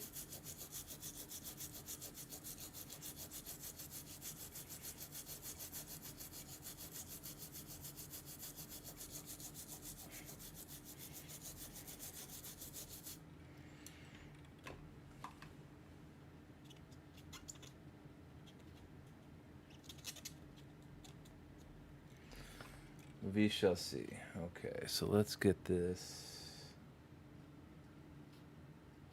right there. Is M92. I mean, I honestly still think that those still are not connected. After all this, you just refuse to connect. It's probably okay.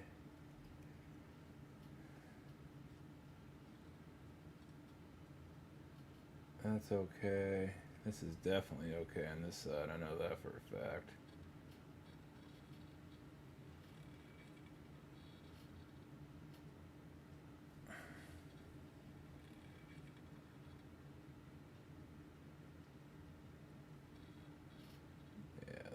fine.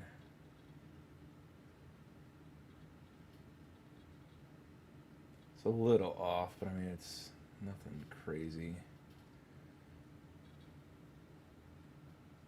But like before, this was shifted so far that it was barely on the pad.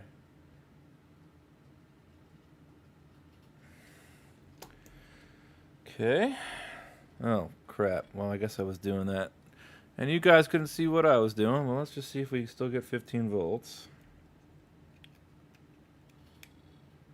Okay, we still get 15 volts on one side.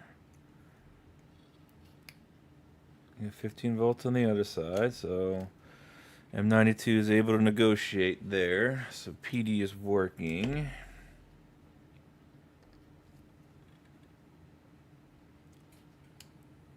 Nope, no charging amps though. Oh, son of a gun, man.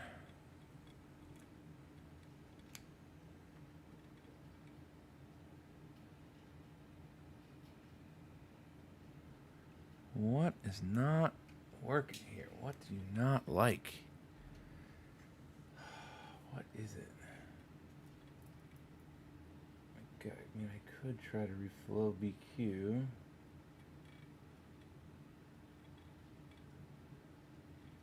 Those should all be connected.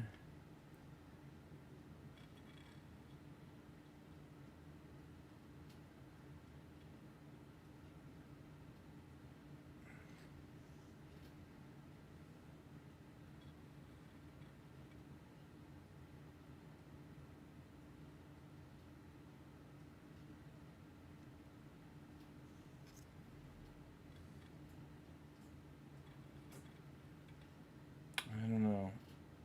It might still be even just a little bit of love, but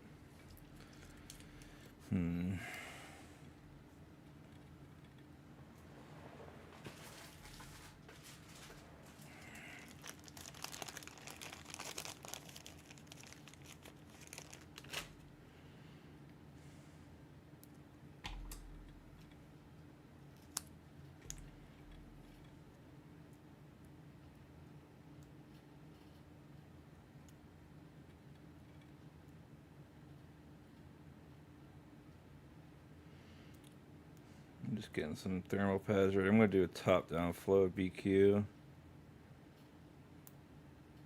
So I got to protect these plastic connectors.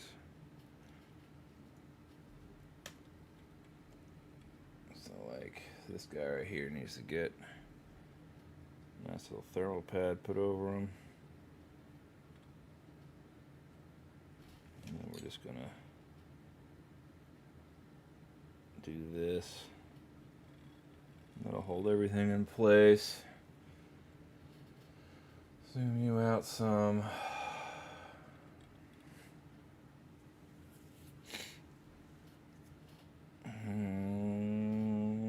Of course. Why not? More flux. Let's get you going, and then we're going to get you out of seizure mode here. And maybe hopefully that resistor up top will also kind of just decide to go back to its home.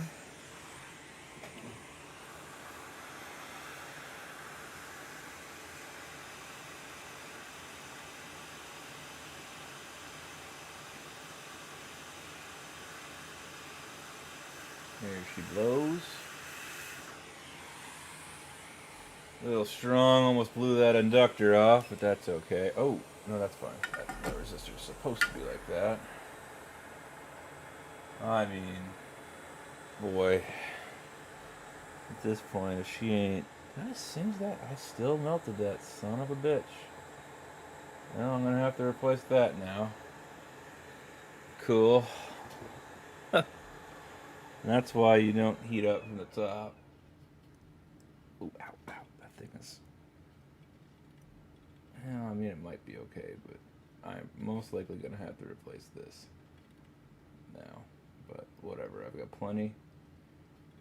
The real question...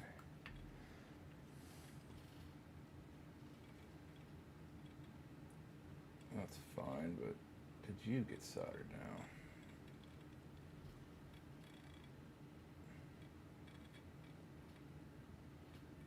I mean, if that's not hooked up now, I don't know what the hell else would be.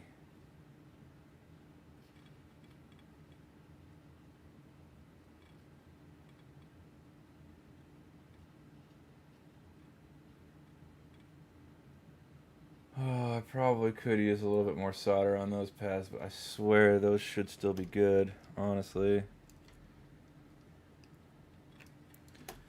And I know that when I just go quick test this, it ain't gonna work, so who cares? Yeah, no charging amps. No charging amps. So either BQ is still not installed right, or M92 is dead, or I've got a problem somewhere else. And that might have to be a problem for another day.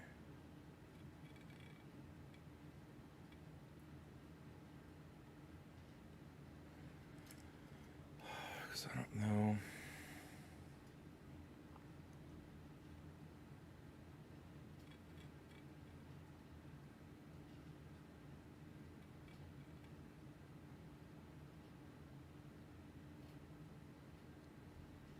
Just wish there was a way for me to test that.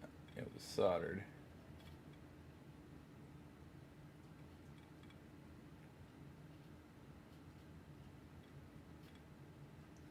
That would make sense if it's those two pads weren't connected right there. So let's just go ahead, I guess.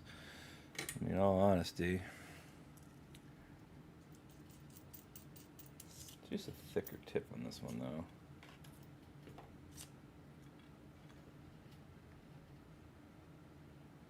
This one, can I get this guy in between?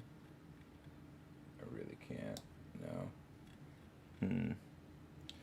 What about maybe this guy? Not the greatest tip, but I can kind of get it in there.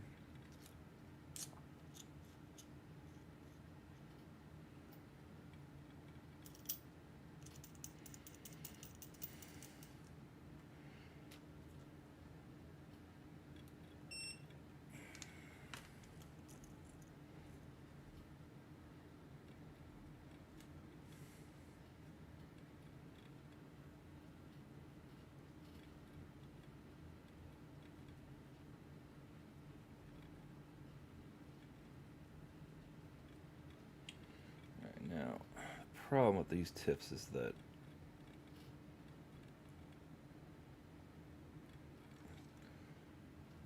see, like that's way too much solder. And that's the problem with the tip, is that it never really puts heat where you need it. And then you just get that shit right there.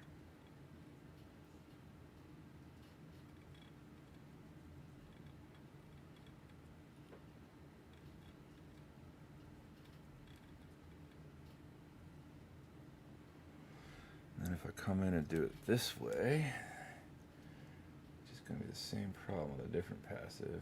And I might bridge these now. Let's just try.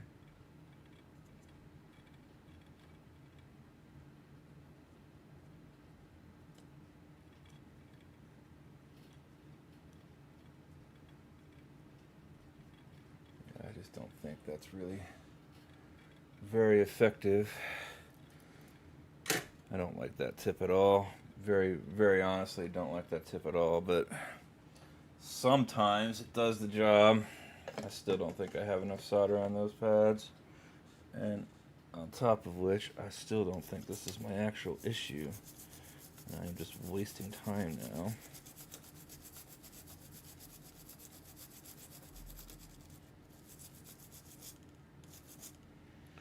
Guess I never did check to make sure that inductor was still good, but I don't see why it wouldn't be.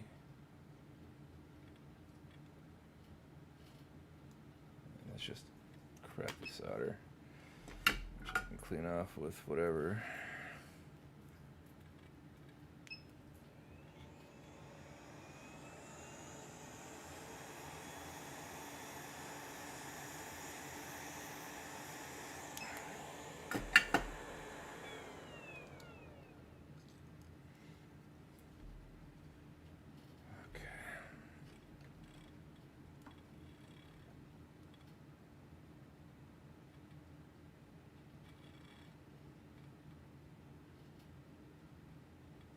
I just don't see them as not being connected.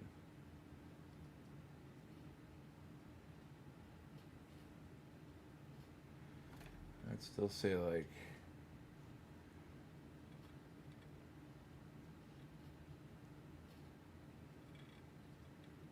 that's all looking good too.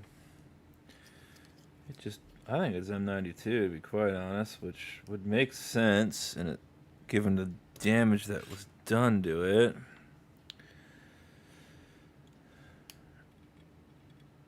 Yeah, it's just not.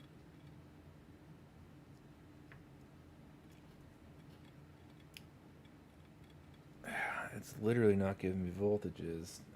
And let's see here. Now I gotta be really, really, really, really careful when I'm down in here. I don't like doing this at all.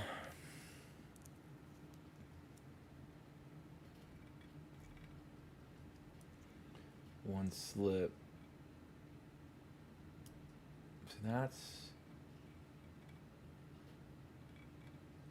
So I'm getting 3 volts there.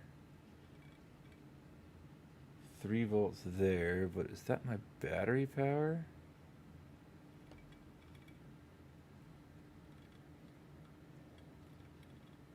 Whoa. Hold on a minute. Why is it telling me my voltage is negative 2.14? What is up with this battery? Did I break something on it? What?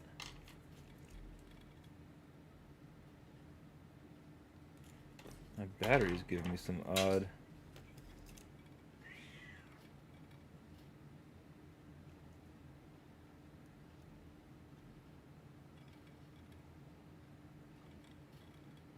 This is a literal full battery, but my meter's not reading it for some reason.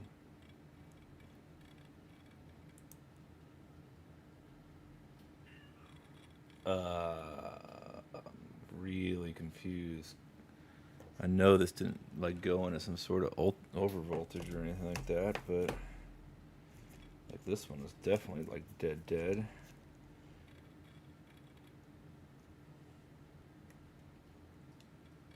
Same thing. I'm really confused now. These definitely should have some charge in them. This one I thought had charge in it. Like here, actually, if I do this, we got a test system over here. This one should boot and charge. It does.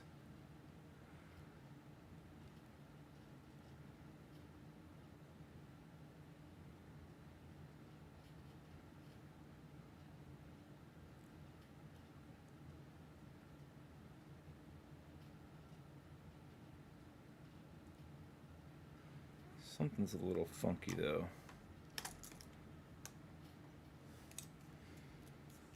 I'm a little concerned now. This thing.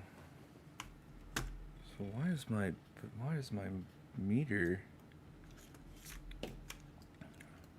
But hook it up to the original battery.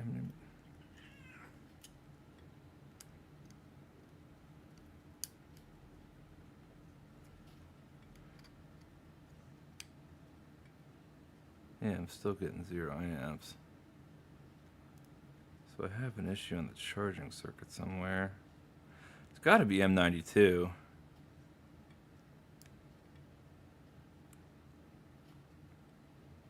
Has to be M92. But I don't know why.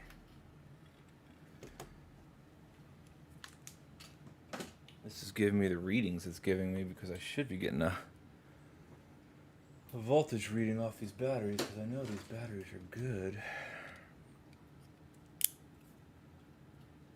Maybe. This one I don't think is good though.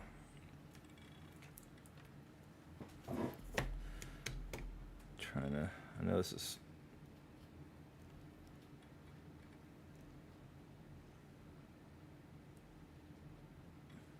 Yeah, okay. Negative 3.5. And then now you...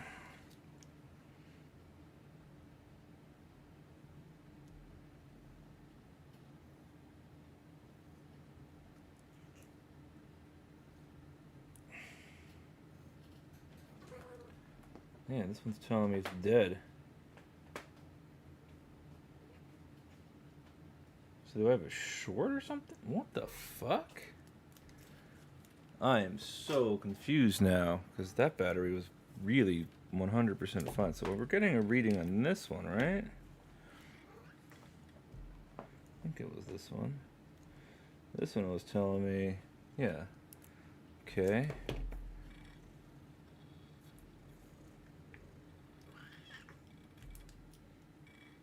Okay. Okay, just drop my arrows. Yeah, no charging. Nothing at all. And if I look at BQ,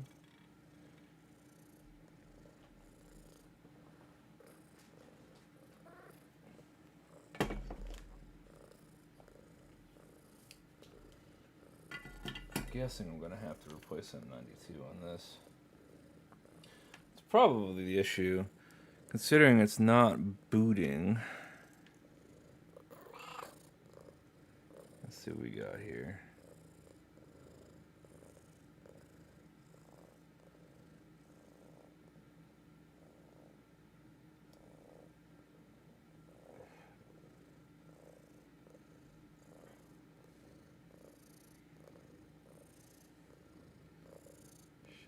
Ground.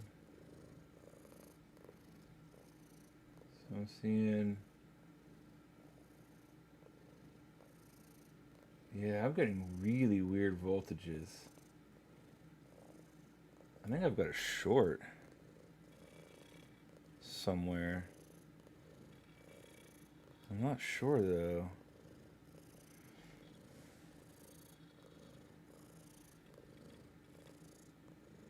Not sucking the battery down any.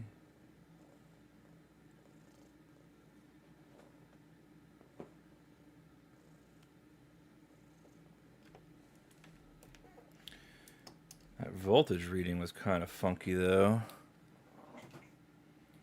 And I don't know why my normal test battery is now no longer functioning unless one of the leads came undone. Which is a very big possibility, but it looks good. That's fine, that's fine, that's all good.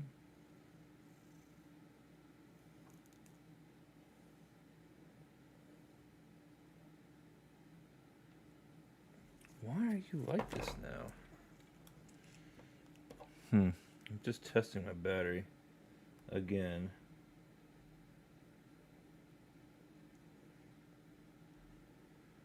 But it's giving me 0 volts, which it definitely shouldn't, because it was like working before. Okay, well that's kind of freaking weird. And then I do the battery split here.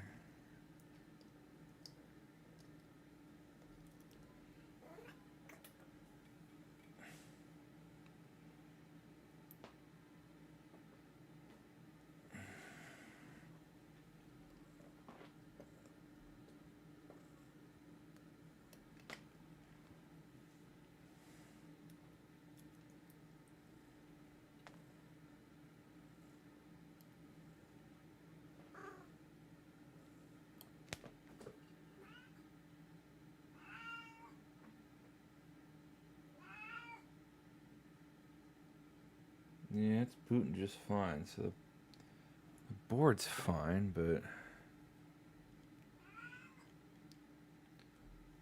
just no matter what I do,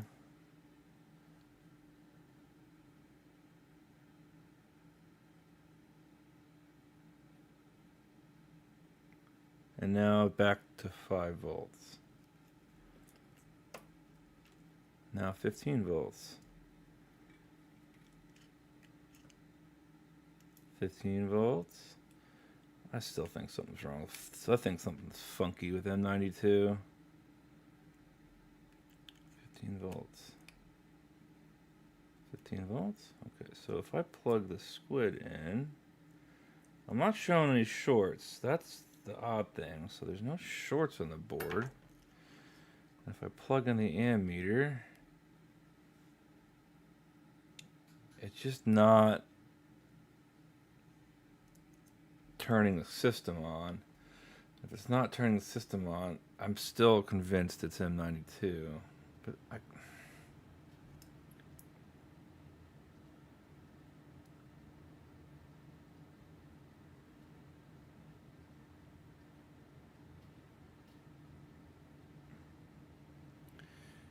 yeah, see, when it resets, it goes to 5 volts. I'm thinking it's M92. I'm thinking that's the case here. And like, if I plug in here, let's plug in this battery and see what happens. So if I do this, then I plug in my USB power. So I'm getting 15 volts.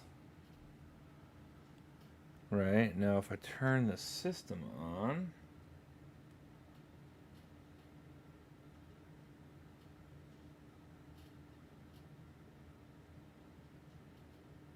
it resets and goes to 5 volts. I think M92 is busted. After all that, I think it's just M92 is still just not right.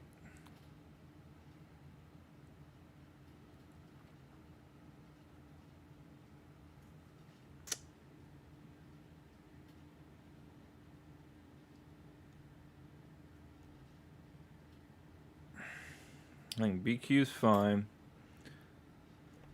I think M92 is busted. Yep. See, it's still 5 volts because the system doesn't turn off until the battery off. And then if I plug this in, bam, 15 volts again. So I think M92 is busted. And unfortunately, I just don't... Problem with my M92 supply is I got a load of bad ones mixed in with good ones, so I could seriously sit here for hours trying to figure out what's good and what's bad. Let's see if maybe I can spot some of the bad ones from some of the good ones. And we'll do that by looking through the microscope here. So basically, like, I know certain M92s, like I think this one's a good one. Yeah, that's a good one. Okay, so that's a good one. So let's just go ahead and try. Come this far, I mean, the hell, why not, you know?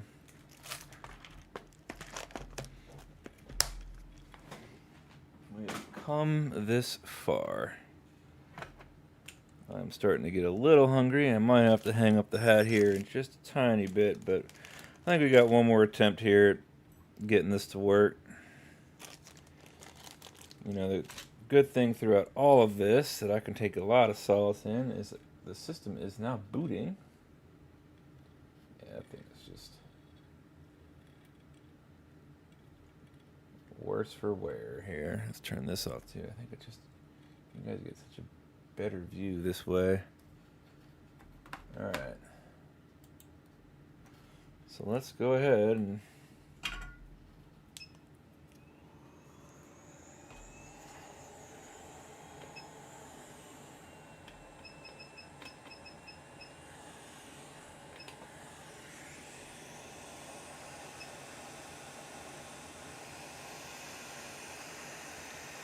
probably should have just started off by replacing this, but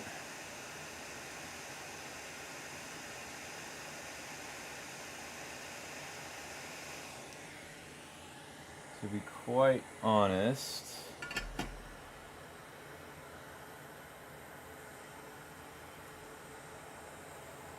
I don't want to say I'm cheap, but I don't like having to replace stuff that doesn't need to get replaced. So why waste the money if I don't have to? A lot of times it's more of don't do the work unless you need to. Like don't blindly pull off chips, because the more you touch your board, the less the chances are you're gonna fix it. As weird as that might sound, but you're always better off doing less work than more work, as fun as soldering can be. Sometimes it's just not worth it. So now, good thing is these have a very visible dot, almost to the naked eye, pretty much. Oh shit. No, that does look legit.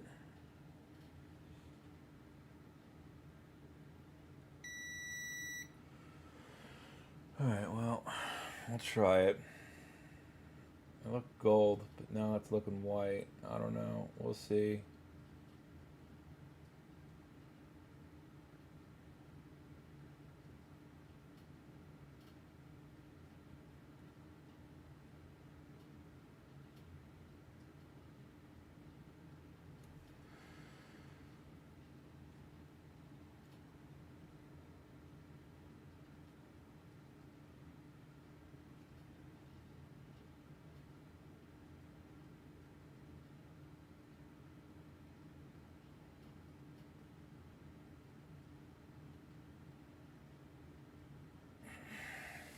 But I think what was on there was dead anyway. But we do know that if we don't get 15 volts with this, that this chip is just dead. I do gotta solder on. The first thing I gotta do after I get done soldering this is continuity test, because the last one I installed from this batch, or this my bin, was instantly short.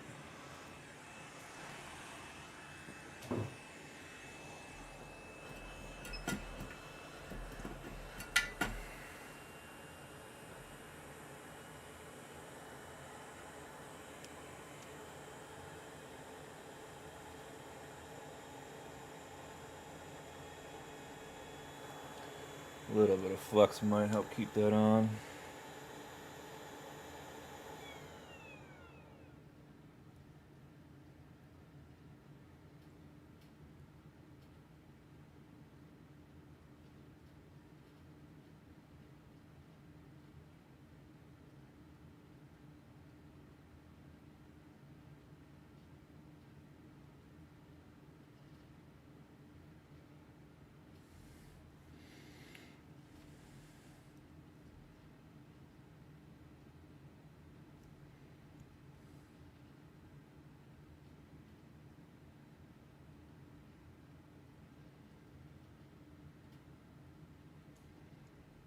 Off a little bit, but we'll just let that ride.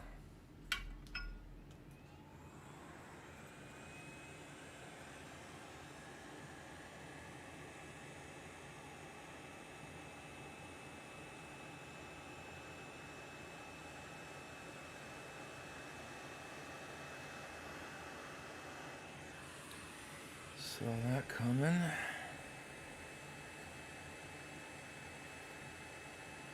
Unfortunate problem using flux is it does tend to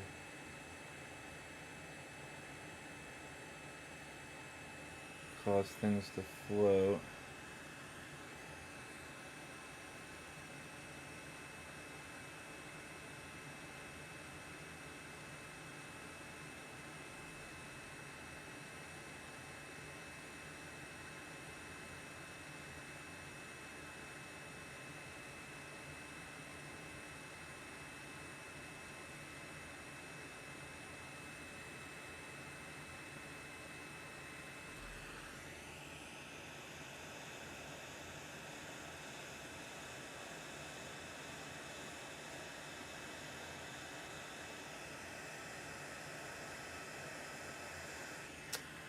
Come on.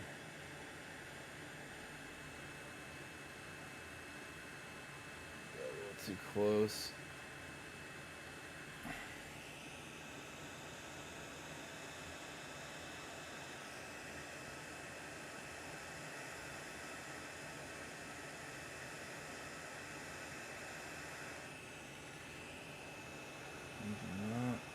Okay, well, it's soldered, so now begins the fun part of.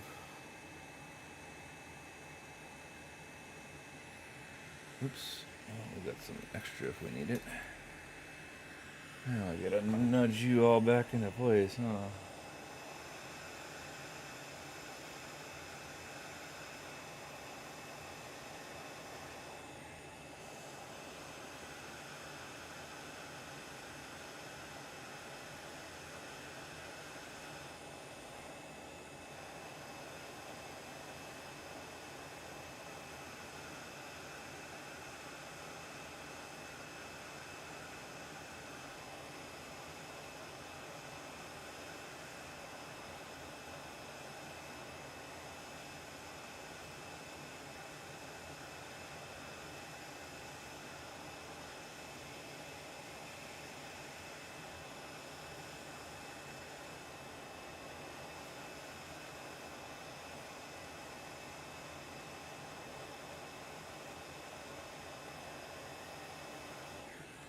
That's not right, but we'll look.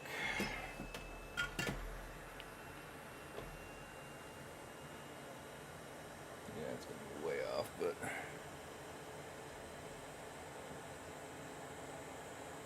starting to damage this. It's way off.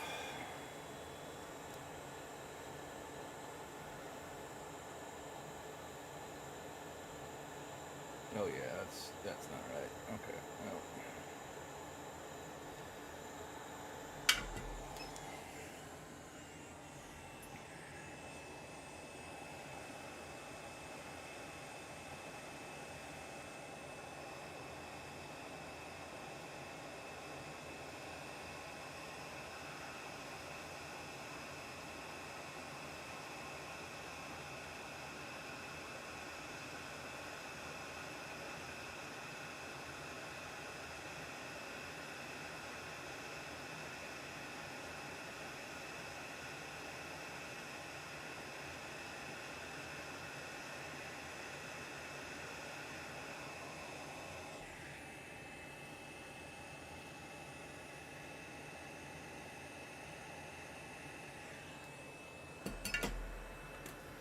Still feel like this is way off. Yeah.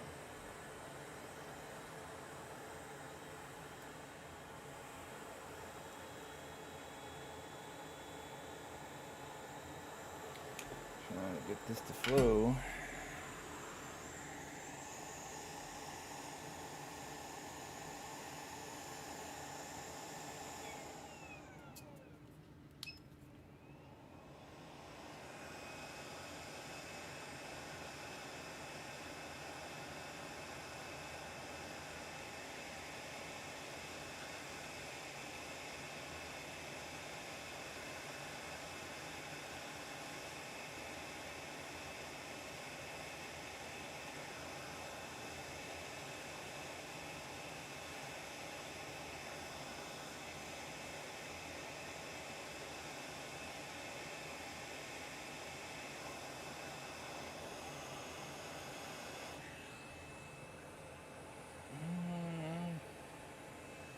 Not really convinced of that either, but I think it's gonna be off. Nothing there. Ow.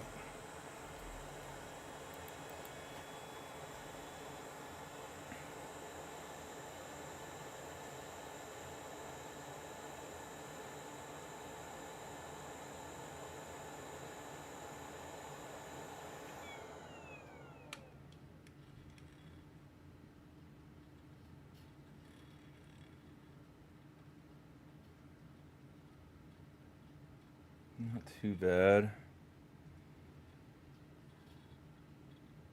Not too bad.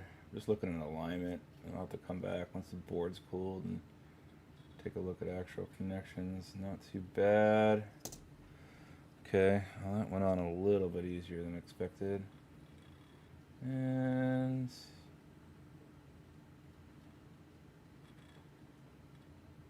all right, not too bad.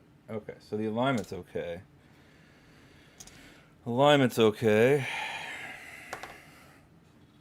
That's only part of the problem.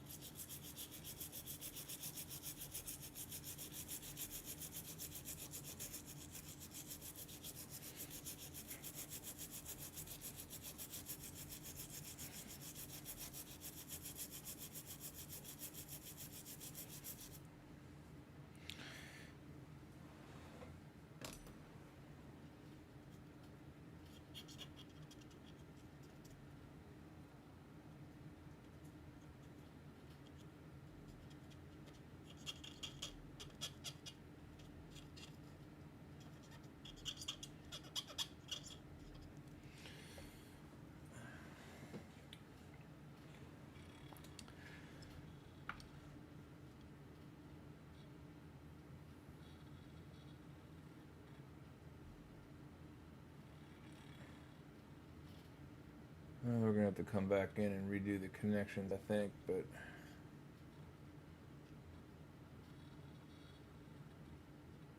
yeah, 100%. But honestly, alignment-wise,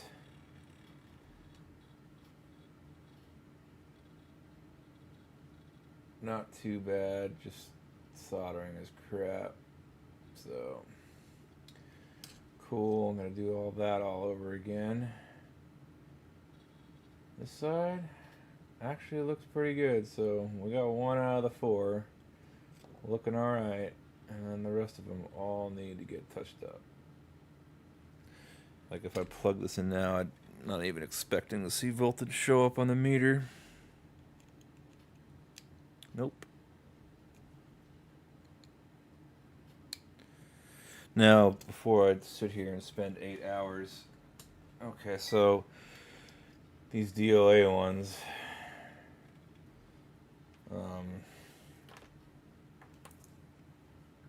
are pretty much just shorted out of the box, so, like,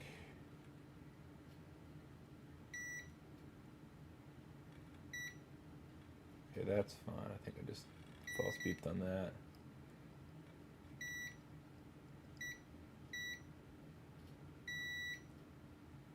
Alright, so thankfully it's not dead short out of the box. That's always a good thing. My guess is that probably my soldering just sucks. Actually, there's no probably about it. My soldering just sucks. And probably should have re-prepped those pads regardless. We're going to make this my last hurrah here. See if we can get 15 volts working back again. And maybe, just maybe get charging. But regardless, if this works and I don't get charging, I'm going to have to call it after this attempt. Unfortunately, as much as I want to keep going, because we got so close with this one. I really was hoping to get it running today, but you know, sometimes it's just not possible. You know, sometimes you just get skunked. And I think, to be quite honest, the progress we made on it has been really good.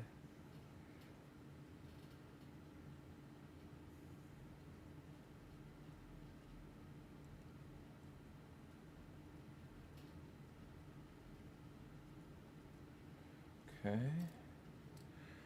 Turn that off. I can see a little bit better. Now this last leg here, I think we did get a kind of a mini bridge. Let me clean my tip off real quick.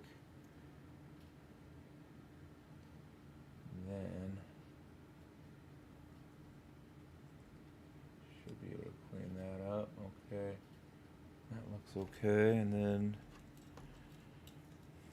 we say this bottom one was. I guess we'll just go over all of them.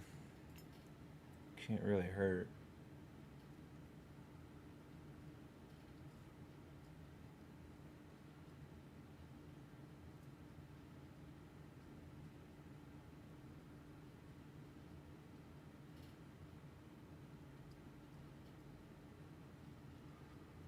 Can't hurt. And the last little tiny bit is right here. I'm just gonna run the soldering iron over them. And then we'll clean and take a look again and see how well we did. I have been streaming now for 5 hours, which is about a normal stream for me. Usually around 4.5 to 5 hours.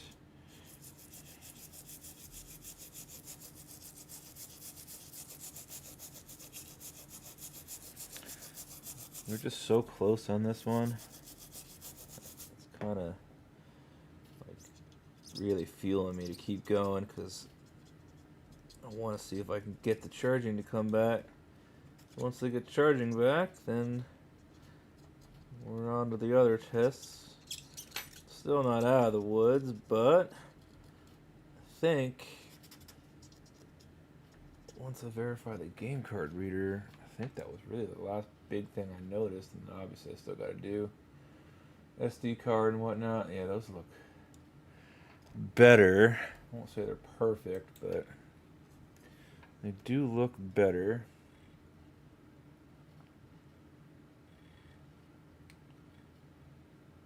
That's good. Let's get the light on. I think that actually does help with this one. Okay, those are soldered. I'm pretty sure. Well, of course, I'll triple inspect, but those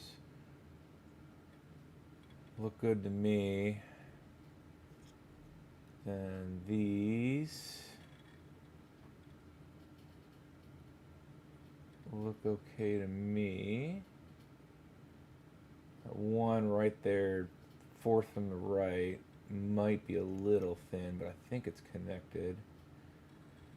And you, well, this top couple, I don't think are connected. I'm just gonna have to do this entire side again as my guess. But let's just give it a quick zippity zap here, and no voltage.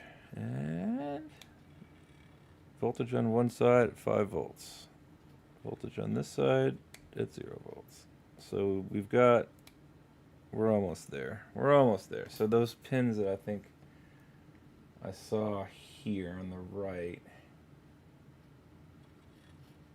I think those need to just get done properly here. So let's get some more flux on, and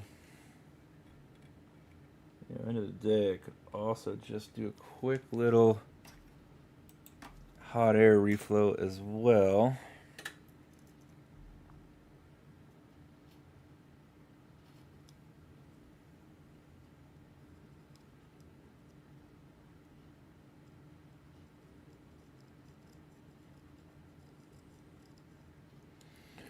Turn the light off so I can actually see.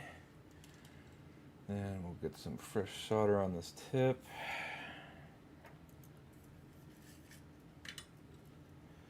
Just a tip. Okay.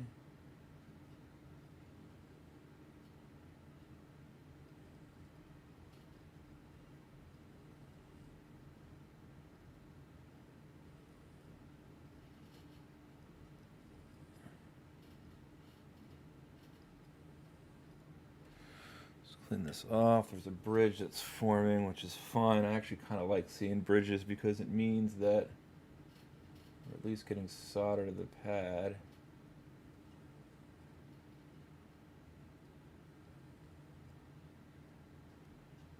Down here, the southern side of the chip.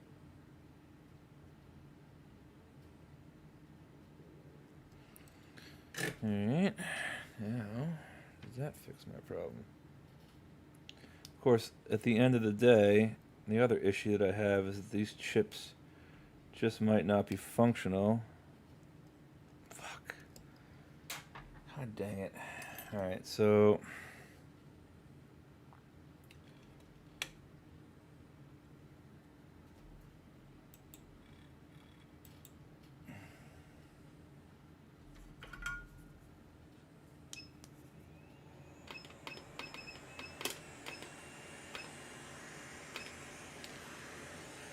let's do a quick little reflow here.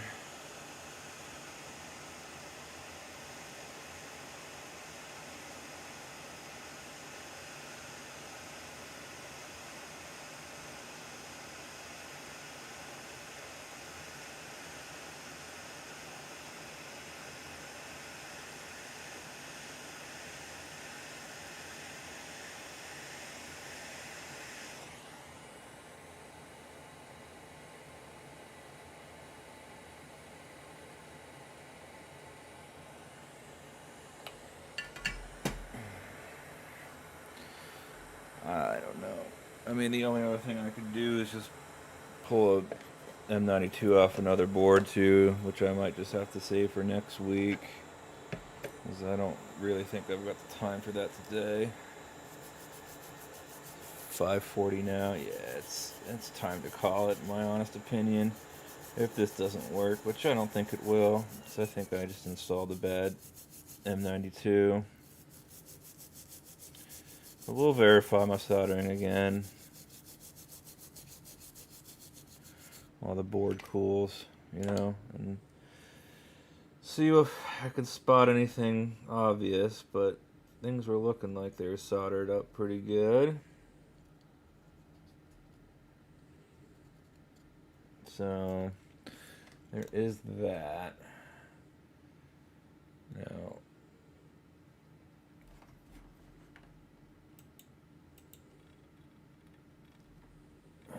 still no, I'm still saying that, and then I look at this, and those middle pads are not connected.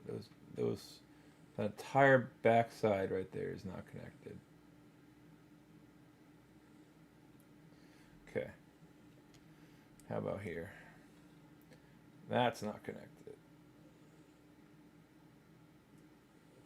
So much of that's not connected. Look at that. All those gaps that you're seeing. And over here.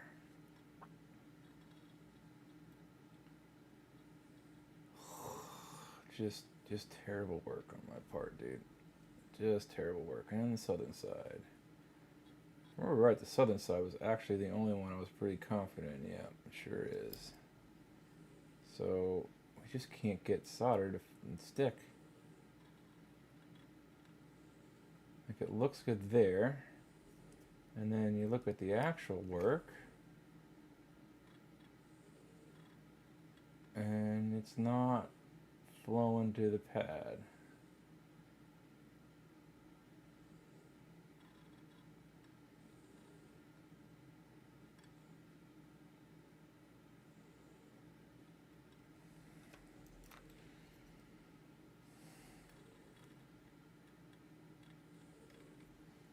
It's almost like it just still needs nudging, but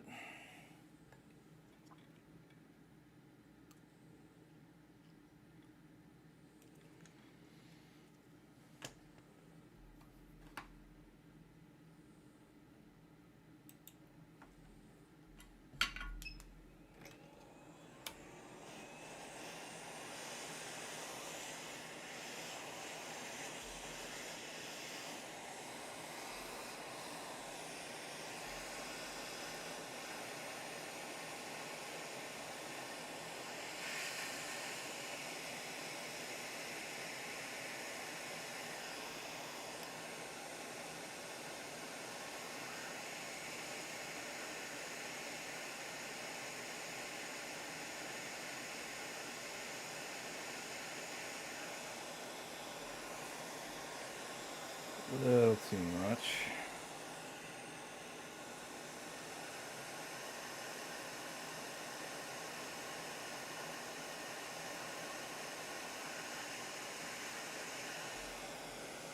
Back too much again.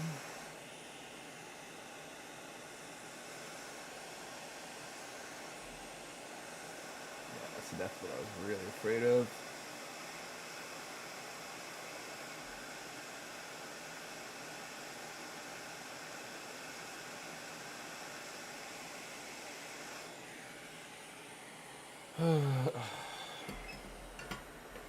Still don't think we've got enough here.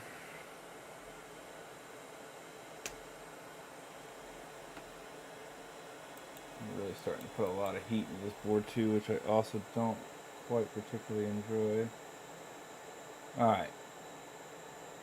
Okay, so I guess we're gonna clean and look again. That looks like it's back to line now. It still looks off, but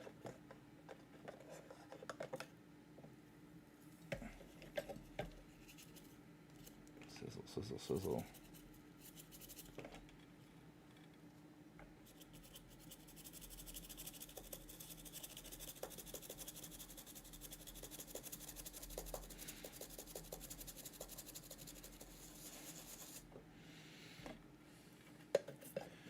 God, I really need an ultrasonic cleaner is really what I need.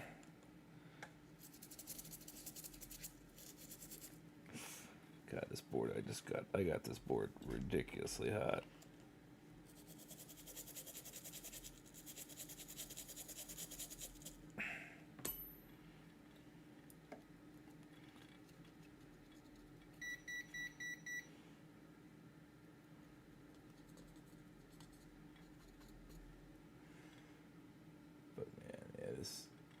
Well, I mean, it's cleaning up alright, I guess, with the scrubbing, but man.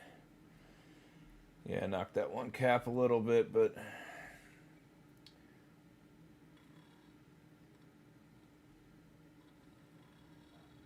Alright, so I still need.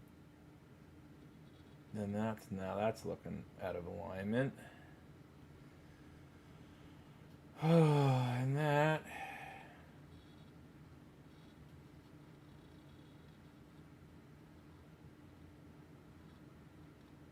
Is aligned but no solder. And that is aligned but pretty bad soldering. And that is aligned with not some bad soldering. It's just been a day. I hate M92. I don't know why I struggle so much with this chip. 5 volts on one side and nothing on the other. I still think this chip is just dead, and I'm really just wasting my time with it.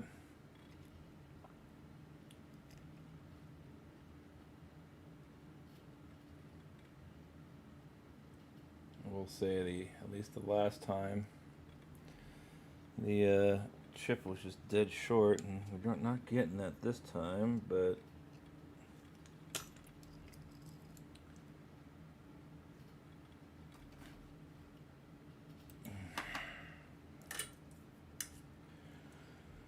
Okay, let's just try again. I don't know why I struggle so. This should just be like a simple, like 10-minute job. Changing a QFN should not be this problematic. Maybe I should start soldering or tinning the legs again. I used to do that, and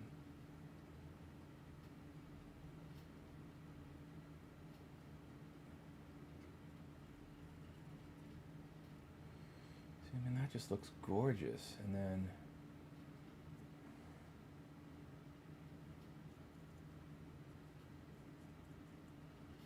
let's get some flux over here.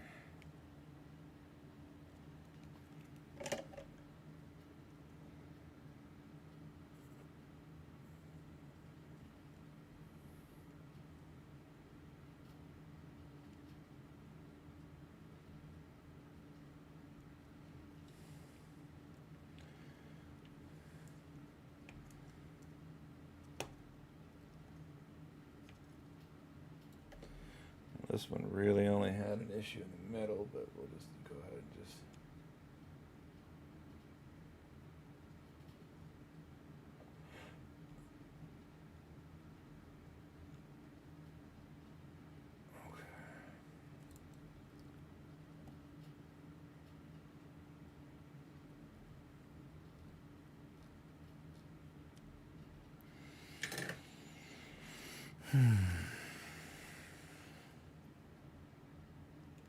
Nope. Oh, we got 5 volts that side. Other side? Oh, now we're getting... Okay. Well, now PD's working, but it's not negotiating 15 volts any. I imagine that still means that charging is not working. Okay, we're making progress, so I still have a leg that needs a little bit of love, I'm guessing.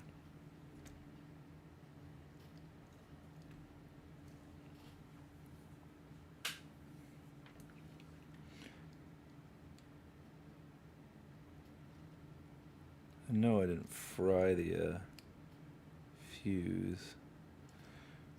No 5 volts is something, at least. And I'll just try this with one battery real quick, too.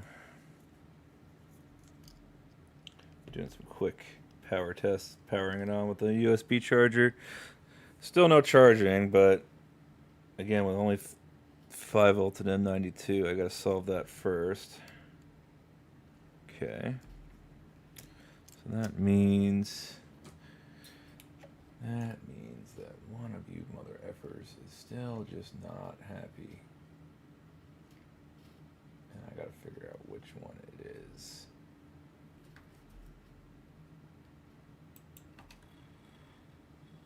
I'm probably gonna have to clean.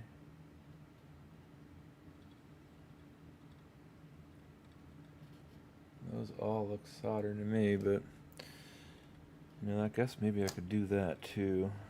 Quick little reflow, then clean. Get everything to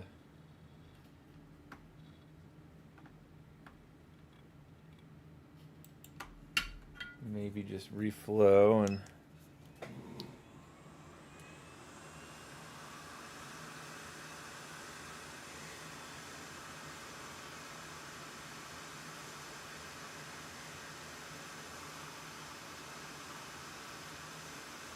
you see a potential bridge.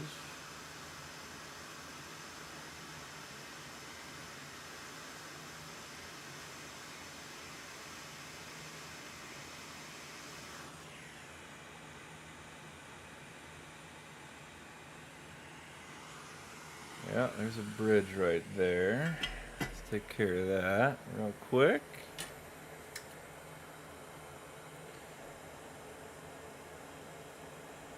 That wouldn't cause anything to not work, but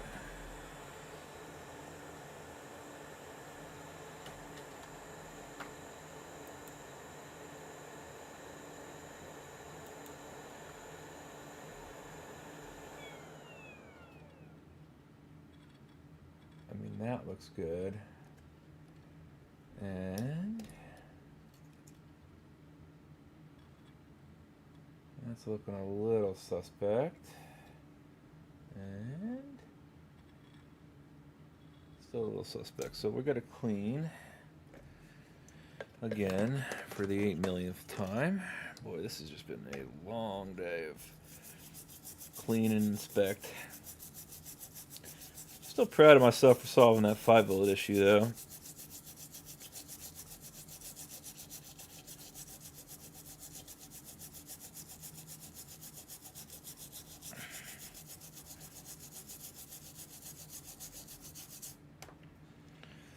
That was a pretty neat one. I like it when I just have to kind of use my detective skills to really get to the bottom of things here. Okay, so we're clean, so now we can really do a good look at these legs here.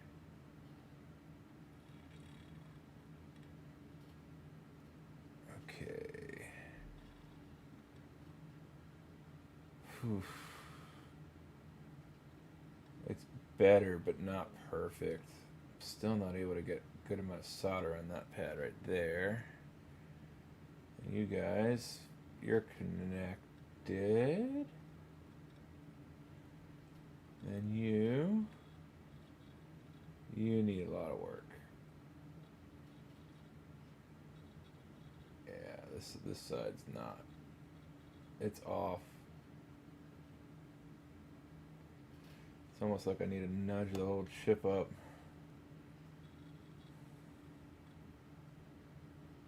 And you still have that one pad not connected. So it's getting there, but still not perfect. So I would imagine we're still going to have the situation of 5 volts and no charging. Let's see what we got though. Yeah, 5 volts. So again, either M92 is dead or my soldering is just such shit that it's not negotiating 15 volts, right? Now what legs are these? The whole thing just looks like shit, right? Yeah, the whole thing.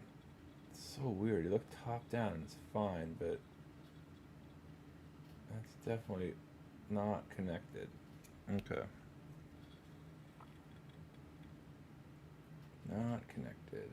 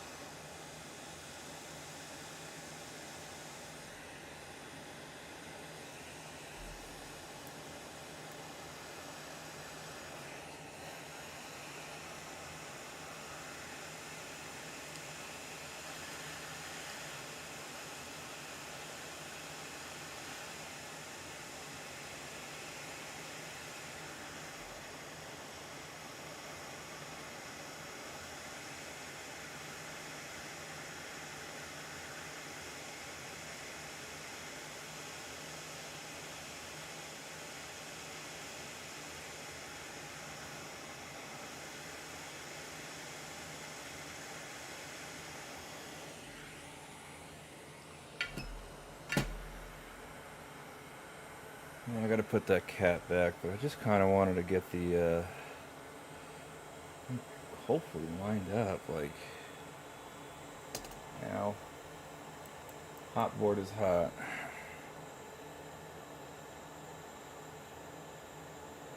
Okay, so that's actually at least in line there. And then lined up there. Let's just make sure we didn't screw this side up. I think so. We're fine. Lined up there, and then last but not least, the north side of the chip lined up. Okay, so we just have to go through now and basically one more time try to get these pads with some solder on them. So cover it in flux one more time. Take our thing here, and we're just gonna basically get the pads wetting again. Okay, turn off the seizure mode light so I can see. This makes me wonder if I actually need to turn this on. No, we don't. I can see better with this. I really just need one of those anti-glare lamps. It's just hard to spend $100 on it.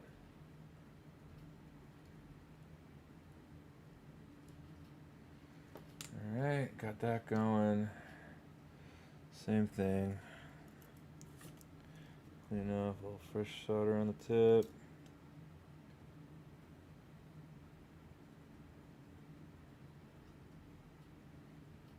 To be fair, usually this chip never really gives me this much of an issue, but today, it's really wanting to be a pain in my ass.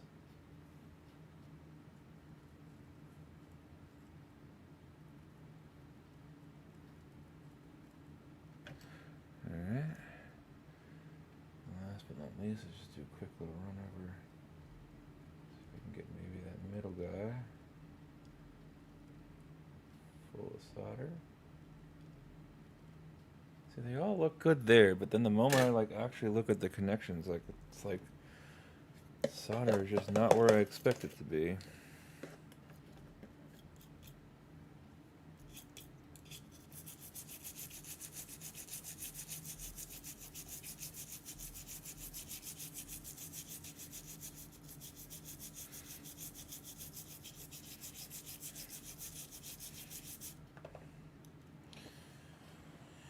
Fresh Q-tip just to scrub.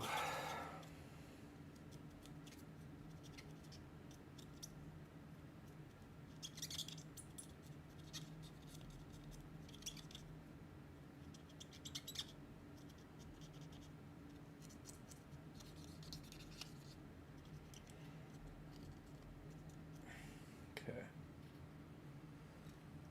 All right. I mean, that looks absolutely freaking perfect, to be quite honest. In terms of alignment, anyway.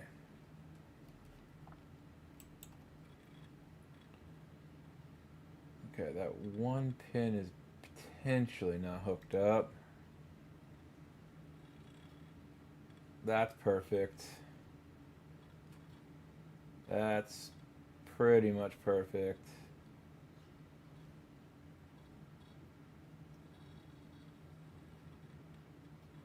And that's perfect.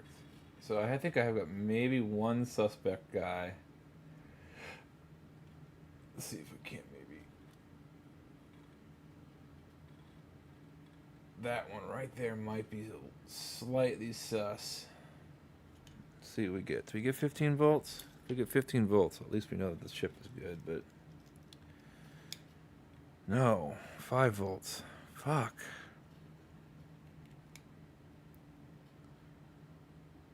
Really? Well, I guess the chip is just bad. Okay, do we have any shorts? That's as far as I'm going to go today. I'm not going to pull off another. We'll just have to save that for next week, I guess. Damn, that's frustrating. Oh, wait. Ooh, look at that. I'm an idiot. Okay. This does happen from time to time. There's that bridge up there. It could kind of shut things down. Oops. I might have to...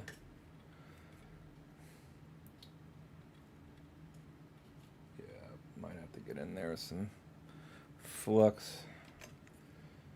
Those three are bridged for sure.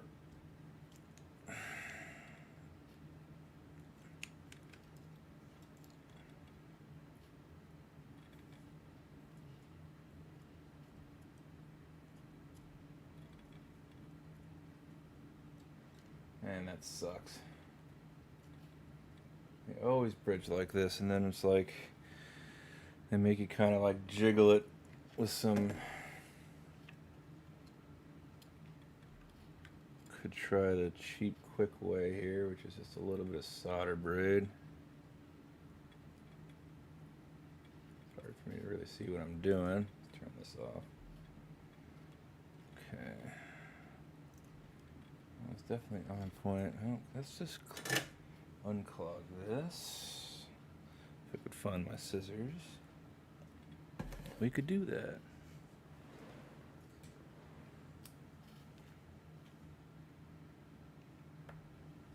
I'm doing them in a fresh braid so I don't have to worry about solder going where it shouldn't.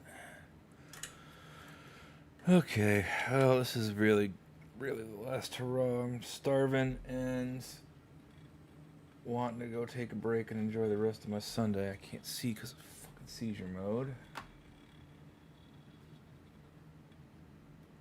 Come on, really? You gonna do this to me? There we go. Okay. No, that's good enough for me to see anyway. It's not perfect, but come on. Do I have to do this vertically?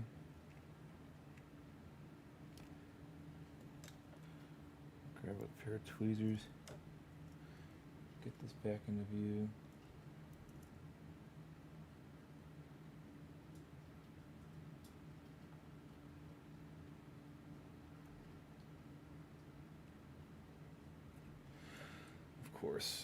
Of course you're gonna do this to me.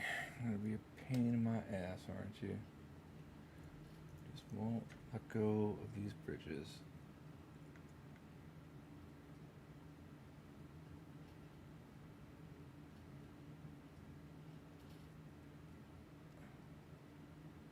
Nope, not gonna work.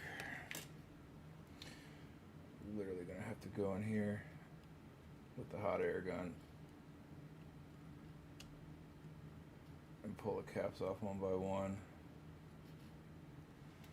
Ah, dang it. Of course, this won't focus all the way for me to really look at it, but yeah, that is 100% still bridged.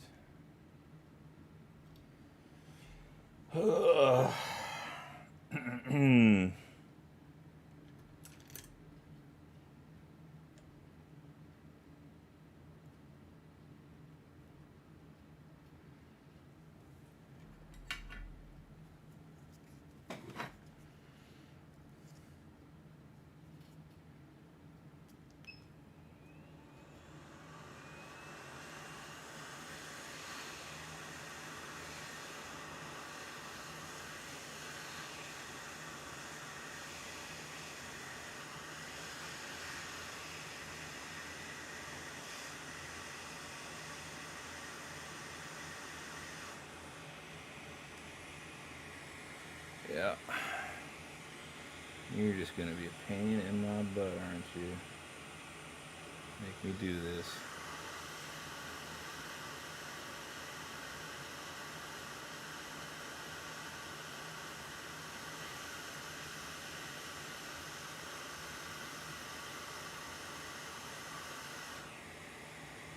There's one.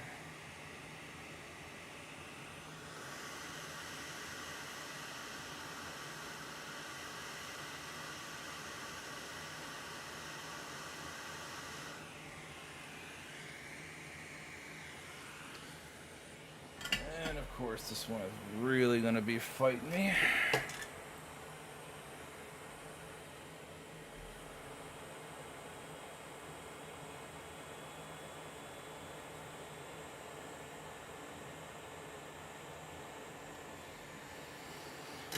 Gotcha. Now, just don't want to lose this.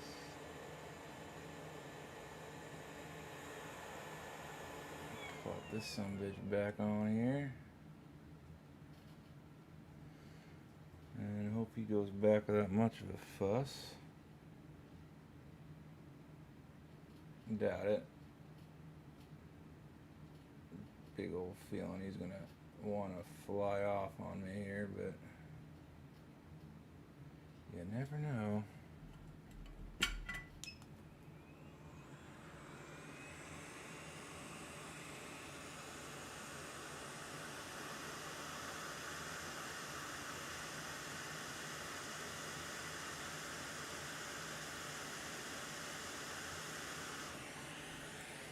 Yeah, it's probably not the smartest idea to do it this way. And they soldered together, of course. I saw that right at the last second. Right at the last second.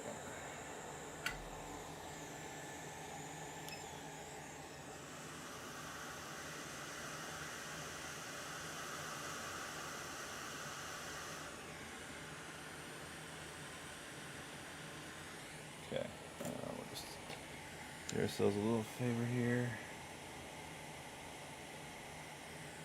A little bit of extra flux.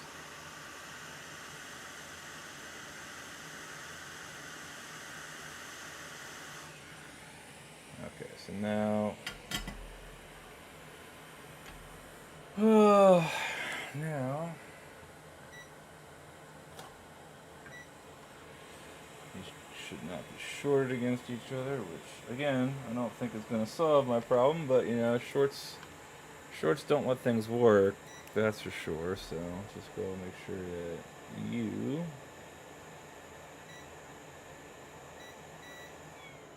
you're not connected to you, or you, and you are not connected to you. Alright.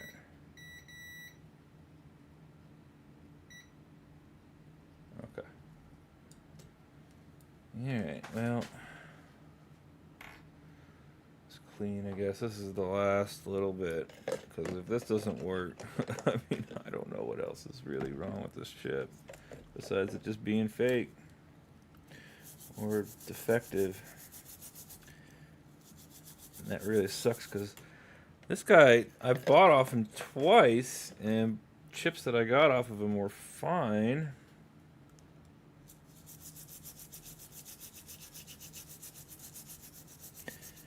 And then I saw a video about somebody mentioning getting fake chips, and lo and behold, the supplier in question was the guy I used. And then lo and behold, the next time I went to go install an M92, it was dead short out the box.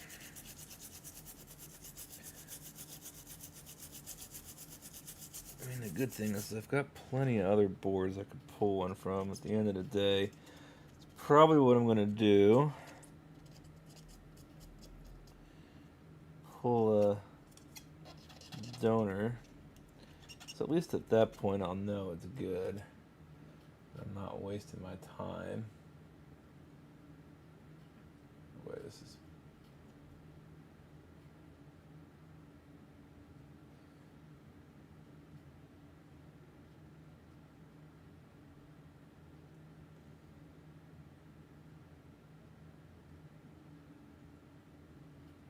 I really need an ultrasonic.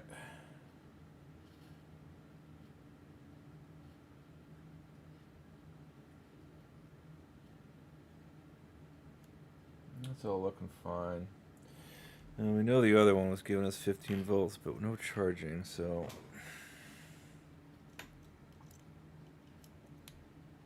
There we go, 15 volts. So this M92 is fine.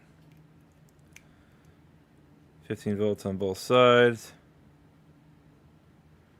And just so y'all can see, if you take a look right here, if I do that, should see the 15 volts. Alright, so for the coup de grace, the last and final test of the day.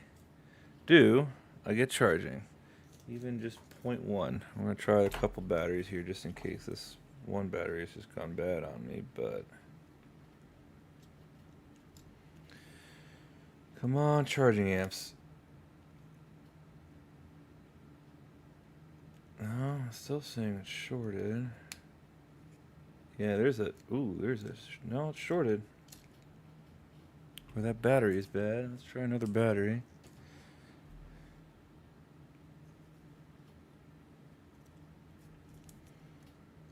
And that meter flickers at me. Oh, shit. I'm an idiot. Oh, man, I hope I really didn't fry anything there.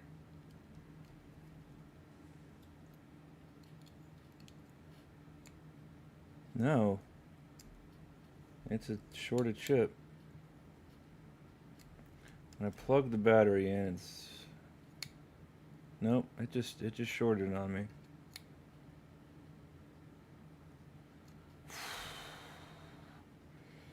Holy shit.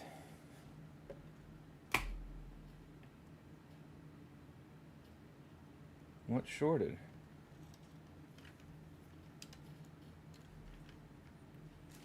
It was just fine.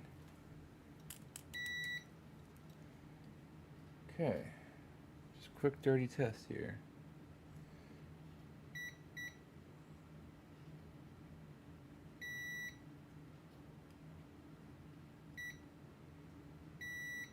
That's all fine. That's fine. That's fine. There's no short on M92. I might have lost a passive. No, I don't think I did.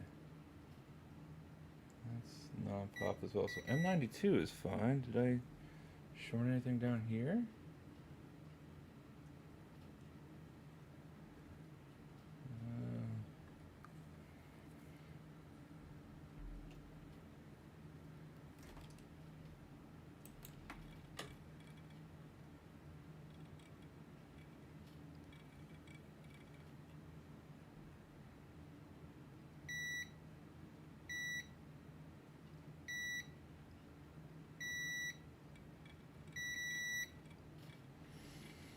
Okay, so that makes 0 sense to me. There's no shorts on BQ. I can check the fuse again real quick. Let's do this. Let's just clean the port again. We might be getting some flux in there somehow. But it was fine, and then it wasn't.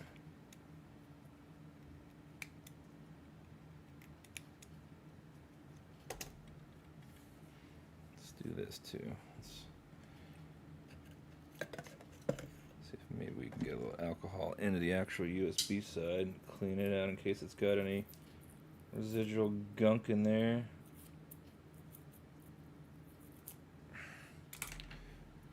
Just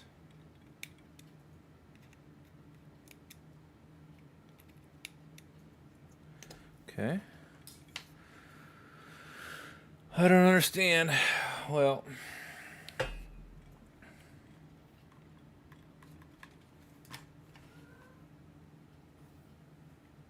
but it is 6:15. And now it's not working at all. Okay, sometimes that charger goes a little funky on me here. Yeah, it's the charger. I shorted the charger out, and it's got a resettable fuse in it, so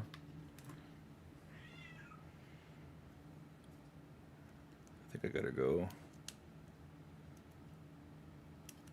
Either gotta let it sit for a while, or let's grab.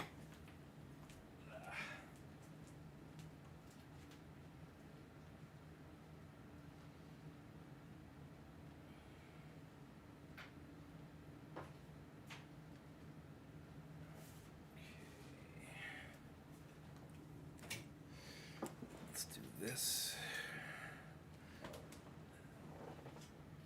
Grab you.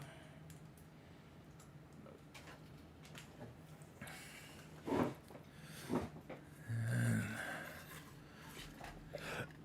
temporary swap this out. Verify it works. Okay, so this charges my old wireless mic here.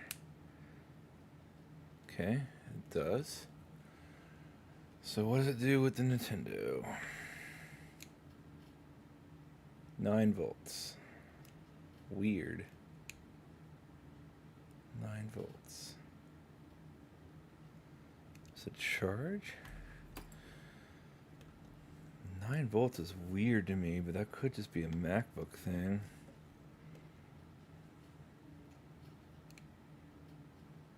No charging amps. So it's still not charging. God dang it. Okay, well, you know, it is what it is. We'll just have to keep poking at it. The only thing I didn't test, and we can do real quick before I really call it a day. I'm just so dedicated to this repair because we've put so much effort into it. But to be quite honest, it just might not just be a no fix if I can't get this charging circuit figured out. Now I could have a potential dead passive. Did that reset yet? No.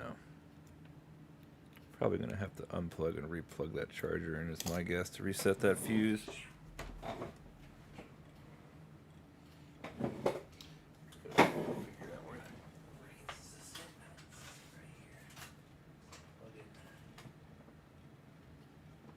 Sit for a minute.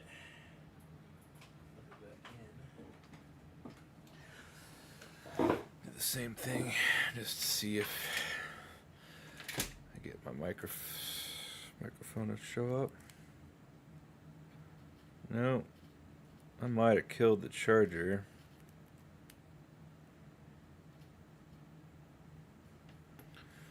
Let's do this. Sometimes this makes it come back. Yep, there we go. Alright, so we got 5 volts on one side. Now, do we get 15 volts in the Nintendo? Or is it stuck at 9 again? 15. Alright, so M92 is good.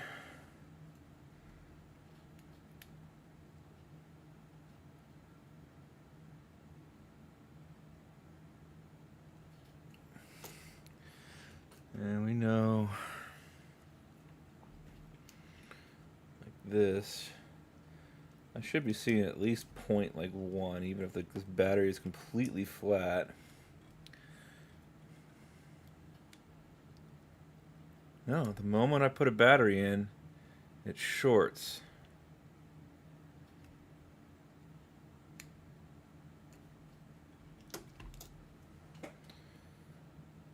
Okay. That makes complete sense. And if I don't, now it's shorting again.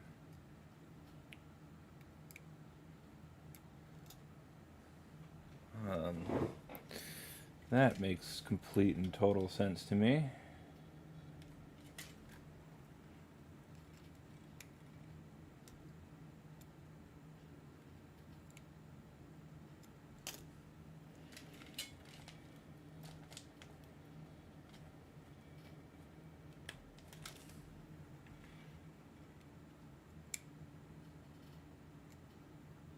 So that's a sign of a short, but I'm not showing a short.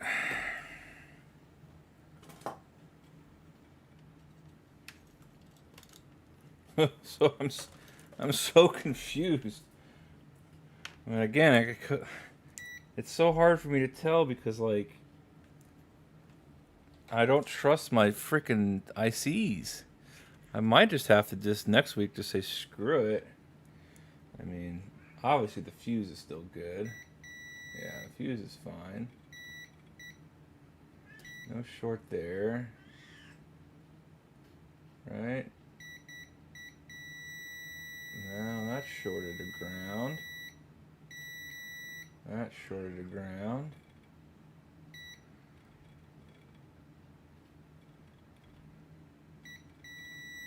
But that's not. So wait.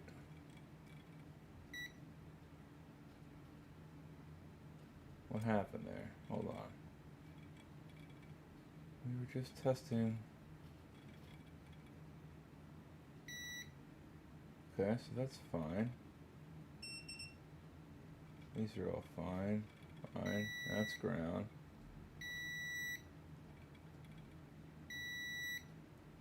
So no shorts here. So that's oh, dude, this is gonna drive me nuts. Come on, microscope. You know.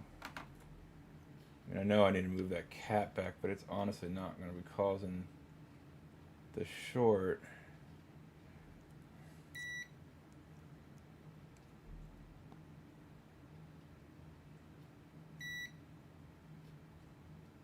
Those are fine.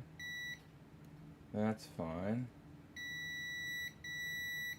That's fine. And then we determined that this one was also fine. That guy's good.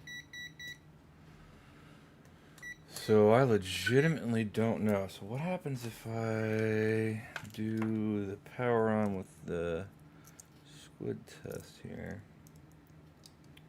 Plug battery in. Okay. Then if I turn you on, what's my current draw? Is normal.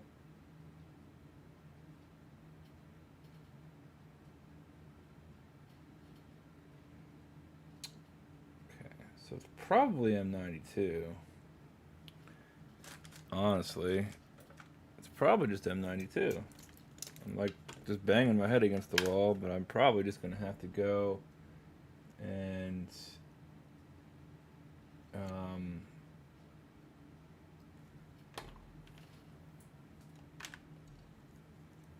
pull from a donor just to rule it out.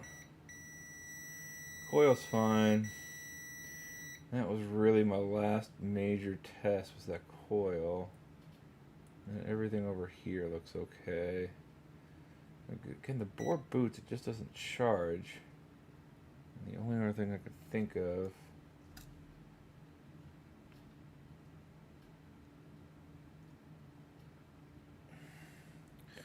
think these all should be 100K resistors.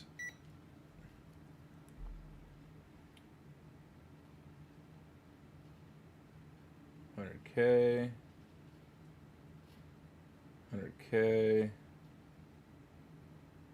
$100K, $100K. Same thing with these guys down here. These all should be 100K resistors. Well, that's 10K. That's a little low, but that might be fine. It's not really out of spec. 100. 100. So this guy's a little suspect, but not really. Okay, you are 100. 100. Okay. You're 10K. 100. 100. Kilo ohms on one side and ground on the other. Yeah, so, I mean, there's no shorts up here. So why are you displaying a short condition on my meter? If I plug you back in again, it's fine. It's like, once I plug the battery in, then it freaks out. If I plug a battery in now, I'm just doing some tests.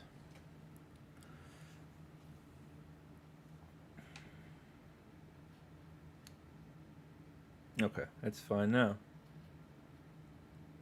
But still no charging amps.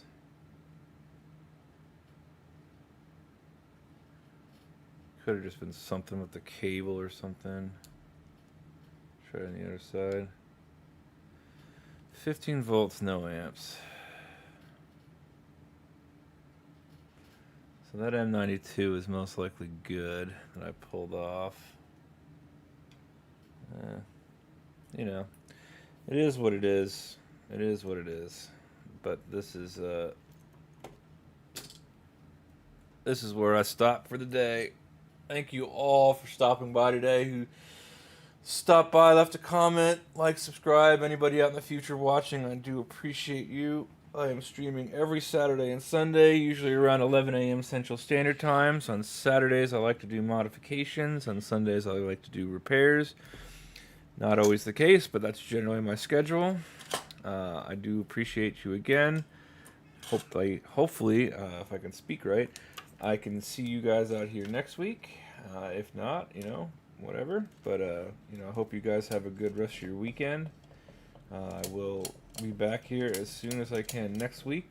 We will be working on my last Atari Lynx to get that recap and actually do the screen mod next week, because I'm going to transplant the guts from my last one into the one I worked on yesterday, and then we'll try to maybe diagnose the one I worked on yesterday on the following stream. Unfortunately, it does look like that one is going to be a no fix due to what potentially could happen in these types of scenarios, and unfortunately, from all I'm reading, the scenario or the prognosis does not look good for me on getting that one to work again. So, end of the day, I'll just swap out what I need to swap out. We'll get the personal unit working and with a new screen in it, so I can actually enjoy it instead of stare at them sitting on my bench. And you guys can check out what it takes to install a screen mod for a Lynx 2.